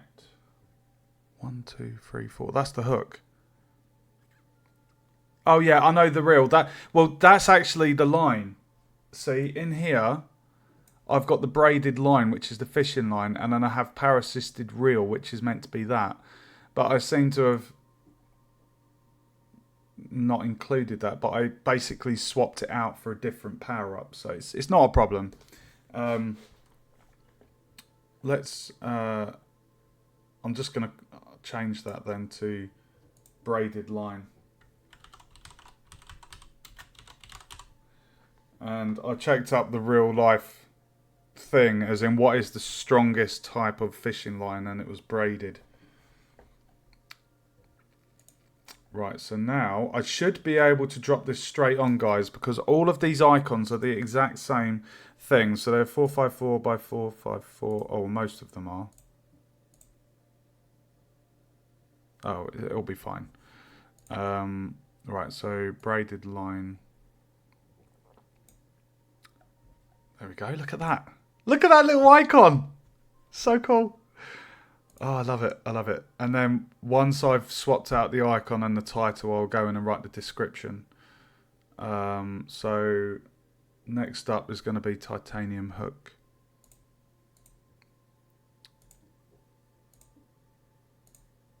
Titanium hook.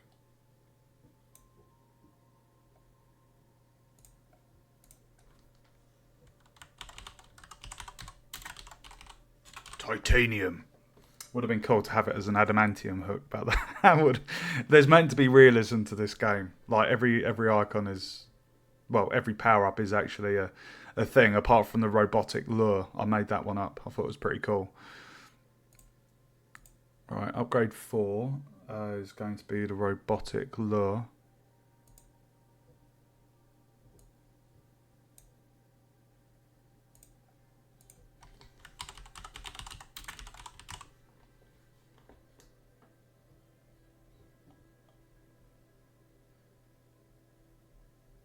And then I think I'll have the multiplier, maybe 2 after the lure, because that's going to enhance how much the player gets. Right, so that's the robotic lure. Upgrade 5 is going to be tub of maggots. Dude, these icons look so freaking awesome in the game. Oh man, I'm so happy with this. Tub o maggots.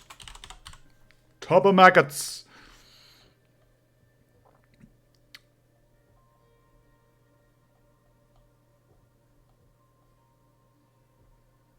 So XP from the player, and then we have that. I think, okay. So upgrade 6, I will make this one the multiplier. So we're going to get the bait alarm.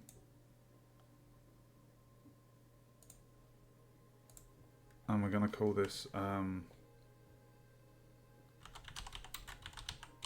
bait alarm. And then upgrade 7 is going to be lead weights. Now, when I generated this asset to begin with, it had like this rust was actually red, so it looked like blood. So I had to go into Photoshop and change the color to a rusty brown. So it made me laugh. I don't know why it was blood.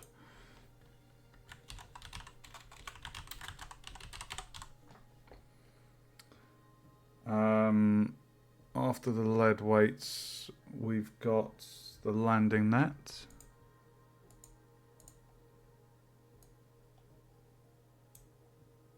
Oh, dude, it looks so good.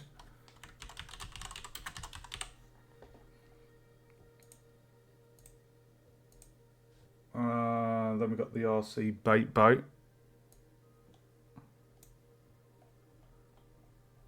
Oh, dude, it looks so good. It looks so good.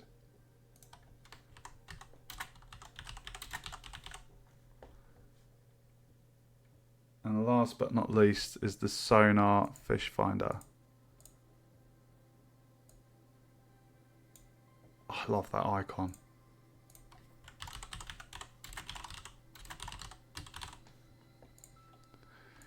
Let's see how it looks, shall we?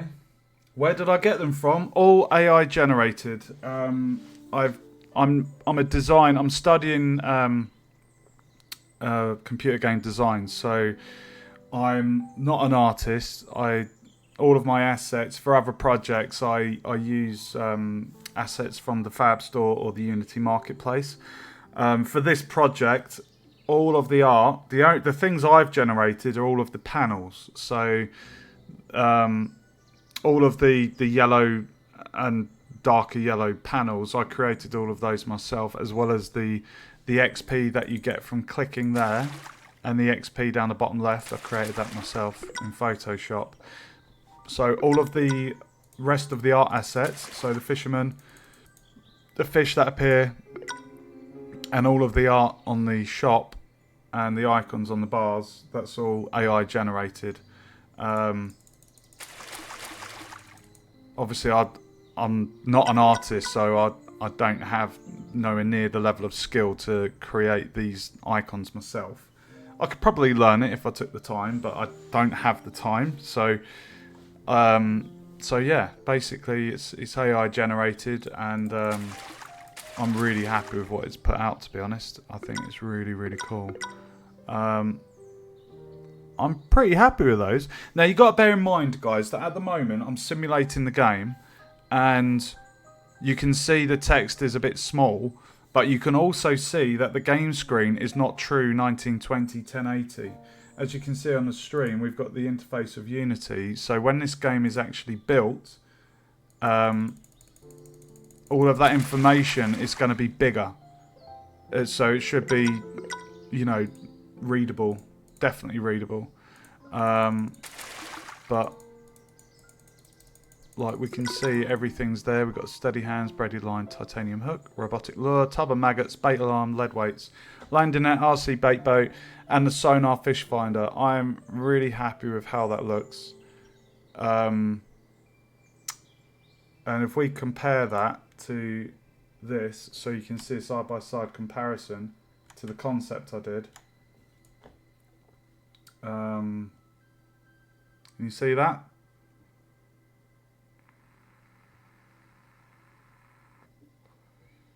If I actually click the collection log, you see that side-by-side comparison.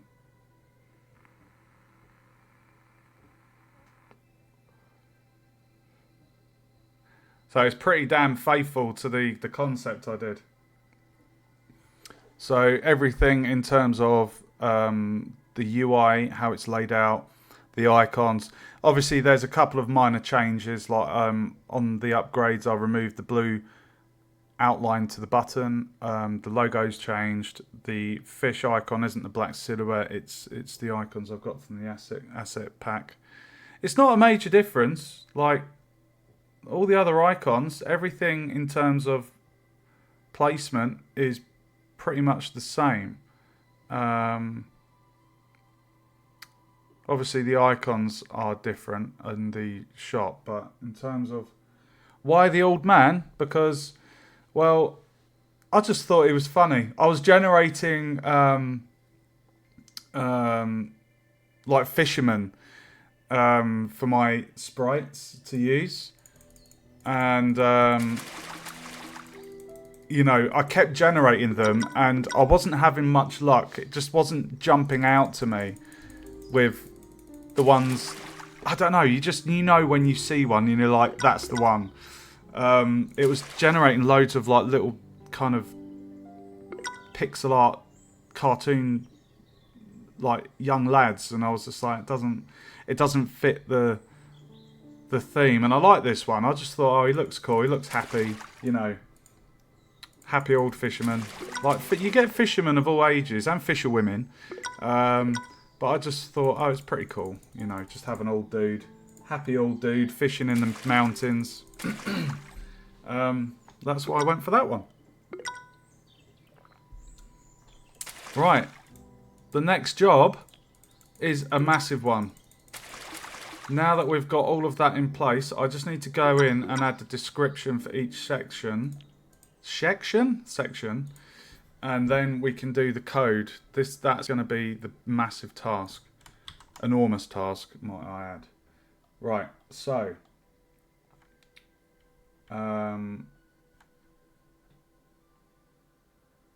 okay.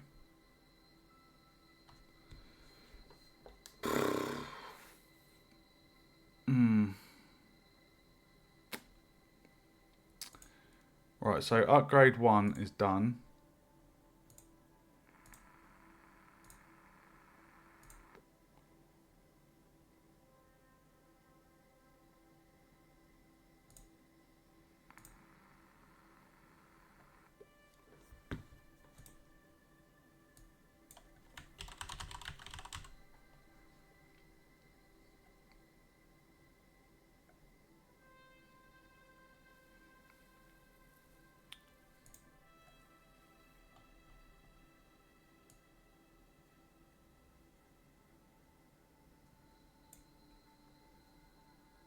Okay, generates. And then name, info.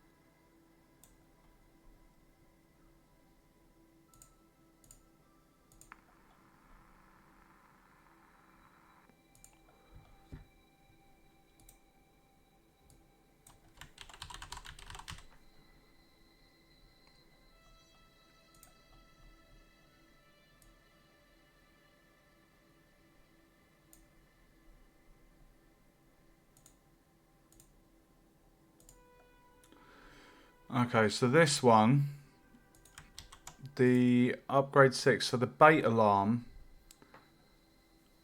I'm going to call this click multiplier.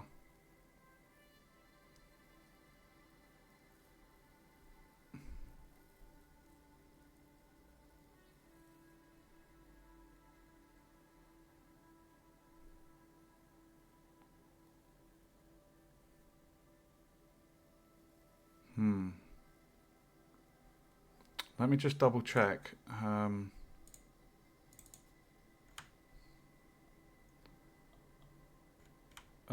Click value, is that a float? Please tell me it's a float. Yes, it is. Click value is a float. Okay. Okay.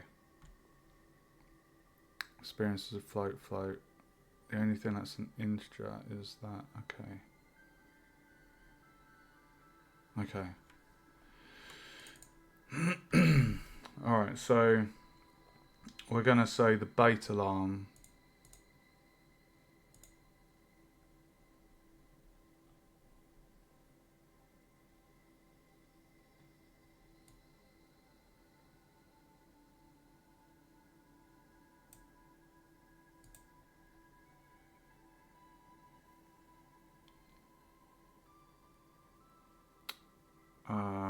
Bait alarm. So, oh, hold on. What are you saying?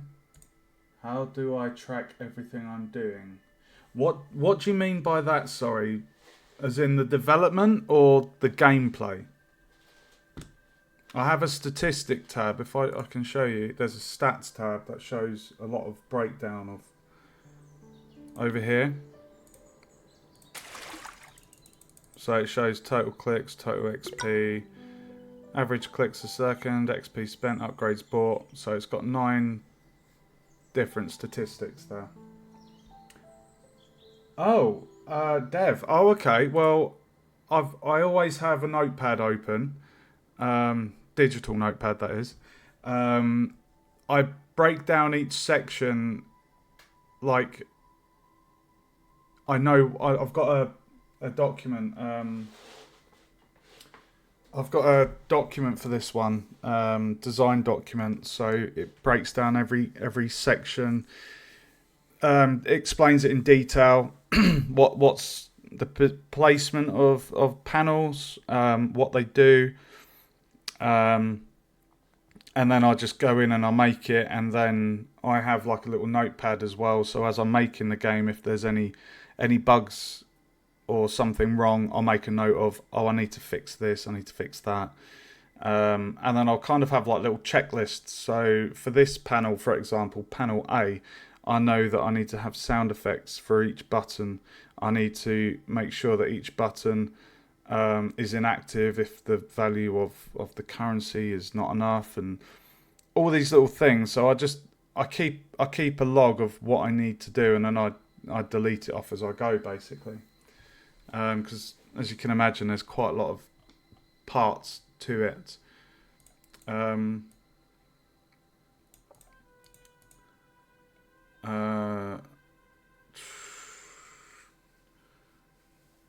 my god, how am I going to describe this one? So, multiplies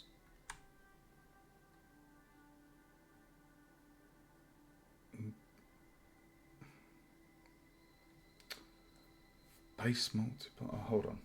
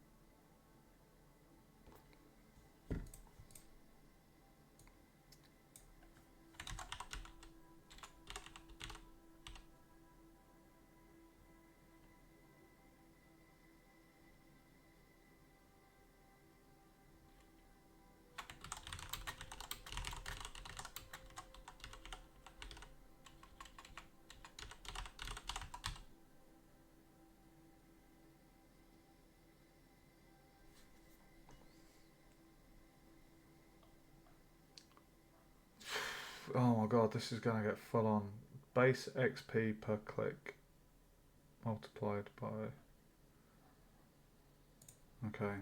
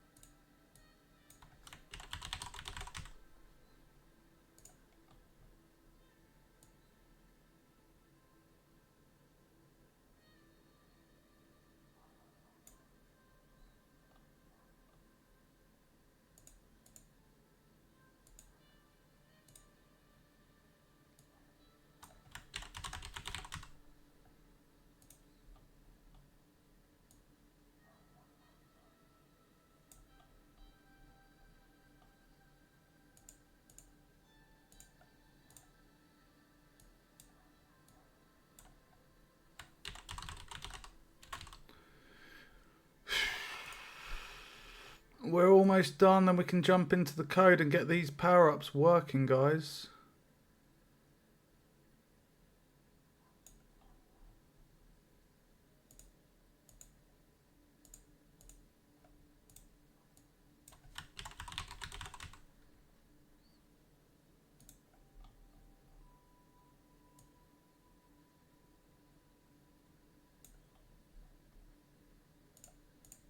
Done.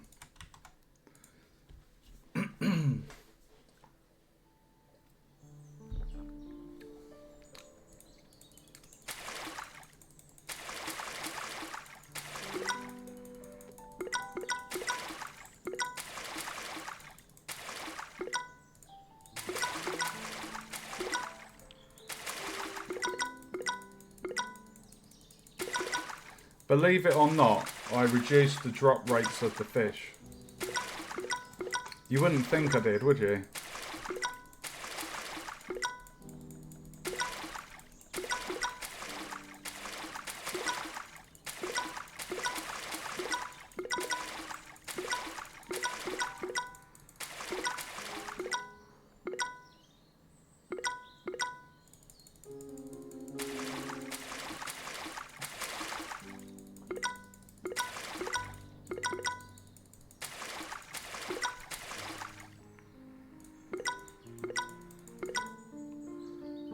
I'm nervous.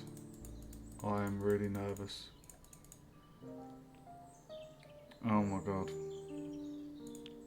I'm nervous to do this next bit because this is going to be full on. There is 10 different power-ups, each with 3 variables. There's a lot going on. I need to keep track of the XP spent. I need to keep track of oh my god.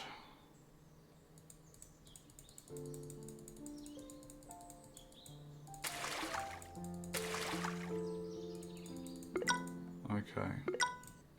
Have I got a variable for XP spent?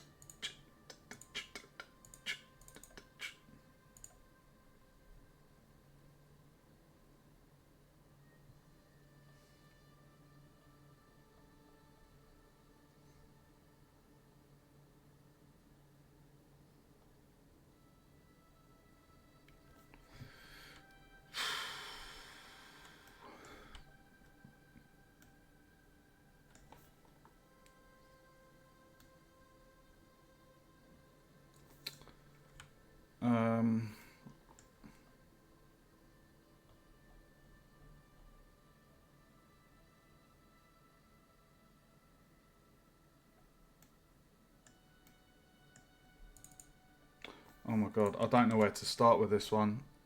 I guess if we just do this one by one. Oh god, this is going to be so full on. Oh my god, I've got all the UI done. I just need to...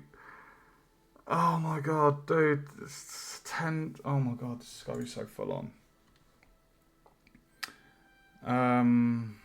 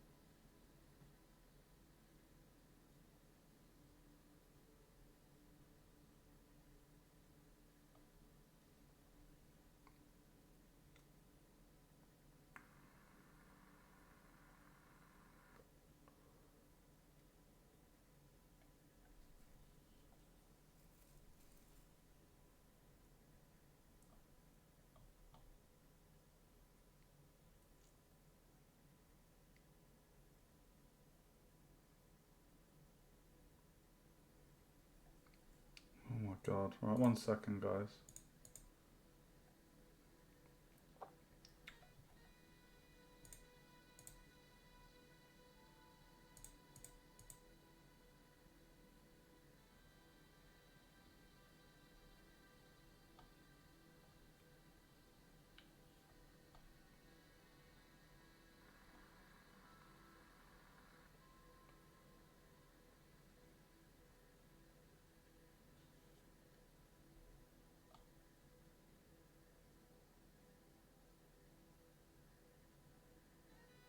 Oh my god. Right, this is going to get complicated because I need to create I need to create the code that is not only going to handle increasing the clicks, the value per click, but also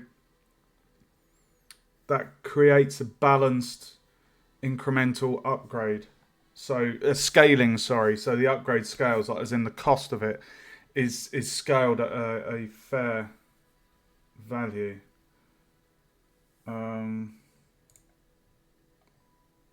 hmm.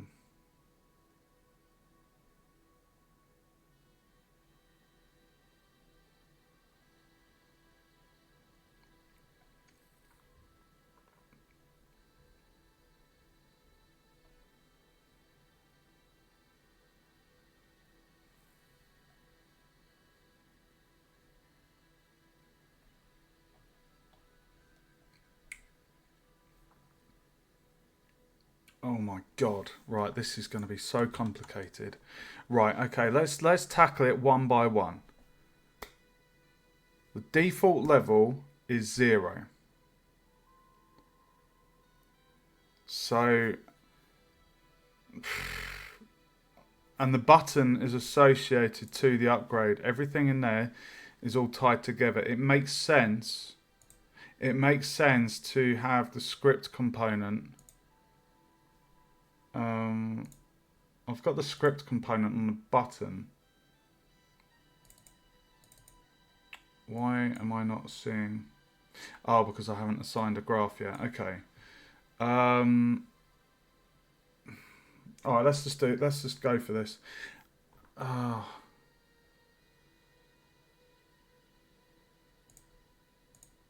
really nervous about this, guys, because it's a lot of work. But once I've got one done, you know, the rest are gonna. Once I've got the code handled for one power up, it's gonna be okay. It's gonna be okay. Right. new script. So I'm going to call this, this is going to be button upgrade 1.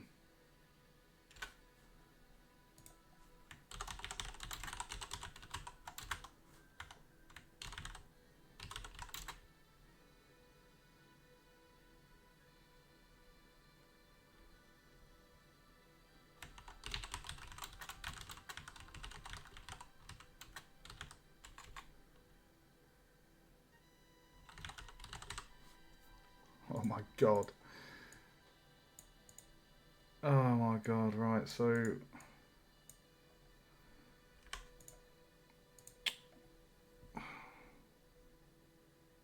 oh my god, dude, this is so insane.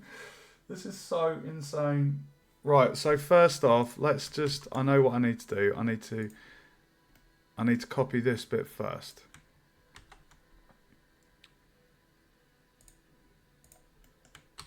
First off, when we click it, we play the sound effect.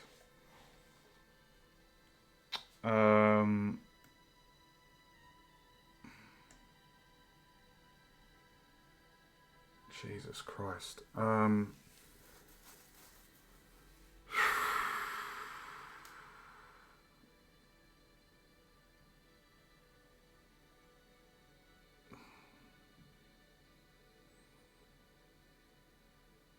my god. Oh my god, there is so much stuff going through my head right now.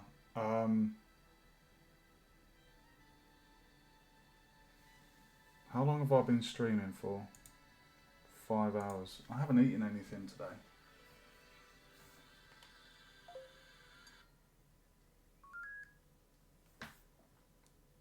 Oh, my sugars are doing good.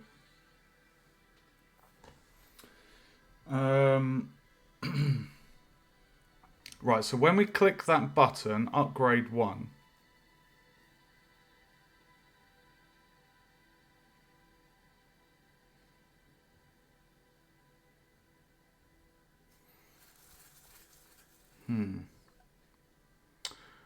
Right, first off, I think what we need to do is set the values.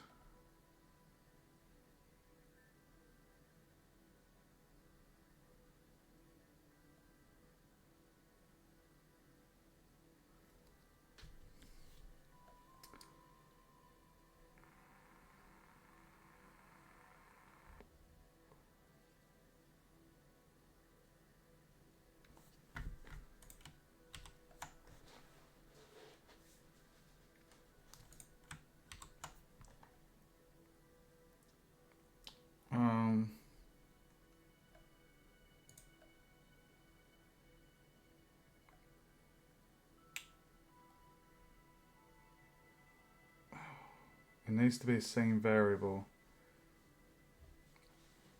Upgrade 1.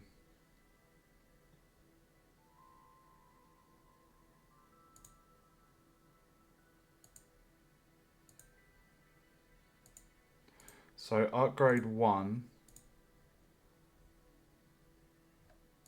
Fuck.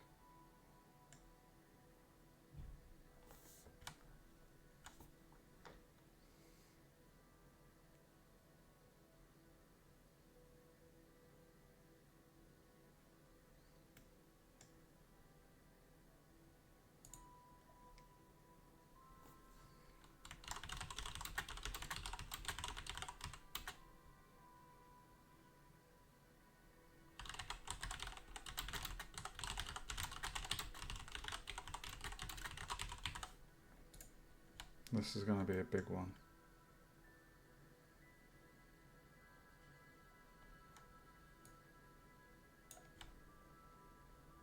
This is going to be a bloody big one. Oh my god, this is going to be such a big one.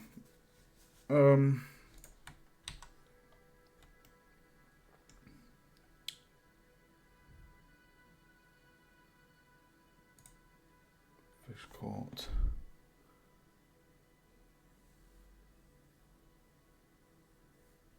Oh my god. Okay, so we have the variable and then we have the associated text object that goes with that. Okay, all right, let's tackle this calmly because there is a lot of stuff here. There's 10 power-ups, each with 3 variables. That's 30 variables we're going to be creating. So what we should do is if we go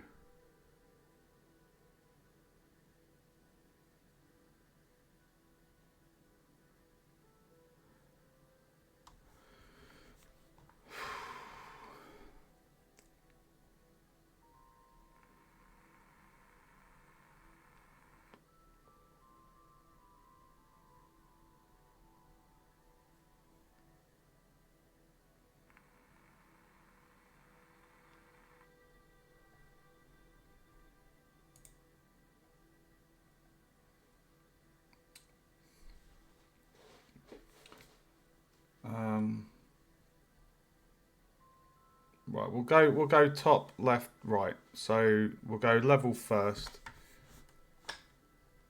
So upgrade 1.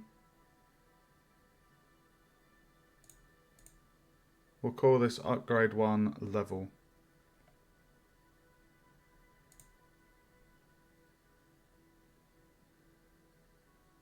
Upgrade 1 level, and that's going to be a an integer. So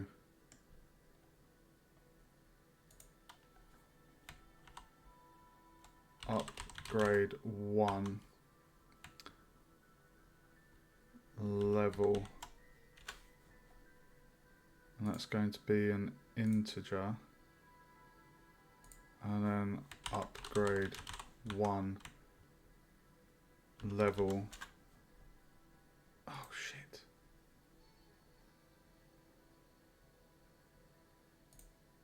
Text. There we go. Game object. So to start with, the level is going to be 0. So now what we need to do is we need to get the text. So if I scroll down, so level, there we go. So we get the level there. So text level. So we get the upgrade 1 level text.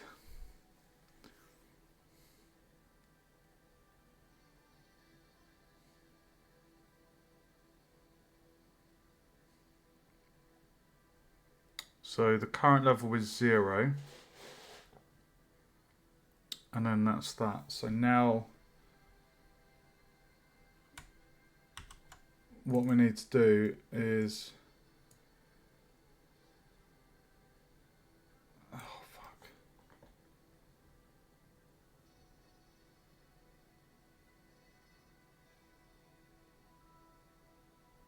This is going to be so big.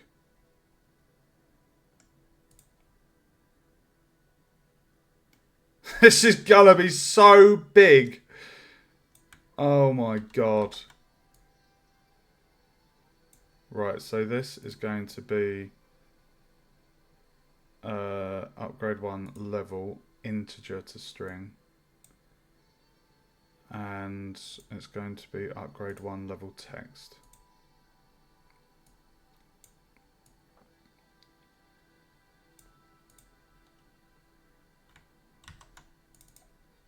So when I click play, that should show that as 0.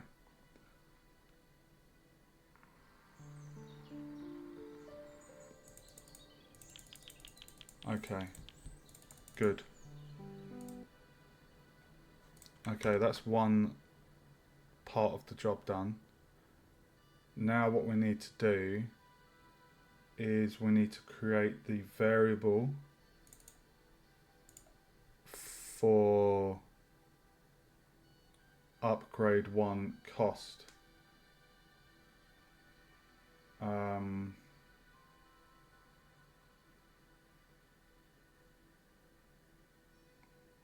The level's going to be an integer.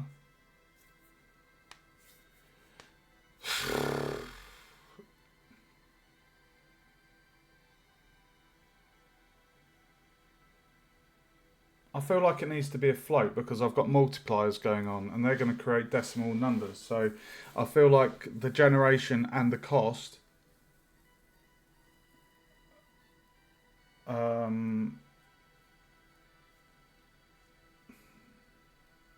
I feel like they need to be floats. So we're going to go upgrade 1 cost float, and the cost is going to be 50, and then upgrade 1 cost txt game object, and then the cost is there. So then we drag that onto there, and then similar here, we're going to copy that and paste that there, and this needs to be a float to string, so we get rid of that one.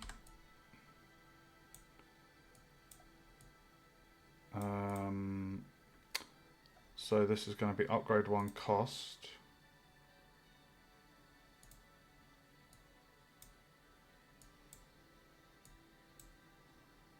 upgrade 1 cost text,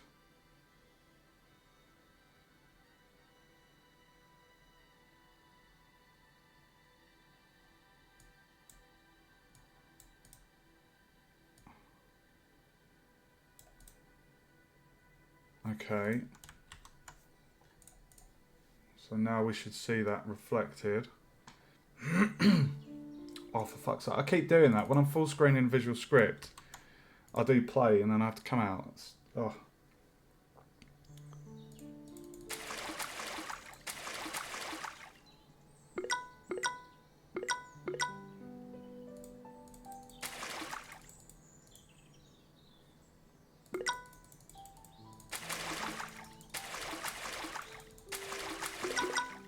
Okay.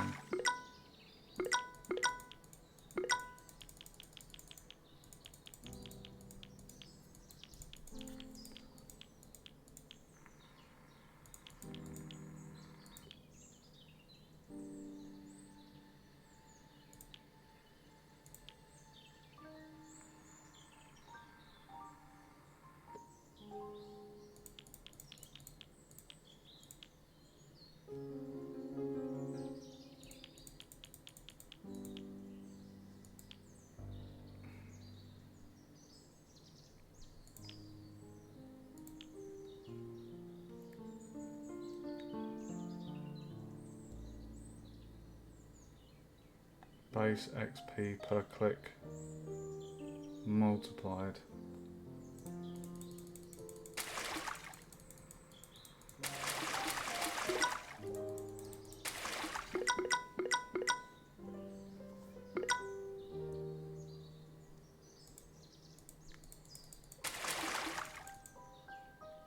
So we'll start off, we'll do this one as just like 1.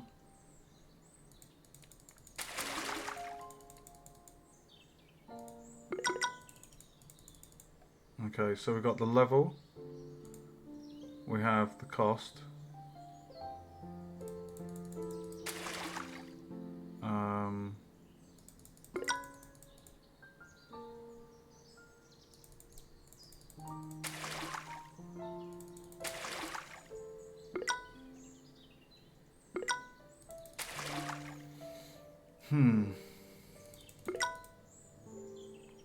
so the XP per click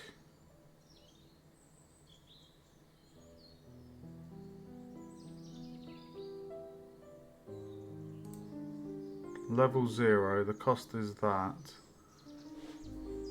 If that value is 0, it shouldn't display it.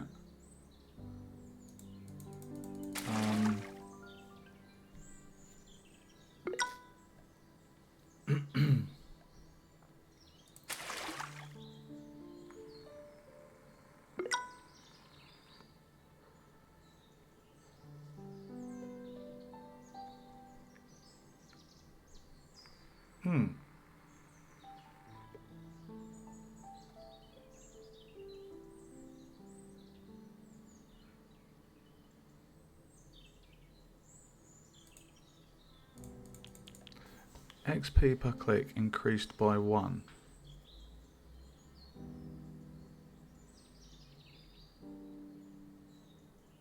Steady hands, level 0.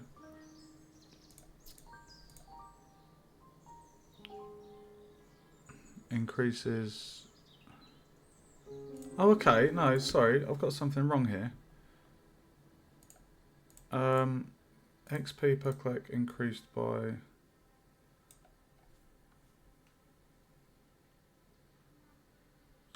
by 1. And I can actually get rid of that.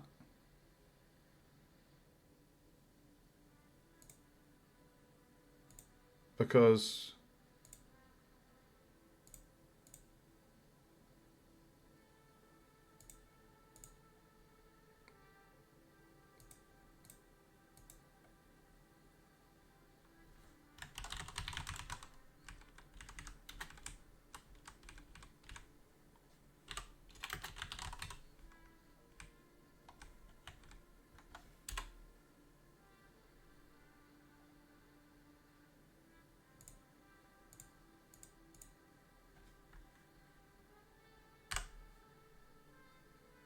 yeah.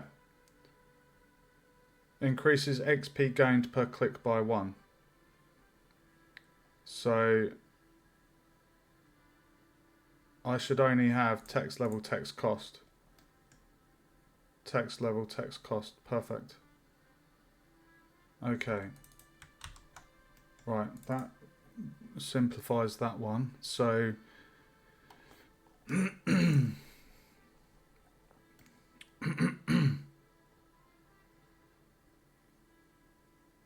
okay, we need an on update.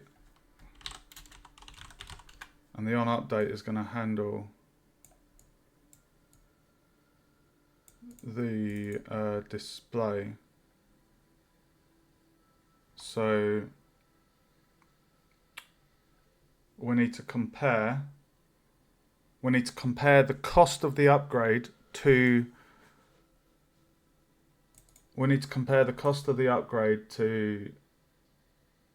the amount of XP the player has. And this is going to handle if the button's interactable or not. So we need to go down to the code here. So when the player clicks, click value. So we need to say here, get the experience. Get the scene variable experience. I need another coffee, guys.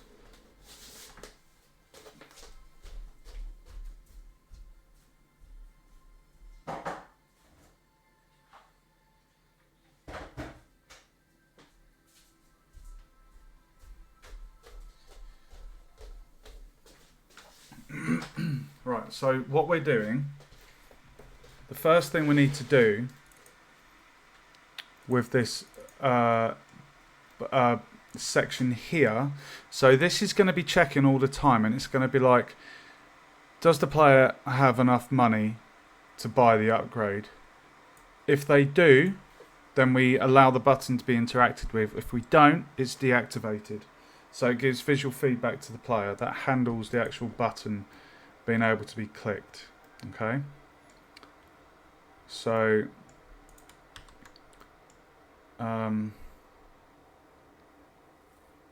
so we're going to do a comparison here. So we're going to do an if, and we're going to be comparing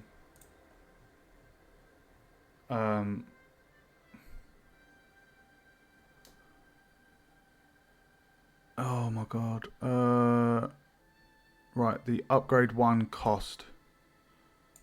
So we're going to get upgrade 1 cost and the player's experience they've accumulated, and we're going to say is the player experience greater or equal? Is it greater or equal to that? Pardon me. that kebab. I had a massive kebab last night and cheesy chips, and I'm still full from it. Right, let me just go make my coffee, guys.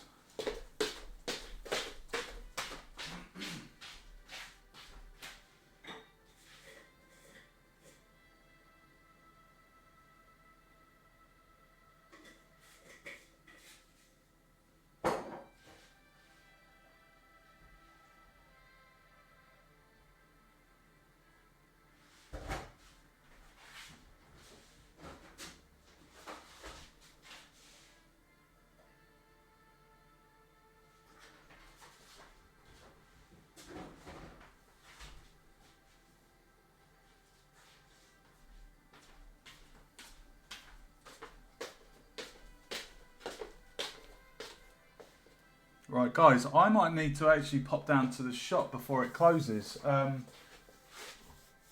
not got enough milk for another coffee, and I'm gonna need coffee to get me through this dev. I might have to nip out in about an hour's time. It's Saturday, isn't it? Yeah. Okay. All right. So what we're doing here in the code, we're saying on update, compare. Obviously, I will do, dude. I will do. I'm going to be streaming until I get tired. I have to finish this. The deadline's Tuesday. This should be done by Sunday. There's, as you can see, there's quite a lot to do in the code. All of the UI, how everything's positioned, that's all in place. This, what we're doing now, handles all of the code, but under the bonnet. So the actual game. So what we're doing here on update, we're comparing the experience the players accumulated to the upgrade cost. And we're saying if the player has enough money, you have to, the experience is the currency in this game, so you've got to imagine it as money. So has the player got enough money to pay for the cost? If they do, we set the button. Now the code is on the button, so I can basically target the button interactable. So we're going to do button interactable. No.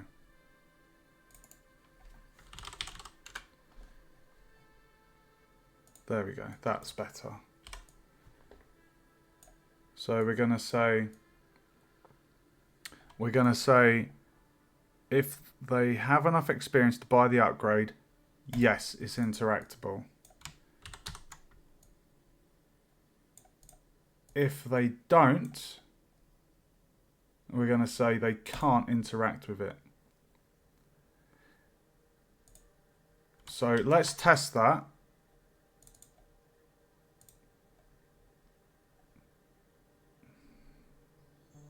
Right, notice at the top left, the button, I can't click it. You see that? So when I get to 50, that button should go yellow. Get ready. Hey! We could buy an upgrade. Awesome. Okay. Now, there was one other thing I needed to do. If I just show you, on the button, you'll notice when it's disabled, the value of that is 128 on the alpha. So it gets, the alpha changes. So what I need to do, I now need to target the arrow, because what happens is the arrow, even though it's a child of the button, the arrow is its opacity is not getting targeted. So I know it's a little bit of extra work, but it makes it more polished. So what we need to do, we need to add a game object variable for that arrow, and we're going to target the color. Okay. So we're going to go in here. We're going to go on the object. We're not going to make it a scene. We're just going to make it an object because it's just relevant for this. So we're going to say upgrade 1 arrow game object, and then we're going to go up to the upgrade 1 arrow, and we're going to get that. Okay, because I'll show you that, guys. If I press play, you will notice the arrow is the exact same color. You see that? It's still the same color. So what we're about to do is we're going to affect... What are you saying I? What are you saying I for? Right, so we're going to get the game object. We're going to set the color. And what was the value? 128 on the alpha. Color. Set the alpha.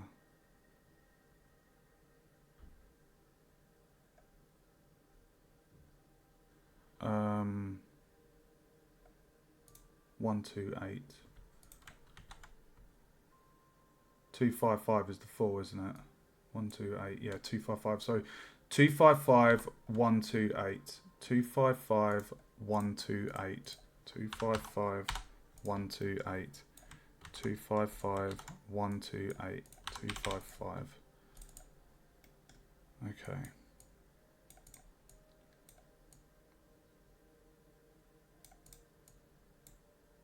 I need to move this down, guys.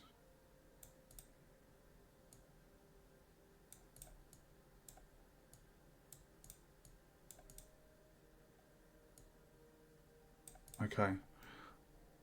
So if we can't interact with it, we don't have enough money, the arrow is going to match the opacity of the button. Aye! Sorry, it looked like Ayel, A-Y-E-L, because you had 2 exclamation marks, and my Discord on the second monitor, it's not the biggest, so it looked like A-Y-E-L. Okay, let's test this. So the arrow should now be more faded. Oh fuck, I've done it again. Oh right, okay, it doesn't like that. Okay, image. Okay, let's target the image, not the... Okay, so image, set color. Set color.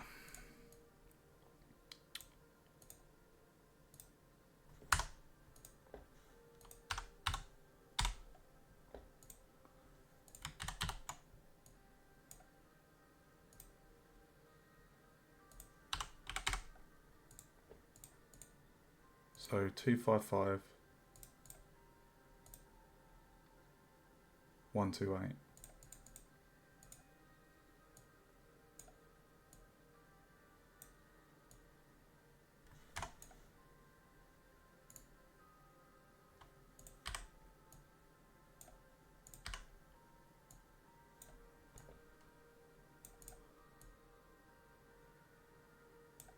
Right, that should work now.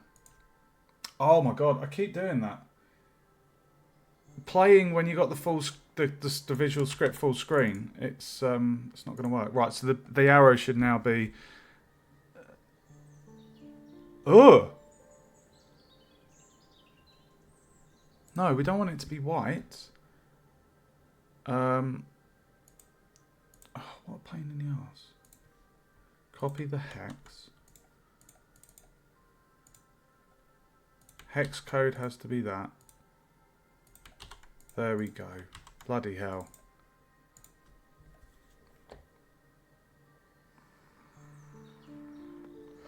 Perfect. There we go. The arrow's more faded now. So you can still see the button there. So let's get up to 50. And we're expecting that value, the button, to go full colour like the rest. Perfect. Right, now is the fun bit, guys. Oh, I'm excited. Now we're going to add in the code that increases. Oh my god, I'm excited. Okay. Right, so it's saying when the player interacts with it,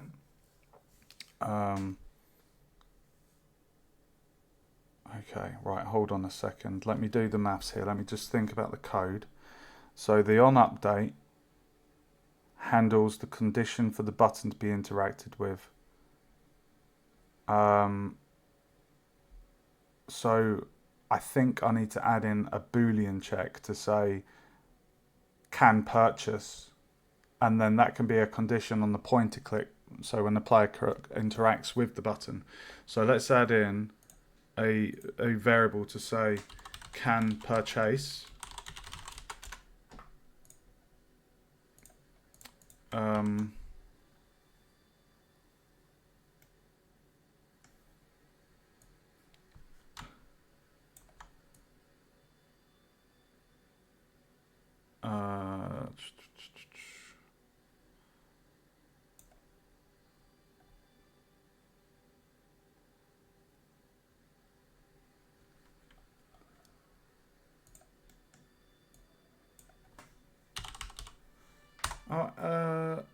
Yeah.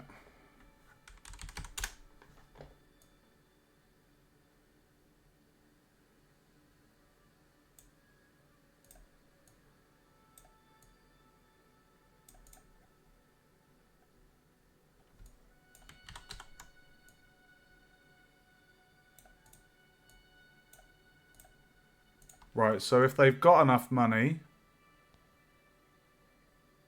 we handle the appearance of the button and the arrow. And then in the same breath, we're saying the variable, the condition, like if they have enough money, and that's true, we're saying they can purchase. If they don't have enough money, we're saying they can't. So now that we've got that condition in there, we can go up here and we can do a check. So the condition, as in, if you think of it as a gateway, and we say the gateway, like the key to unlocking this gate, is can they buy? If they can, then we will do the code that handles the next stage. If they can't, we don't do anything.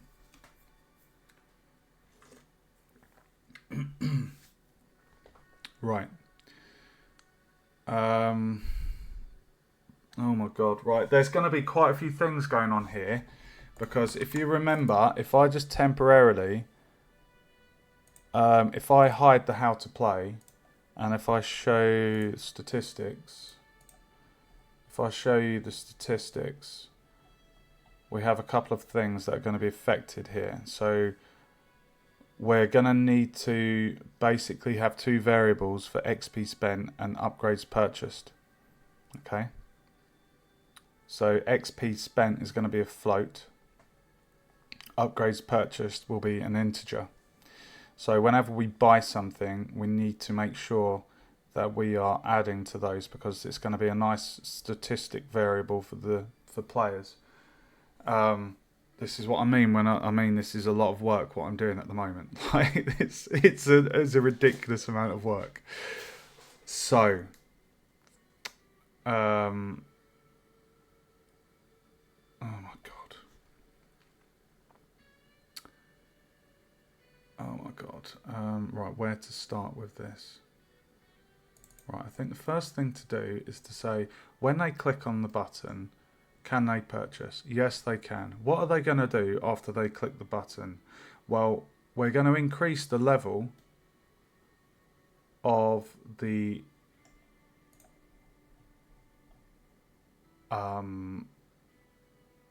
upgrade. So we're going to say set the upgrade. So we're going to get the upgrade, and we're going to plus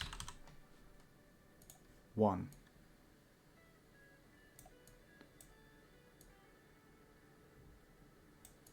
That's what we're going to do.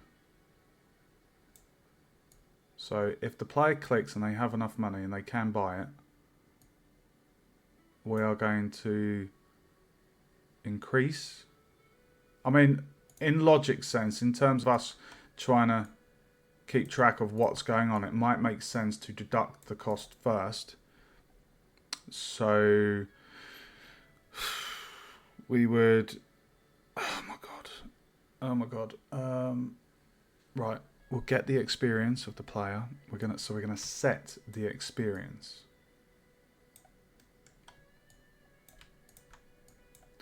I think I should move this stuff away from the rest of the code at the bottom there, just because it's going to get quite full. So what we're going to do, we're going to set the experience. Now to set the experience, we're going to get the experience, and then we're going to deduct the upgrade 1 cost. Okay, nice and straightforward, guys. Any questions, do feel free to ask. So we're going to get the experience, and the experience is a float, and the upgrade 1 cost is a float. So we're going to hold on, subtract. Let me just read what it says. Subtract A. No, it needs to be the other way. We subtract the cost from the experience.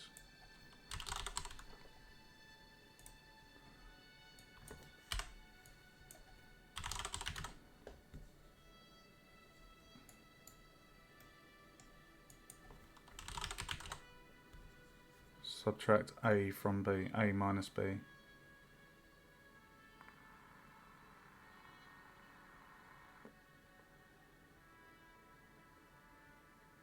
No, I did have it the right way. Didn't I?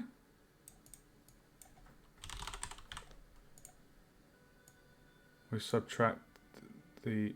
No, why am I getting muddled? We subtract the upgrade cost. Upgrade cost minus...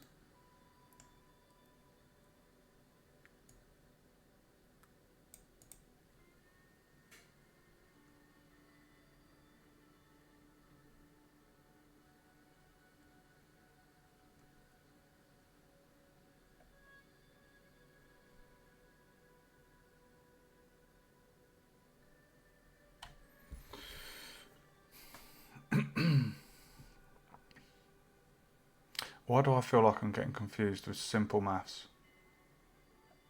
We set the experience. The value of that is going to be...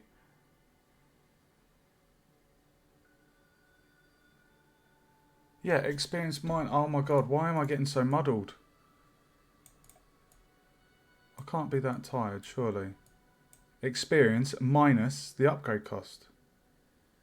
Yeah. Sorry, guys. I don't know if I'm tired from all of this dev work that I'm doing. I must be. Right. So we're going to just make room. So that's what's going to happen. We're going to affect the experience. And then at the same time, after we've done that, we are going to add. So we're deducting from our experience. Let's make a sticky note.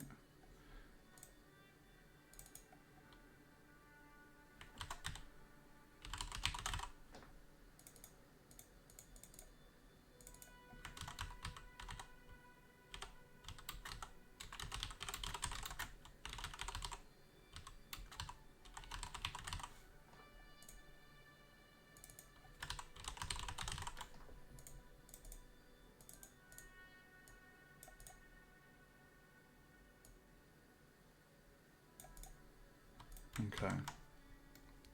So it deducts the cost from there.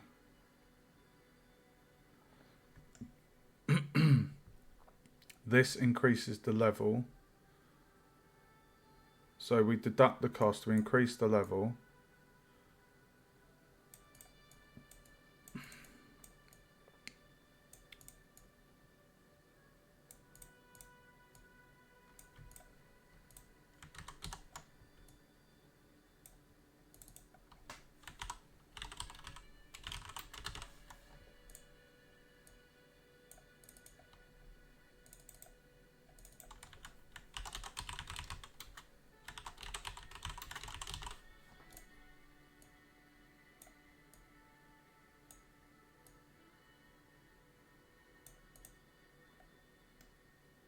So we deduct the cost, we increase the level, and then we need to increase the click value.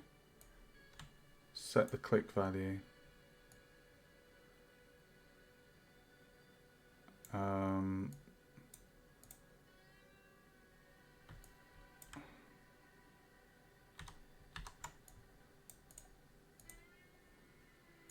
Click value +1.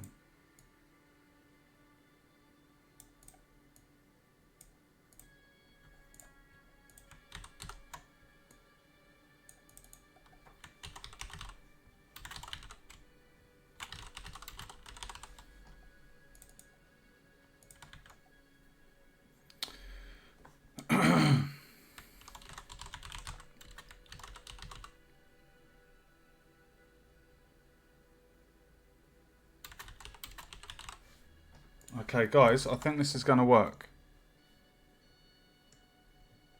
So the only other thing we're going to have to do is increase the cost. So I'm quite excited to see this. Are you ready? Are you ready for the first power up? Let's go, baby. Let's go. I'm excited.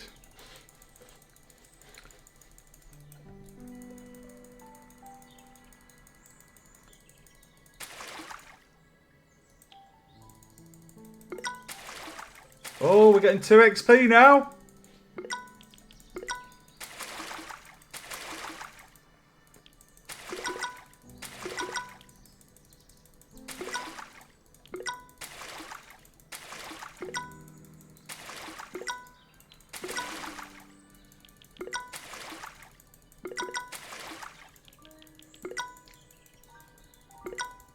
Oh, dude!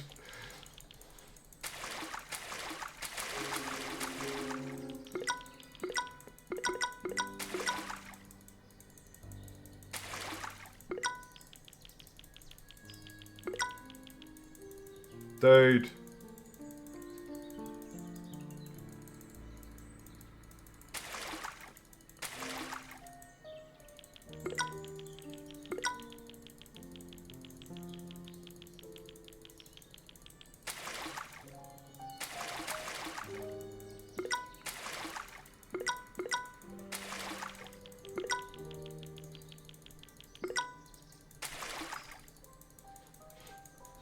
We have our first power up, guys.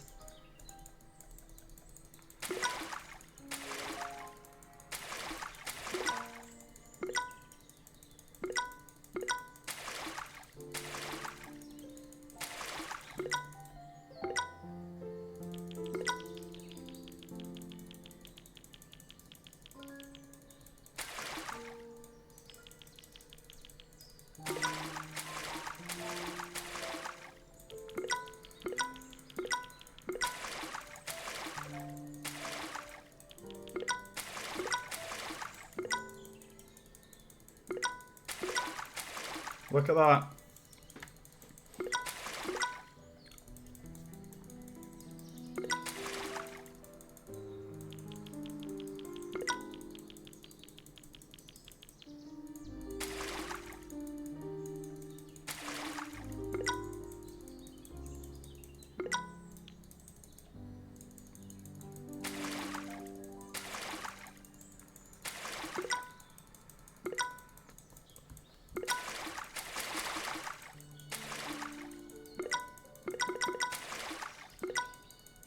Okay. Right, so what we need to do, we now need to do something here and here for these statistics. So we need to get the XP spent. We need to add the costs spent and the upgrades purchased. So basically that handles the upgrade. But then what we need to do in the same bit here, we need to have the calculation that increases the cost. So we would basically have some maths to handle the cost, so to fairly increase and balance that value. So what I need to do now is, I'll have that there, have that one there.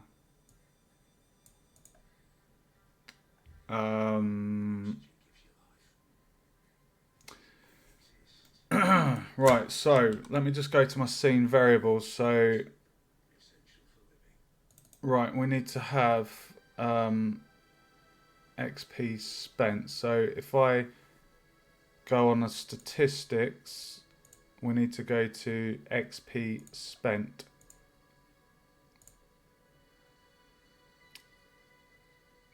Okay, so that is going to be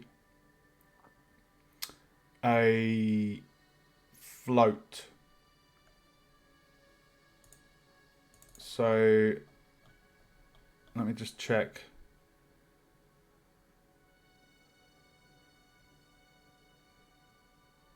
Okay. XP. Okay, right. XP spent is going to be a float. And that is a scene variable. And then we're going to have XP spent TXT. Game object. So XP spent text. So if I now go down to here, we're going to get XP spent. And we're going to link that up to that game object. So in here, right, how am I going to...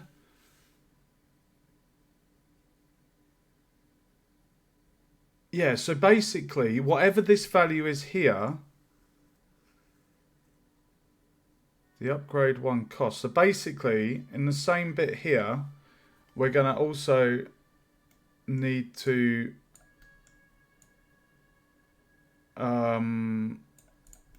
have the bit that will say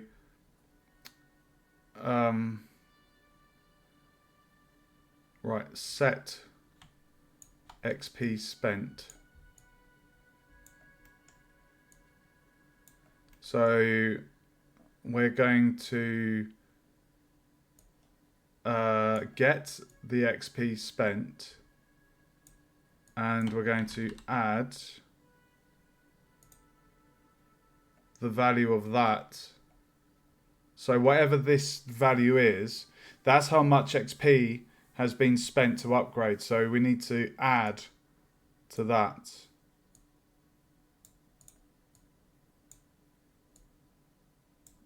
Okay.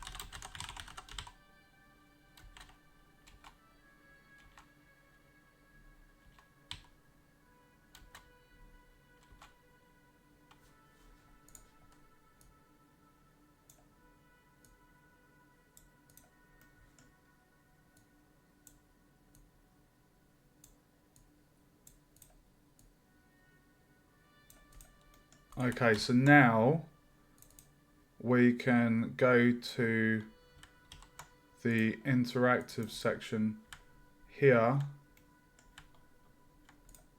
and go down to here. So we're going to copy these and we're going to say get the variable XP spent and update that text on the HUD. Let's give it a go. So what we're expecting now is on here,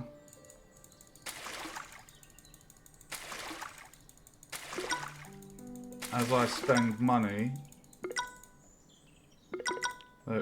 oh,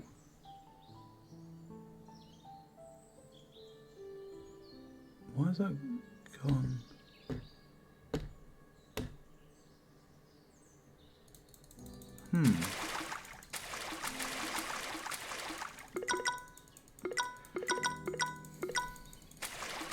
Okay, it's gone to minus.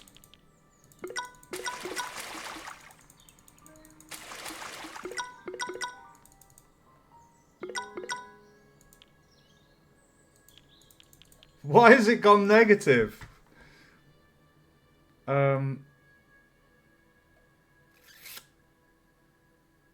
Let's go back to the code.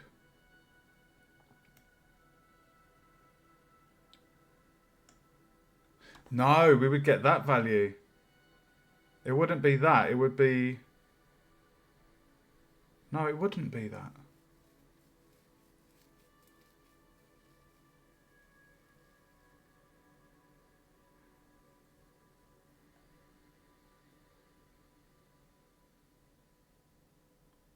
Or would it just be the upgrade cost?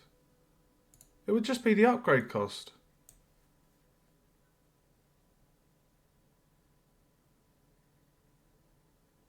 You would just add whatever they've spent.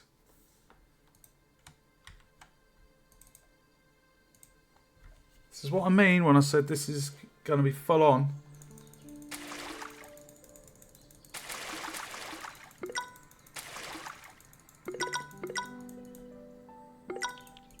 There we go.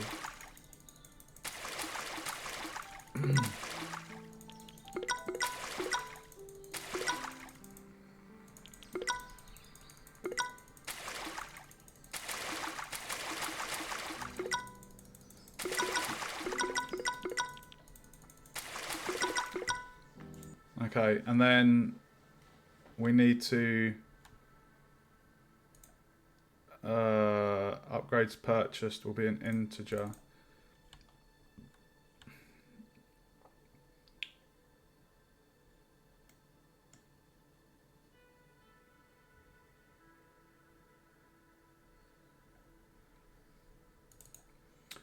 Upgrades purchased.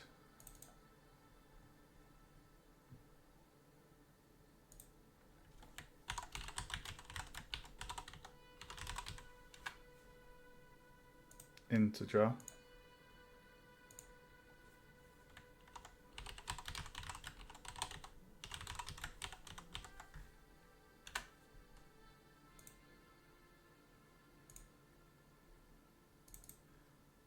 And then we go down here.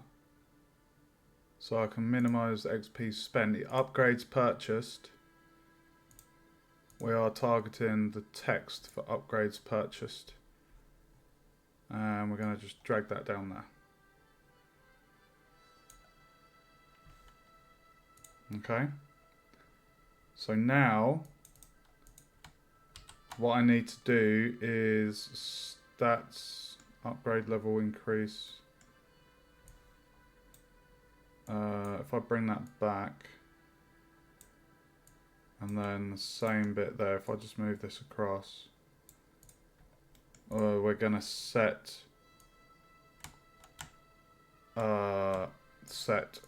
upgrades purchased. We're going to get upgrades purchased, and we're going to add 1.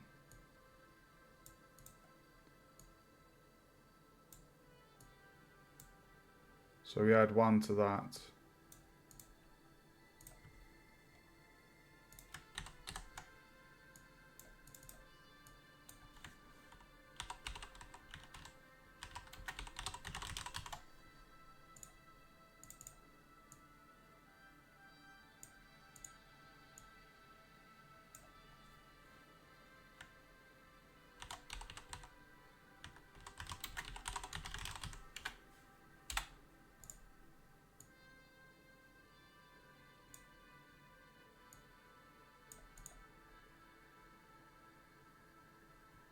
And then on the interactive,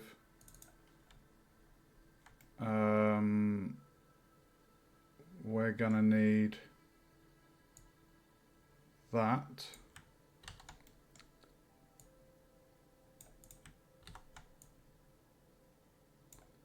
So this is going to be upgrades purchased, integer string, and we're going to be setting upgrades purchased text.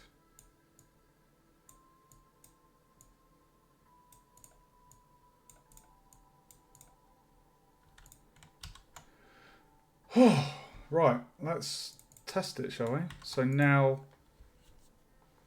not only will we see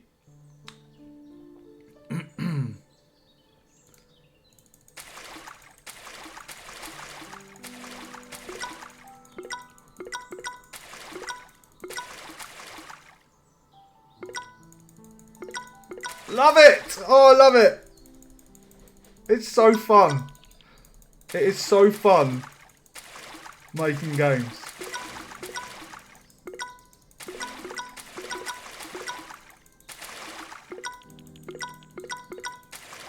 Like, you can see how easy it would be to like implement achievements and stuff. Like, oh, if you reach a certain value, you know, like you can upgrade it and stuff.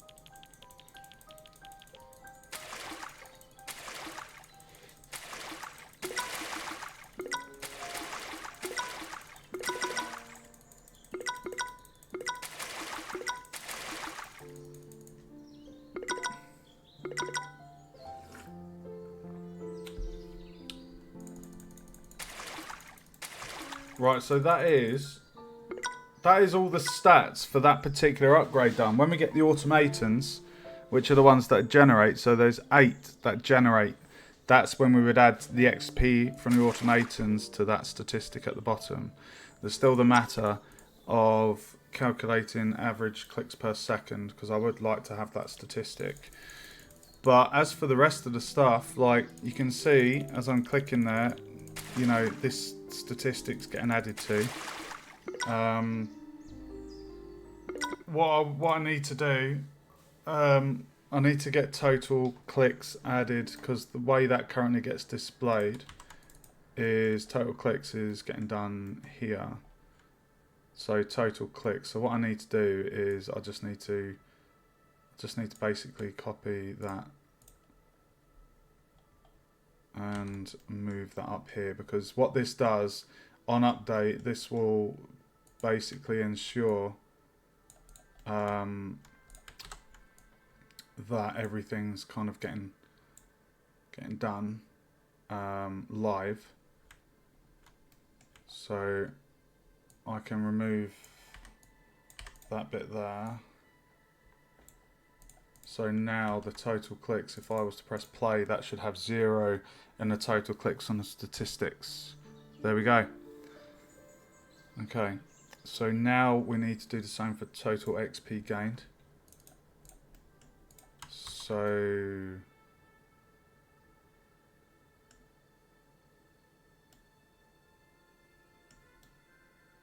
hold on. Int string, so I need to, yeah, int to string, set the text, int to string, set the text.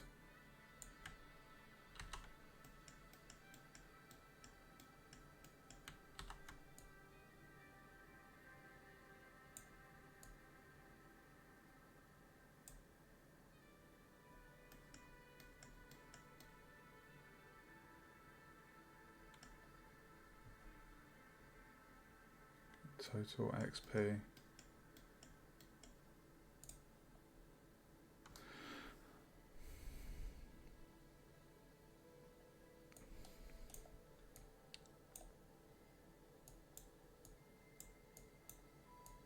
Oh my god.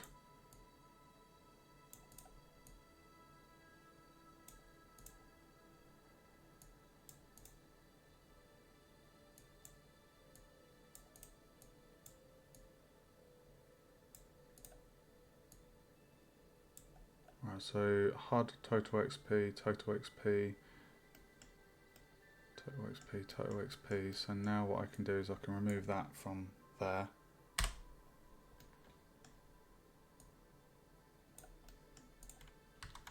So now the total XP should display 0. Perfect. And then just the XP from clicks. So XP from clicks.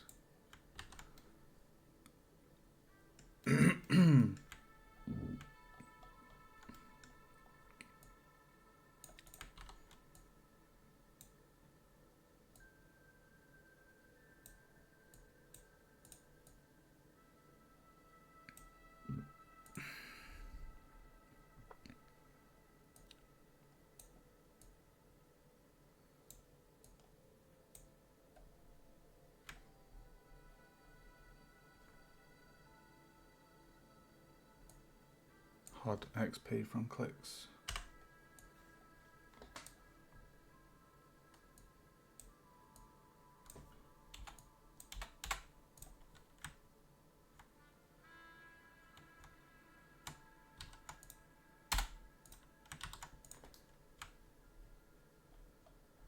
HUD XP from clicks. Let's test it. So all of the data now should be displaying 0. With the exception of clicks per second and XP from automatons.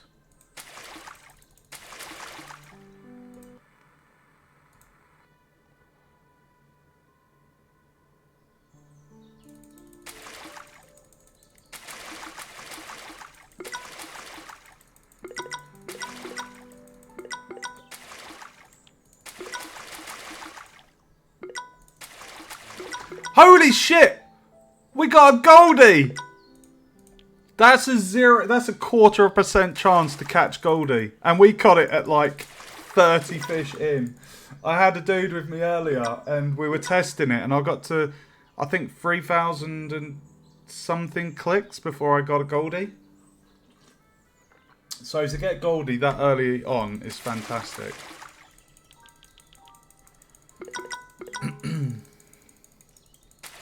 Goldie the gold. Google the fish. It's called the golden mahseer. M-A-H-S-E-E-R. Real fish. Go and have a quick Google. It's a beautiful fish.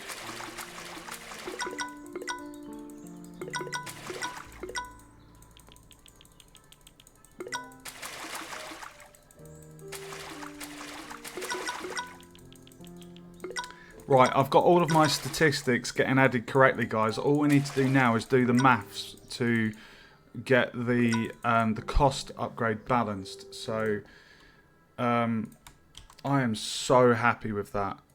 It works. All of this, I've got to test it again.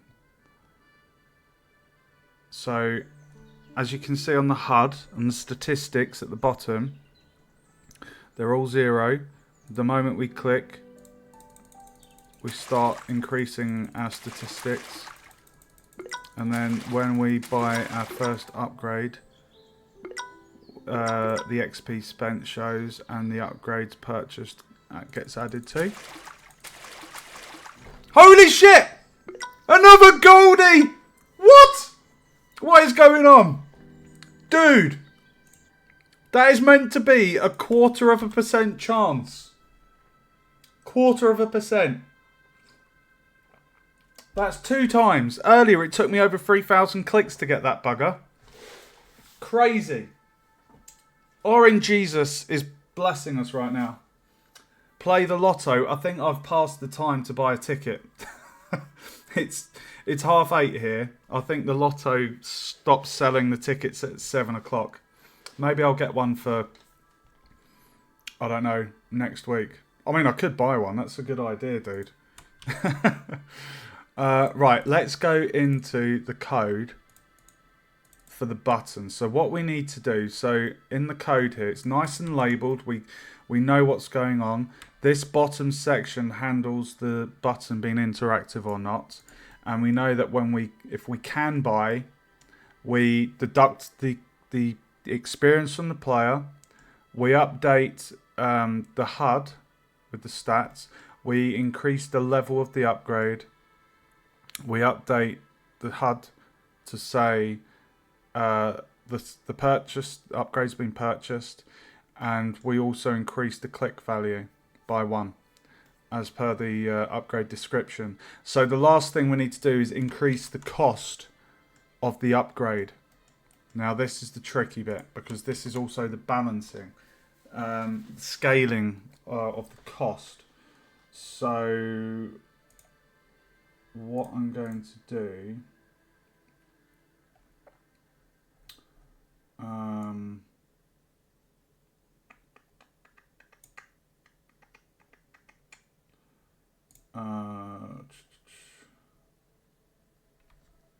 right, bear with me 1 second.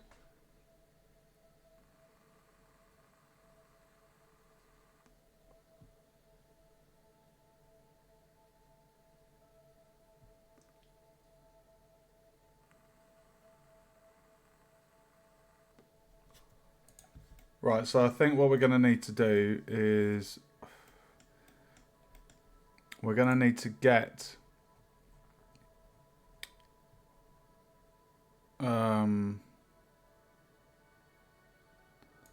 the cost and set the cost.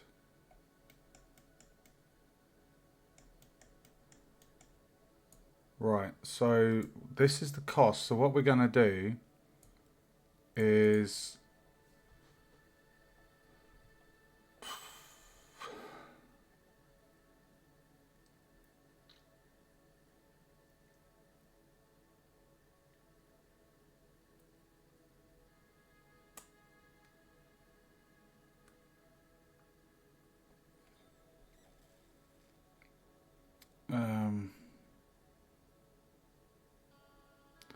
upgrade level. Right, so basically we're going to get that.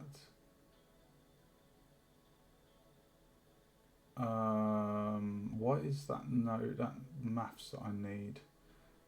Square root node?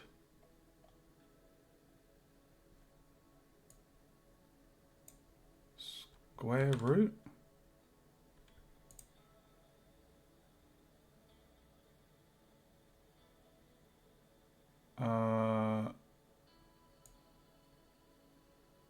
Do that and then times. See, in Unreal, if I put an X, it would come up with multiply, but in here you put an X, it doesn't.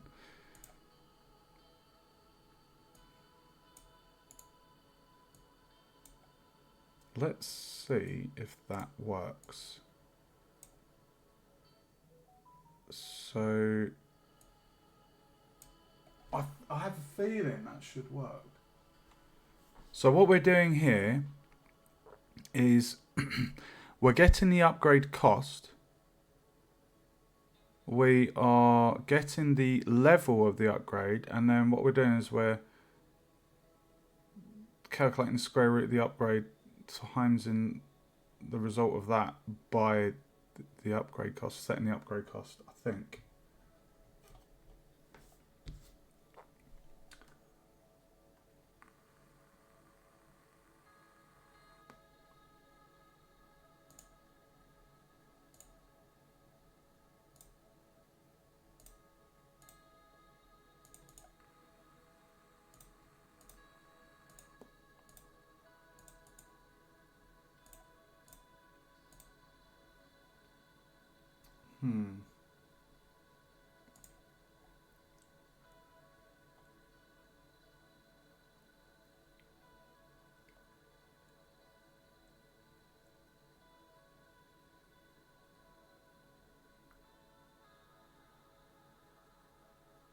I don't know if that's right. Let's give it a test.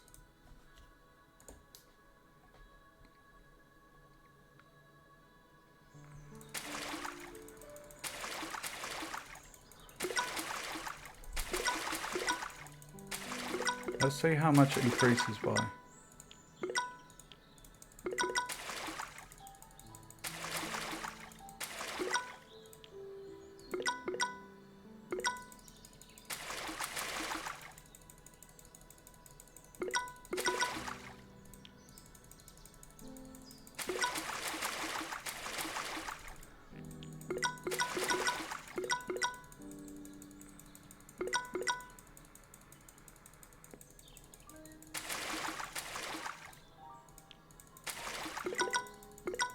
It's doing it, but can you see what it's doing? That is increasing the cost of it.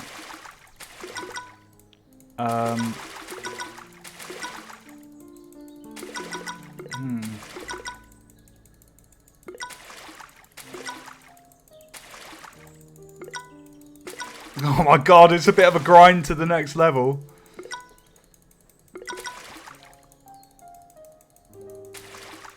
So 1,003. So what I would like to do, I wonder if there's a way that I can not show the decimal. There we go.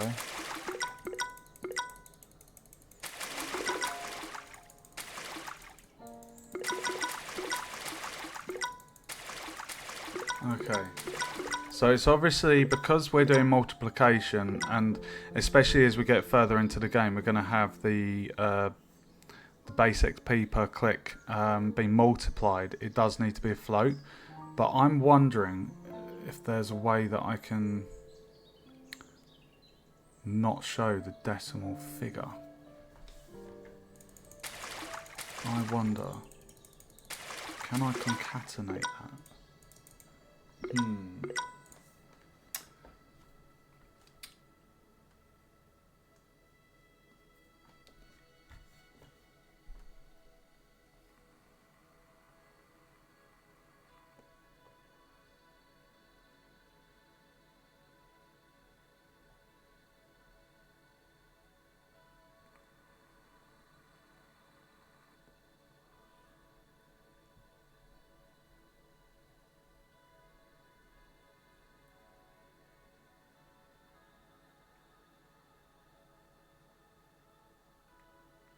Okay, so what I need to do is I'll just need to query this because I've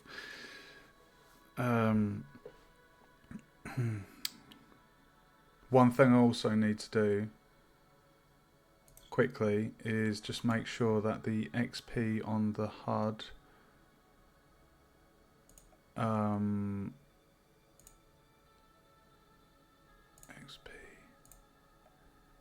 So we need to make sure that this what's the size? 36. So the minimum auto size is going to be 0. And then the max is going to be 36. 36.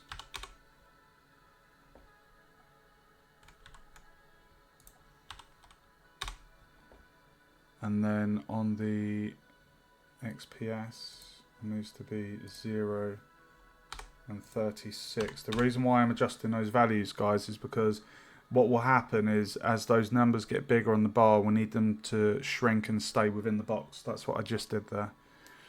We kind of need to do the same for the other things in there as well, which is a pain in the bum.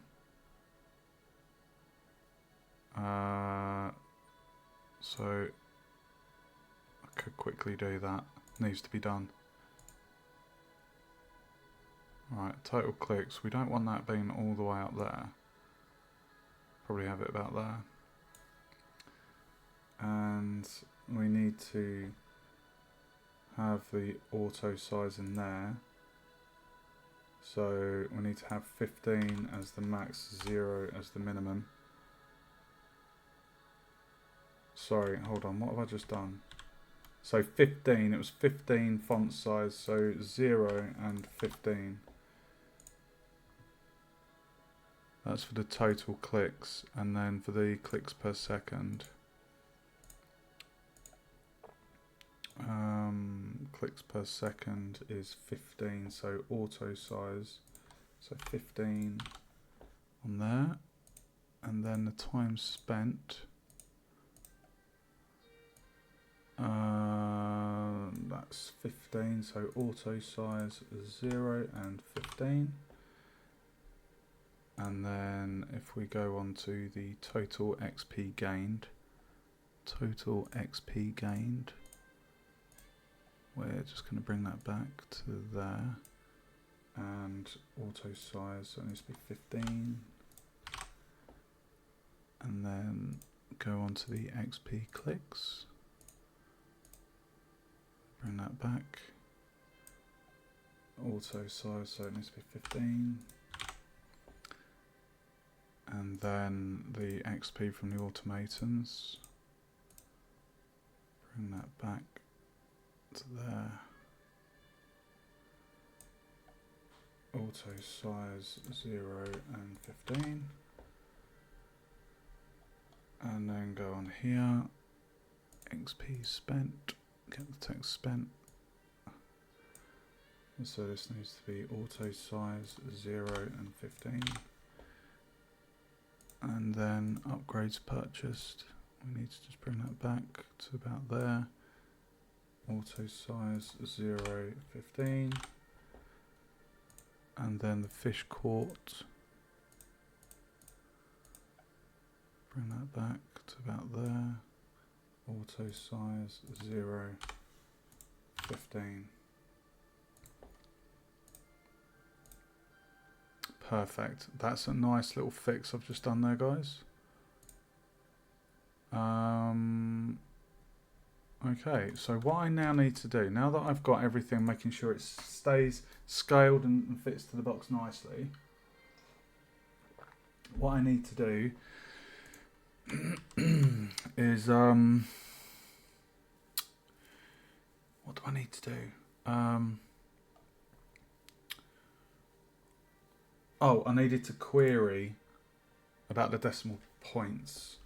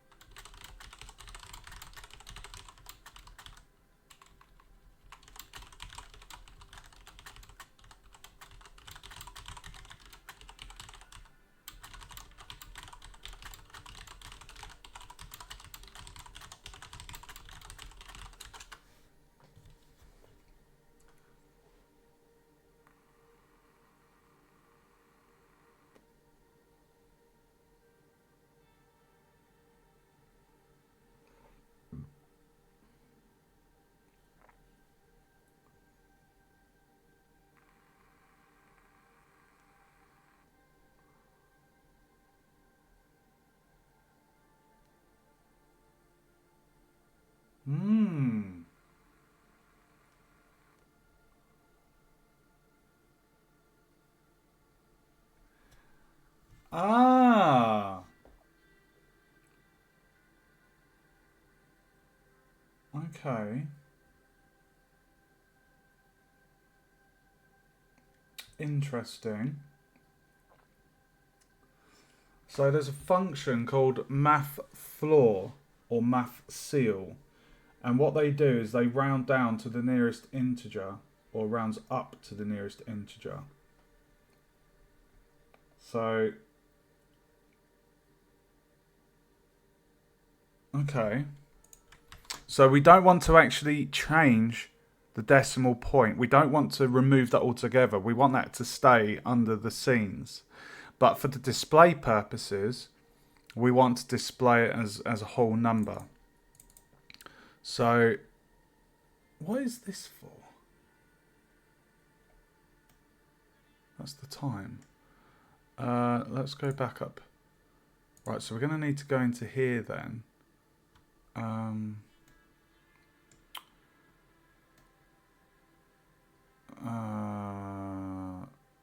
XP. Experience. Hard XP. Click value. XP is second.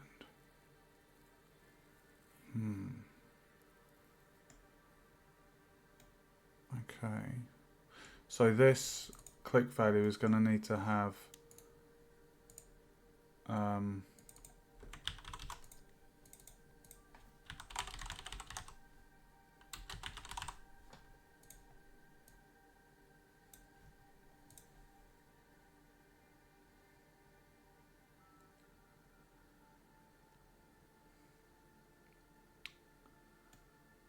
so the HUD XP. So even though the experience, because if I just show you guys,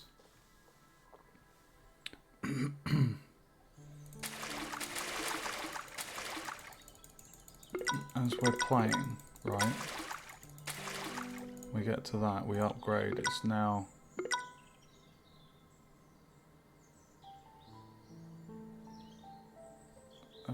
that's not right.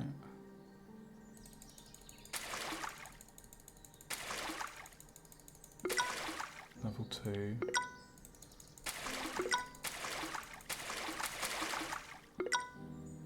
Level 3.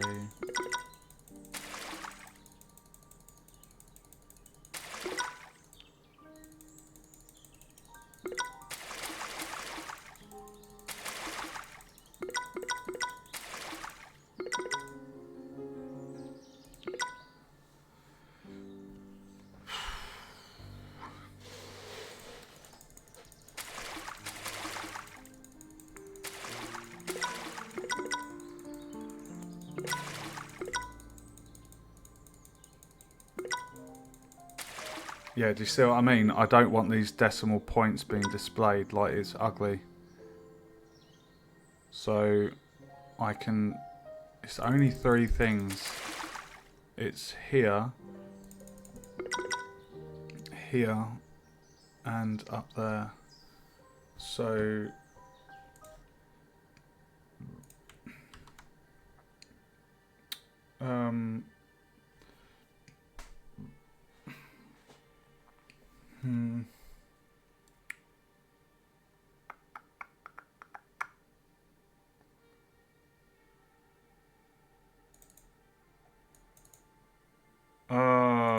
one second.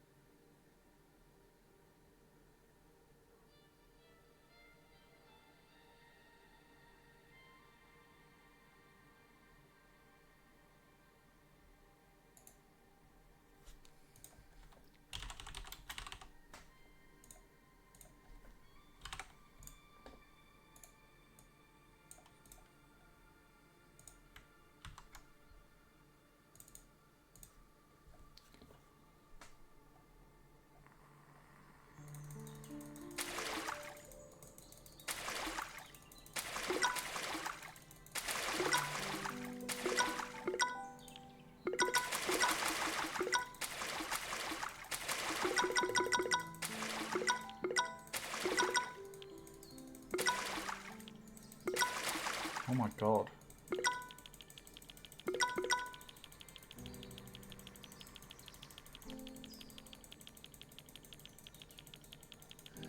Oh look, it's displaying it with the scientific figure. Oh, that's awesome.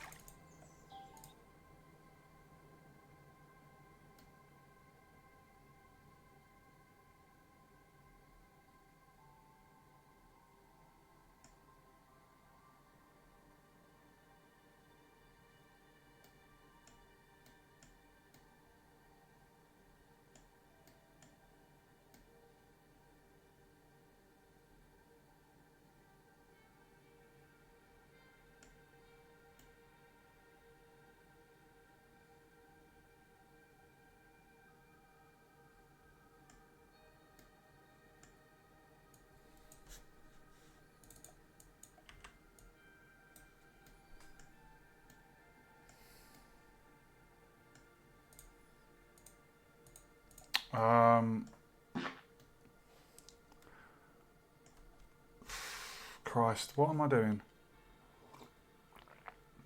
Right, we have one problem with that tiny bit of code. It's not a major problem, but basically what's happening, I don't know if you've noticed, but if we purchase, if I just show you, if we purchase the first upgrade,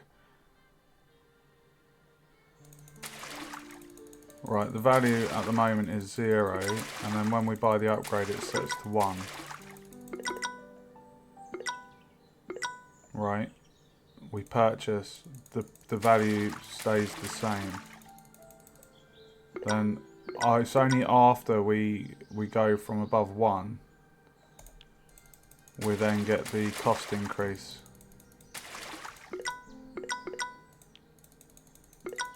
So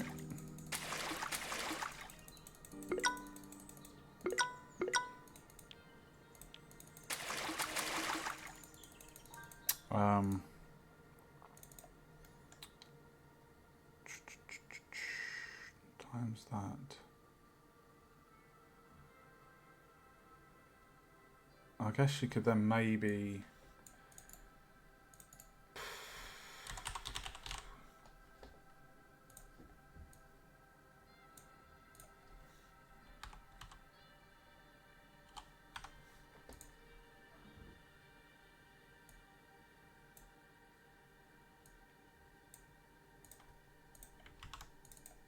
let's see how that looks. I'm gonna have to pop out to the shop soon to get my milk, or else I won't have coffee to survive the dev.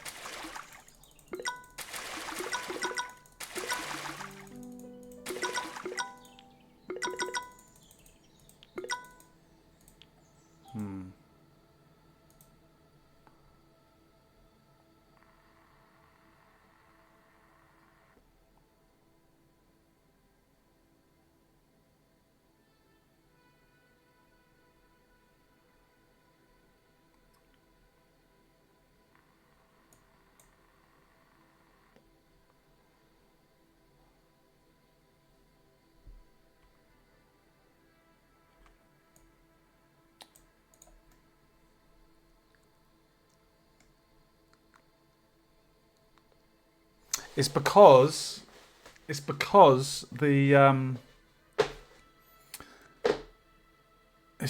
what's happening is because it's doing the square root of 1. It's coming back as 1, so it's only multiplying the upgrade cost by 1. So even though the base cost is 50 and the starting level is 0, when we go to level 1, it's doing 1 times 1.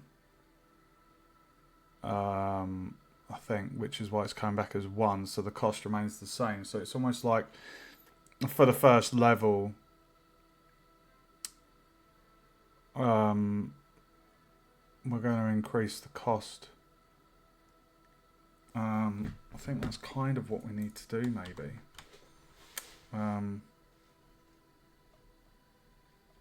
Let me try something here.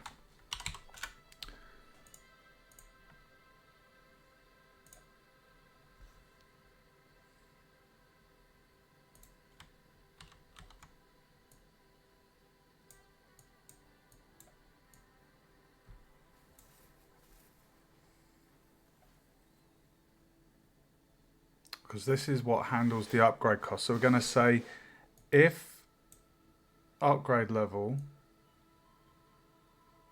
equals, oh my god, if it equals, oh wait, upgrade level was an integer, wasn't it?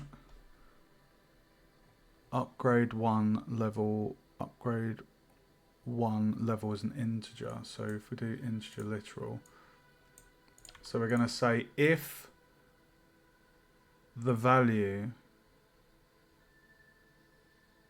of the upgrade 1, so if it's basically, if it's level 1, we're gonna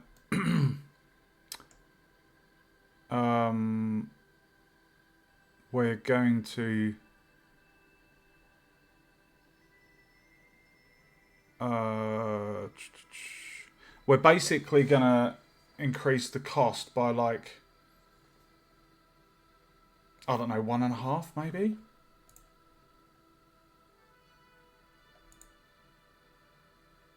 Um,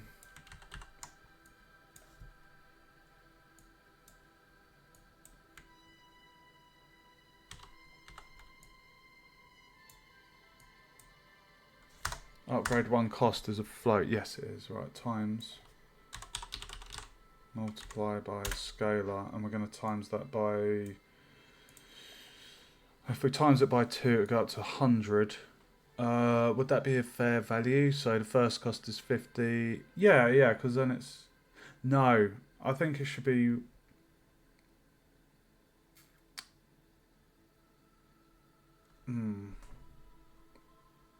Because when they buy an upgrade, they're going to generate. Because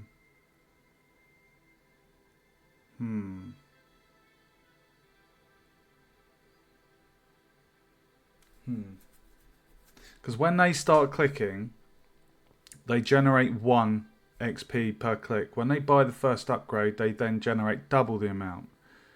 So if we were to just double the cost, it's going to be the same as the first level. So we want to kind of almost do it by 2.5 to balance with the thing. So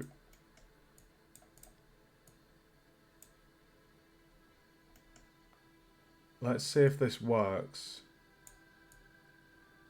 Right, so if I just explain this code, because what you've seen, if anyone's still watching, when we play the game, and when we get to enough XP to buy the first upgrade, the cost of the first level 1 upgrade is 50 XP. But then after you buy that, the upgrade cost for level 2 remains the same, and that's because the square root, it's timesing 1 like by 1, so the cost isn't changing. So what we're saying, we're putting in a tiny little bit of maths here, which is saying if the upgrade level is 1, then we're saying, right, we're going to manually increase the cost. And then if the upgrade level isn't 1,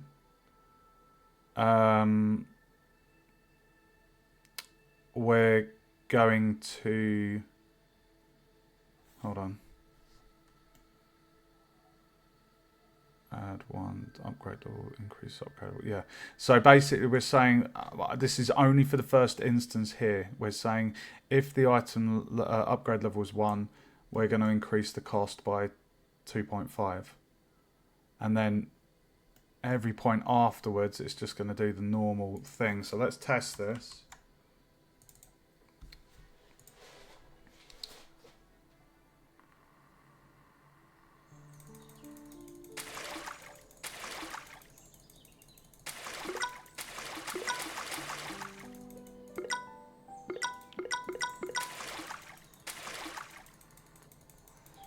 So it's gone up to 125.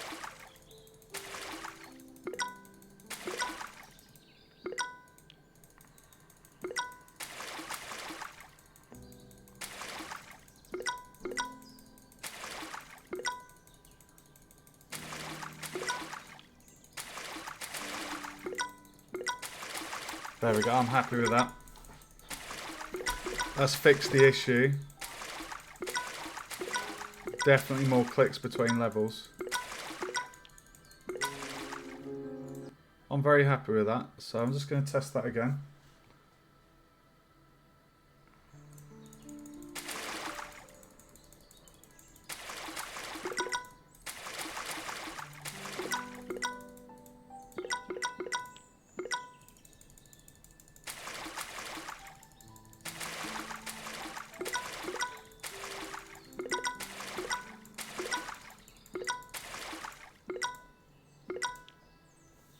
Okay. That was a good fix I put in there.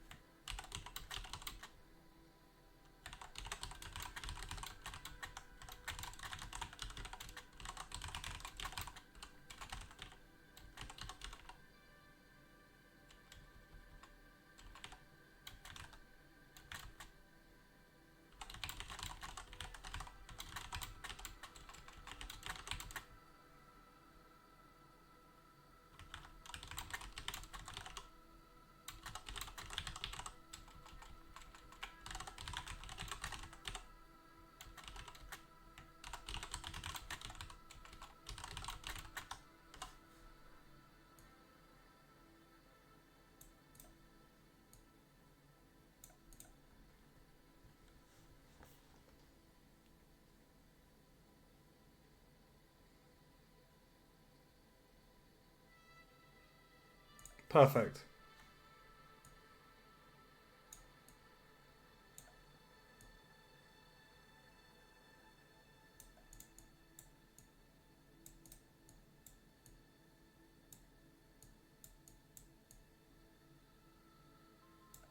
Love it. I love it.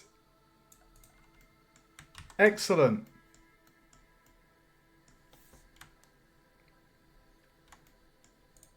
That's a lot of maths, guys. Well, it's not a lot of maths, actually. There's different things happening. Right, next, what we want to do... I do need to go to the shop. It shuts in an hour.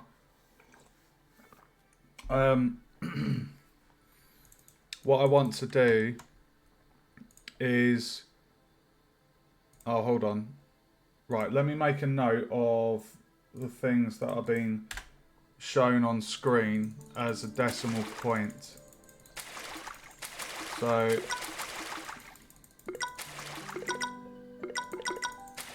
There's 3 things.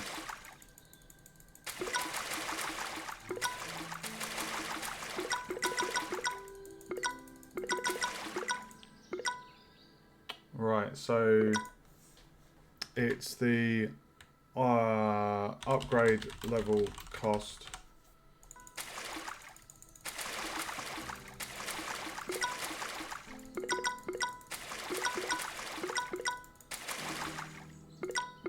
And then it's XP HUD. And then XP spent. So we basically need to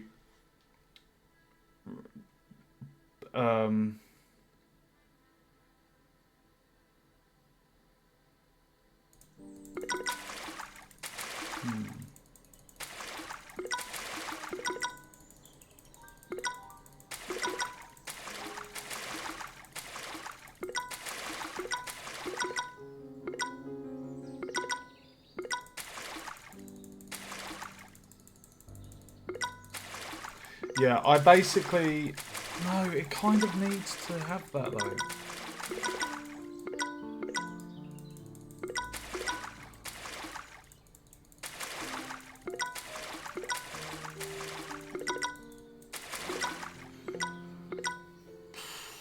Or does it?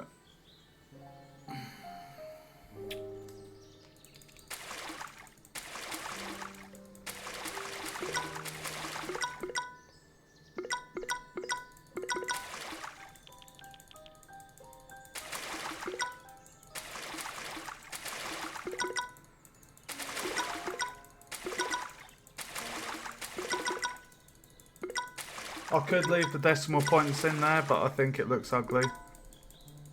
And that will only get bigger and bigger as the game goes on.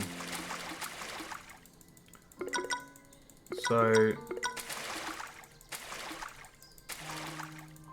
yeah, I think what I'm going to do is just for display purposes, I'm not going to manually go in and change the value.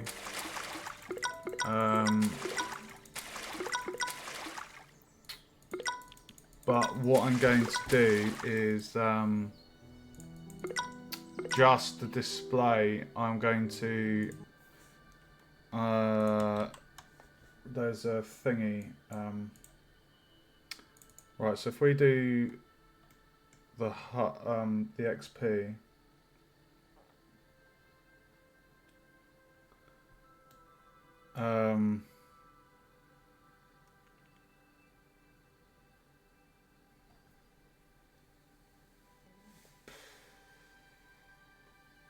rounds down. Right, if we round it down, you don't want to round it up, you want to round it down. So what we would do,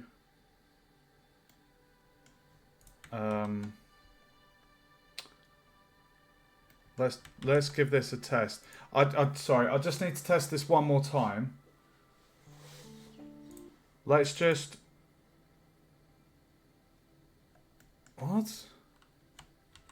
Deleting an allocation that is older than permitted lifetime. What is that on about?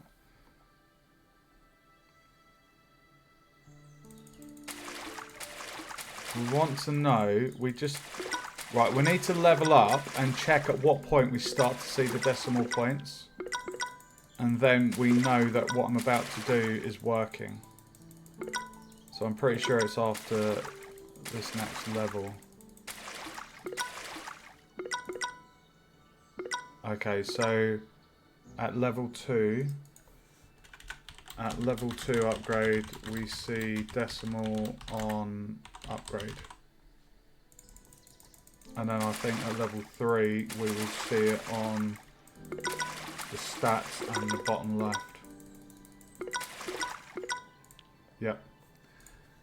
At level 3 upgrade, we see decimal on stats and panel C. Okay, so now that we've tested that, what we're going to do is we're going to do the maths floor.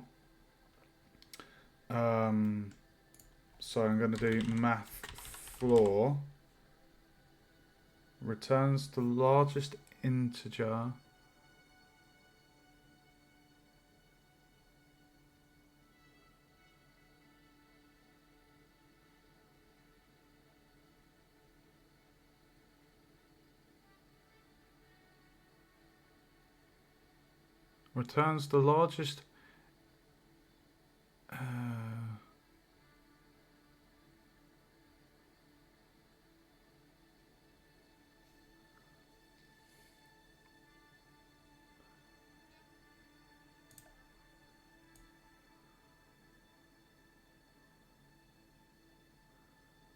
let's see if that works.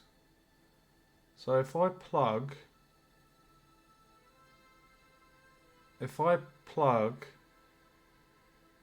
let me just take a screenshot. Right, so we're going to plug that into there. Hold on, let me just read that description again.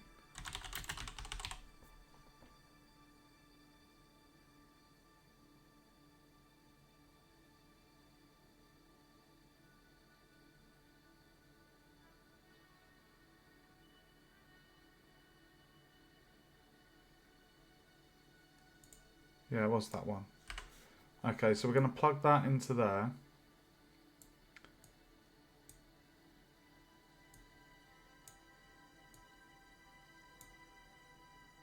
So that's the experience on the HUD. And then XP spent is here. I'm going to copy that. And we're going to put that in there, that in there. XP spent goes into there, and then that goes into there, and then upgrade level cost.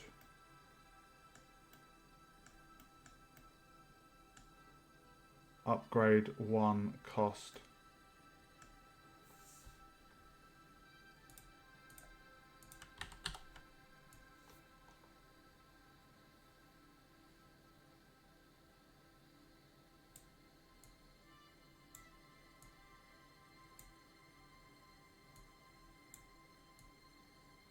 Okay, so what that little function's going to do, guys, is it's going to get our float, because we know, I've just made a note and tested, at level 2 upgrade, we see a decimal point on the upgrade. At level 3 upgrade, we then start to see decimal points on the HUD, panel C for the XP, and also on the statistics. So what I'm doing, I'm not affecting that value behind the scenes. It's still going to be that decimal point value. But what I'm doing here is I'm changing the way it's displayed to the user. I'm basically removing the decimal point because it looks ugly. So that's what we're doing basically. So now we can test this. So we need to basically watch level 2. So as we click,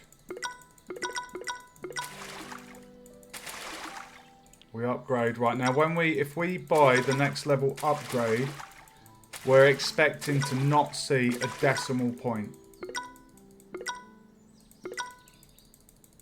That's what we're hoping for. Look, no decimal point.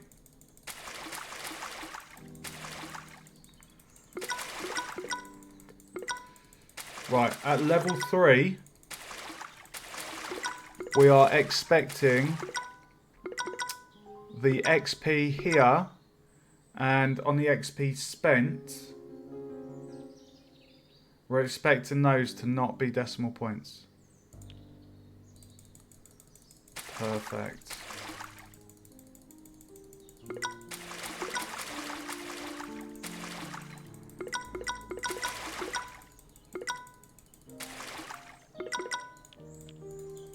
That just looks so much nicer.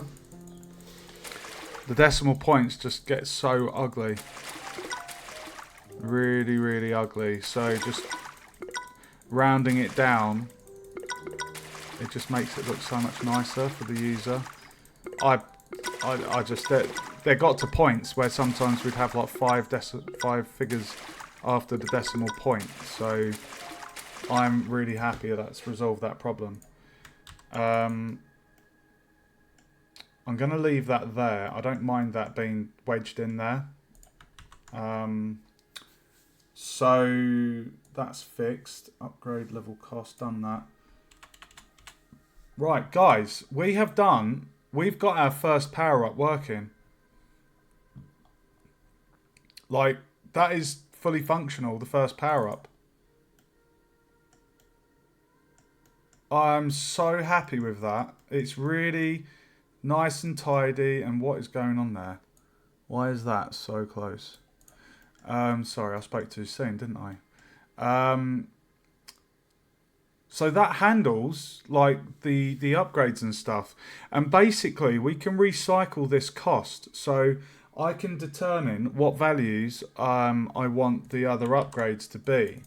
So this one here, like it's working perfectly. So the next thing we're going to be doing is the first automaton that will generate a passive. It will generate a passive income alongside the player's income. So what I'm going to do is I need to pop to the shop to get milk. How many hours have we been streaming? 7 hours. Oh my god. Well, I'm really happy with the progress, guys. Like I say, we've got the whole panel A done there. That's all done in terms of the panels, the UI. It's all there. We've done the first power up. So all that we have to do now is do all the other ones. Now this one here, bait alarm, that's really easy. That's going to be a multiplier that essentially it just times, like it says, base XP per click multiplied by such and such. Level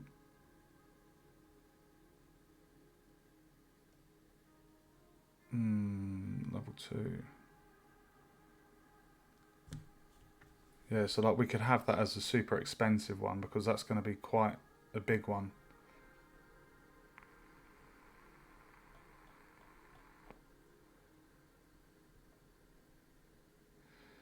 Right. So the next bit, guys, like I say, it's not going to be tricky, but it's going to be different in the sense that, oh my god, it's going to be, it needs to be every second. So every second that's passed, it will do something. So it's going to be tricky getting the code for that to work, but once I've got that sorted, it will be tip top. I'm going to stop the stream there because I really do need to get some milk. If I don't get my milk, I'm out of coffee and I might not make it through the night. I'm probably going to be doing another 4 or 5 hours streaming, guys, so don't worry. I'm not going to be gone too long. I might actually take an hour's break, to be fair, because I think I might treat myself to a little bit of Rocket League. We've got 1 out of the 10 power-ups done. We've got 9 more to do. Once we've done one of these power-ups, like the braided line, for example, once we've figured out the code for that, we can then whiz through and do all the others, like, because the only thing that's going to differ is the cost, the upgrade cost. So it's not going to take long at all. We get one done, then we duplicate the code for all the other ones. So yeah, I'm gonna take a break, get some milk, play a tiny bit of Rocket League, and then we will be back for another 4 or 5 hours stream to smash out the rest of these power-ups. So if you enjoyed the stream, guys, do feel free to give us a follow on Twitch, and don't forget to check out my YouTube channel below. There's a panel for it, and that will take you to my YouTube, and I've got 2 playlists with Unreal and Unity videos. They're all from the previous game dev streams, so there's tons of content there. Might be something interesting you might want to watch. I don't know, but it's there if you want it. So thanks for watching, guys. Tune back in about an hour's time, and I will be back to finish this off. Thanks for watching, and as always, ciao ciao.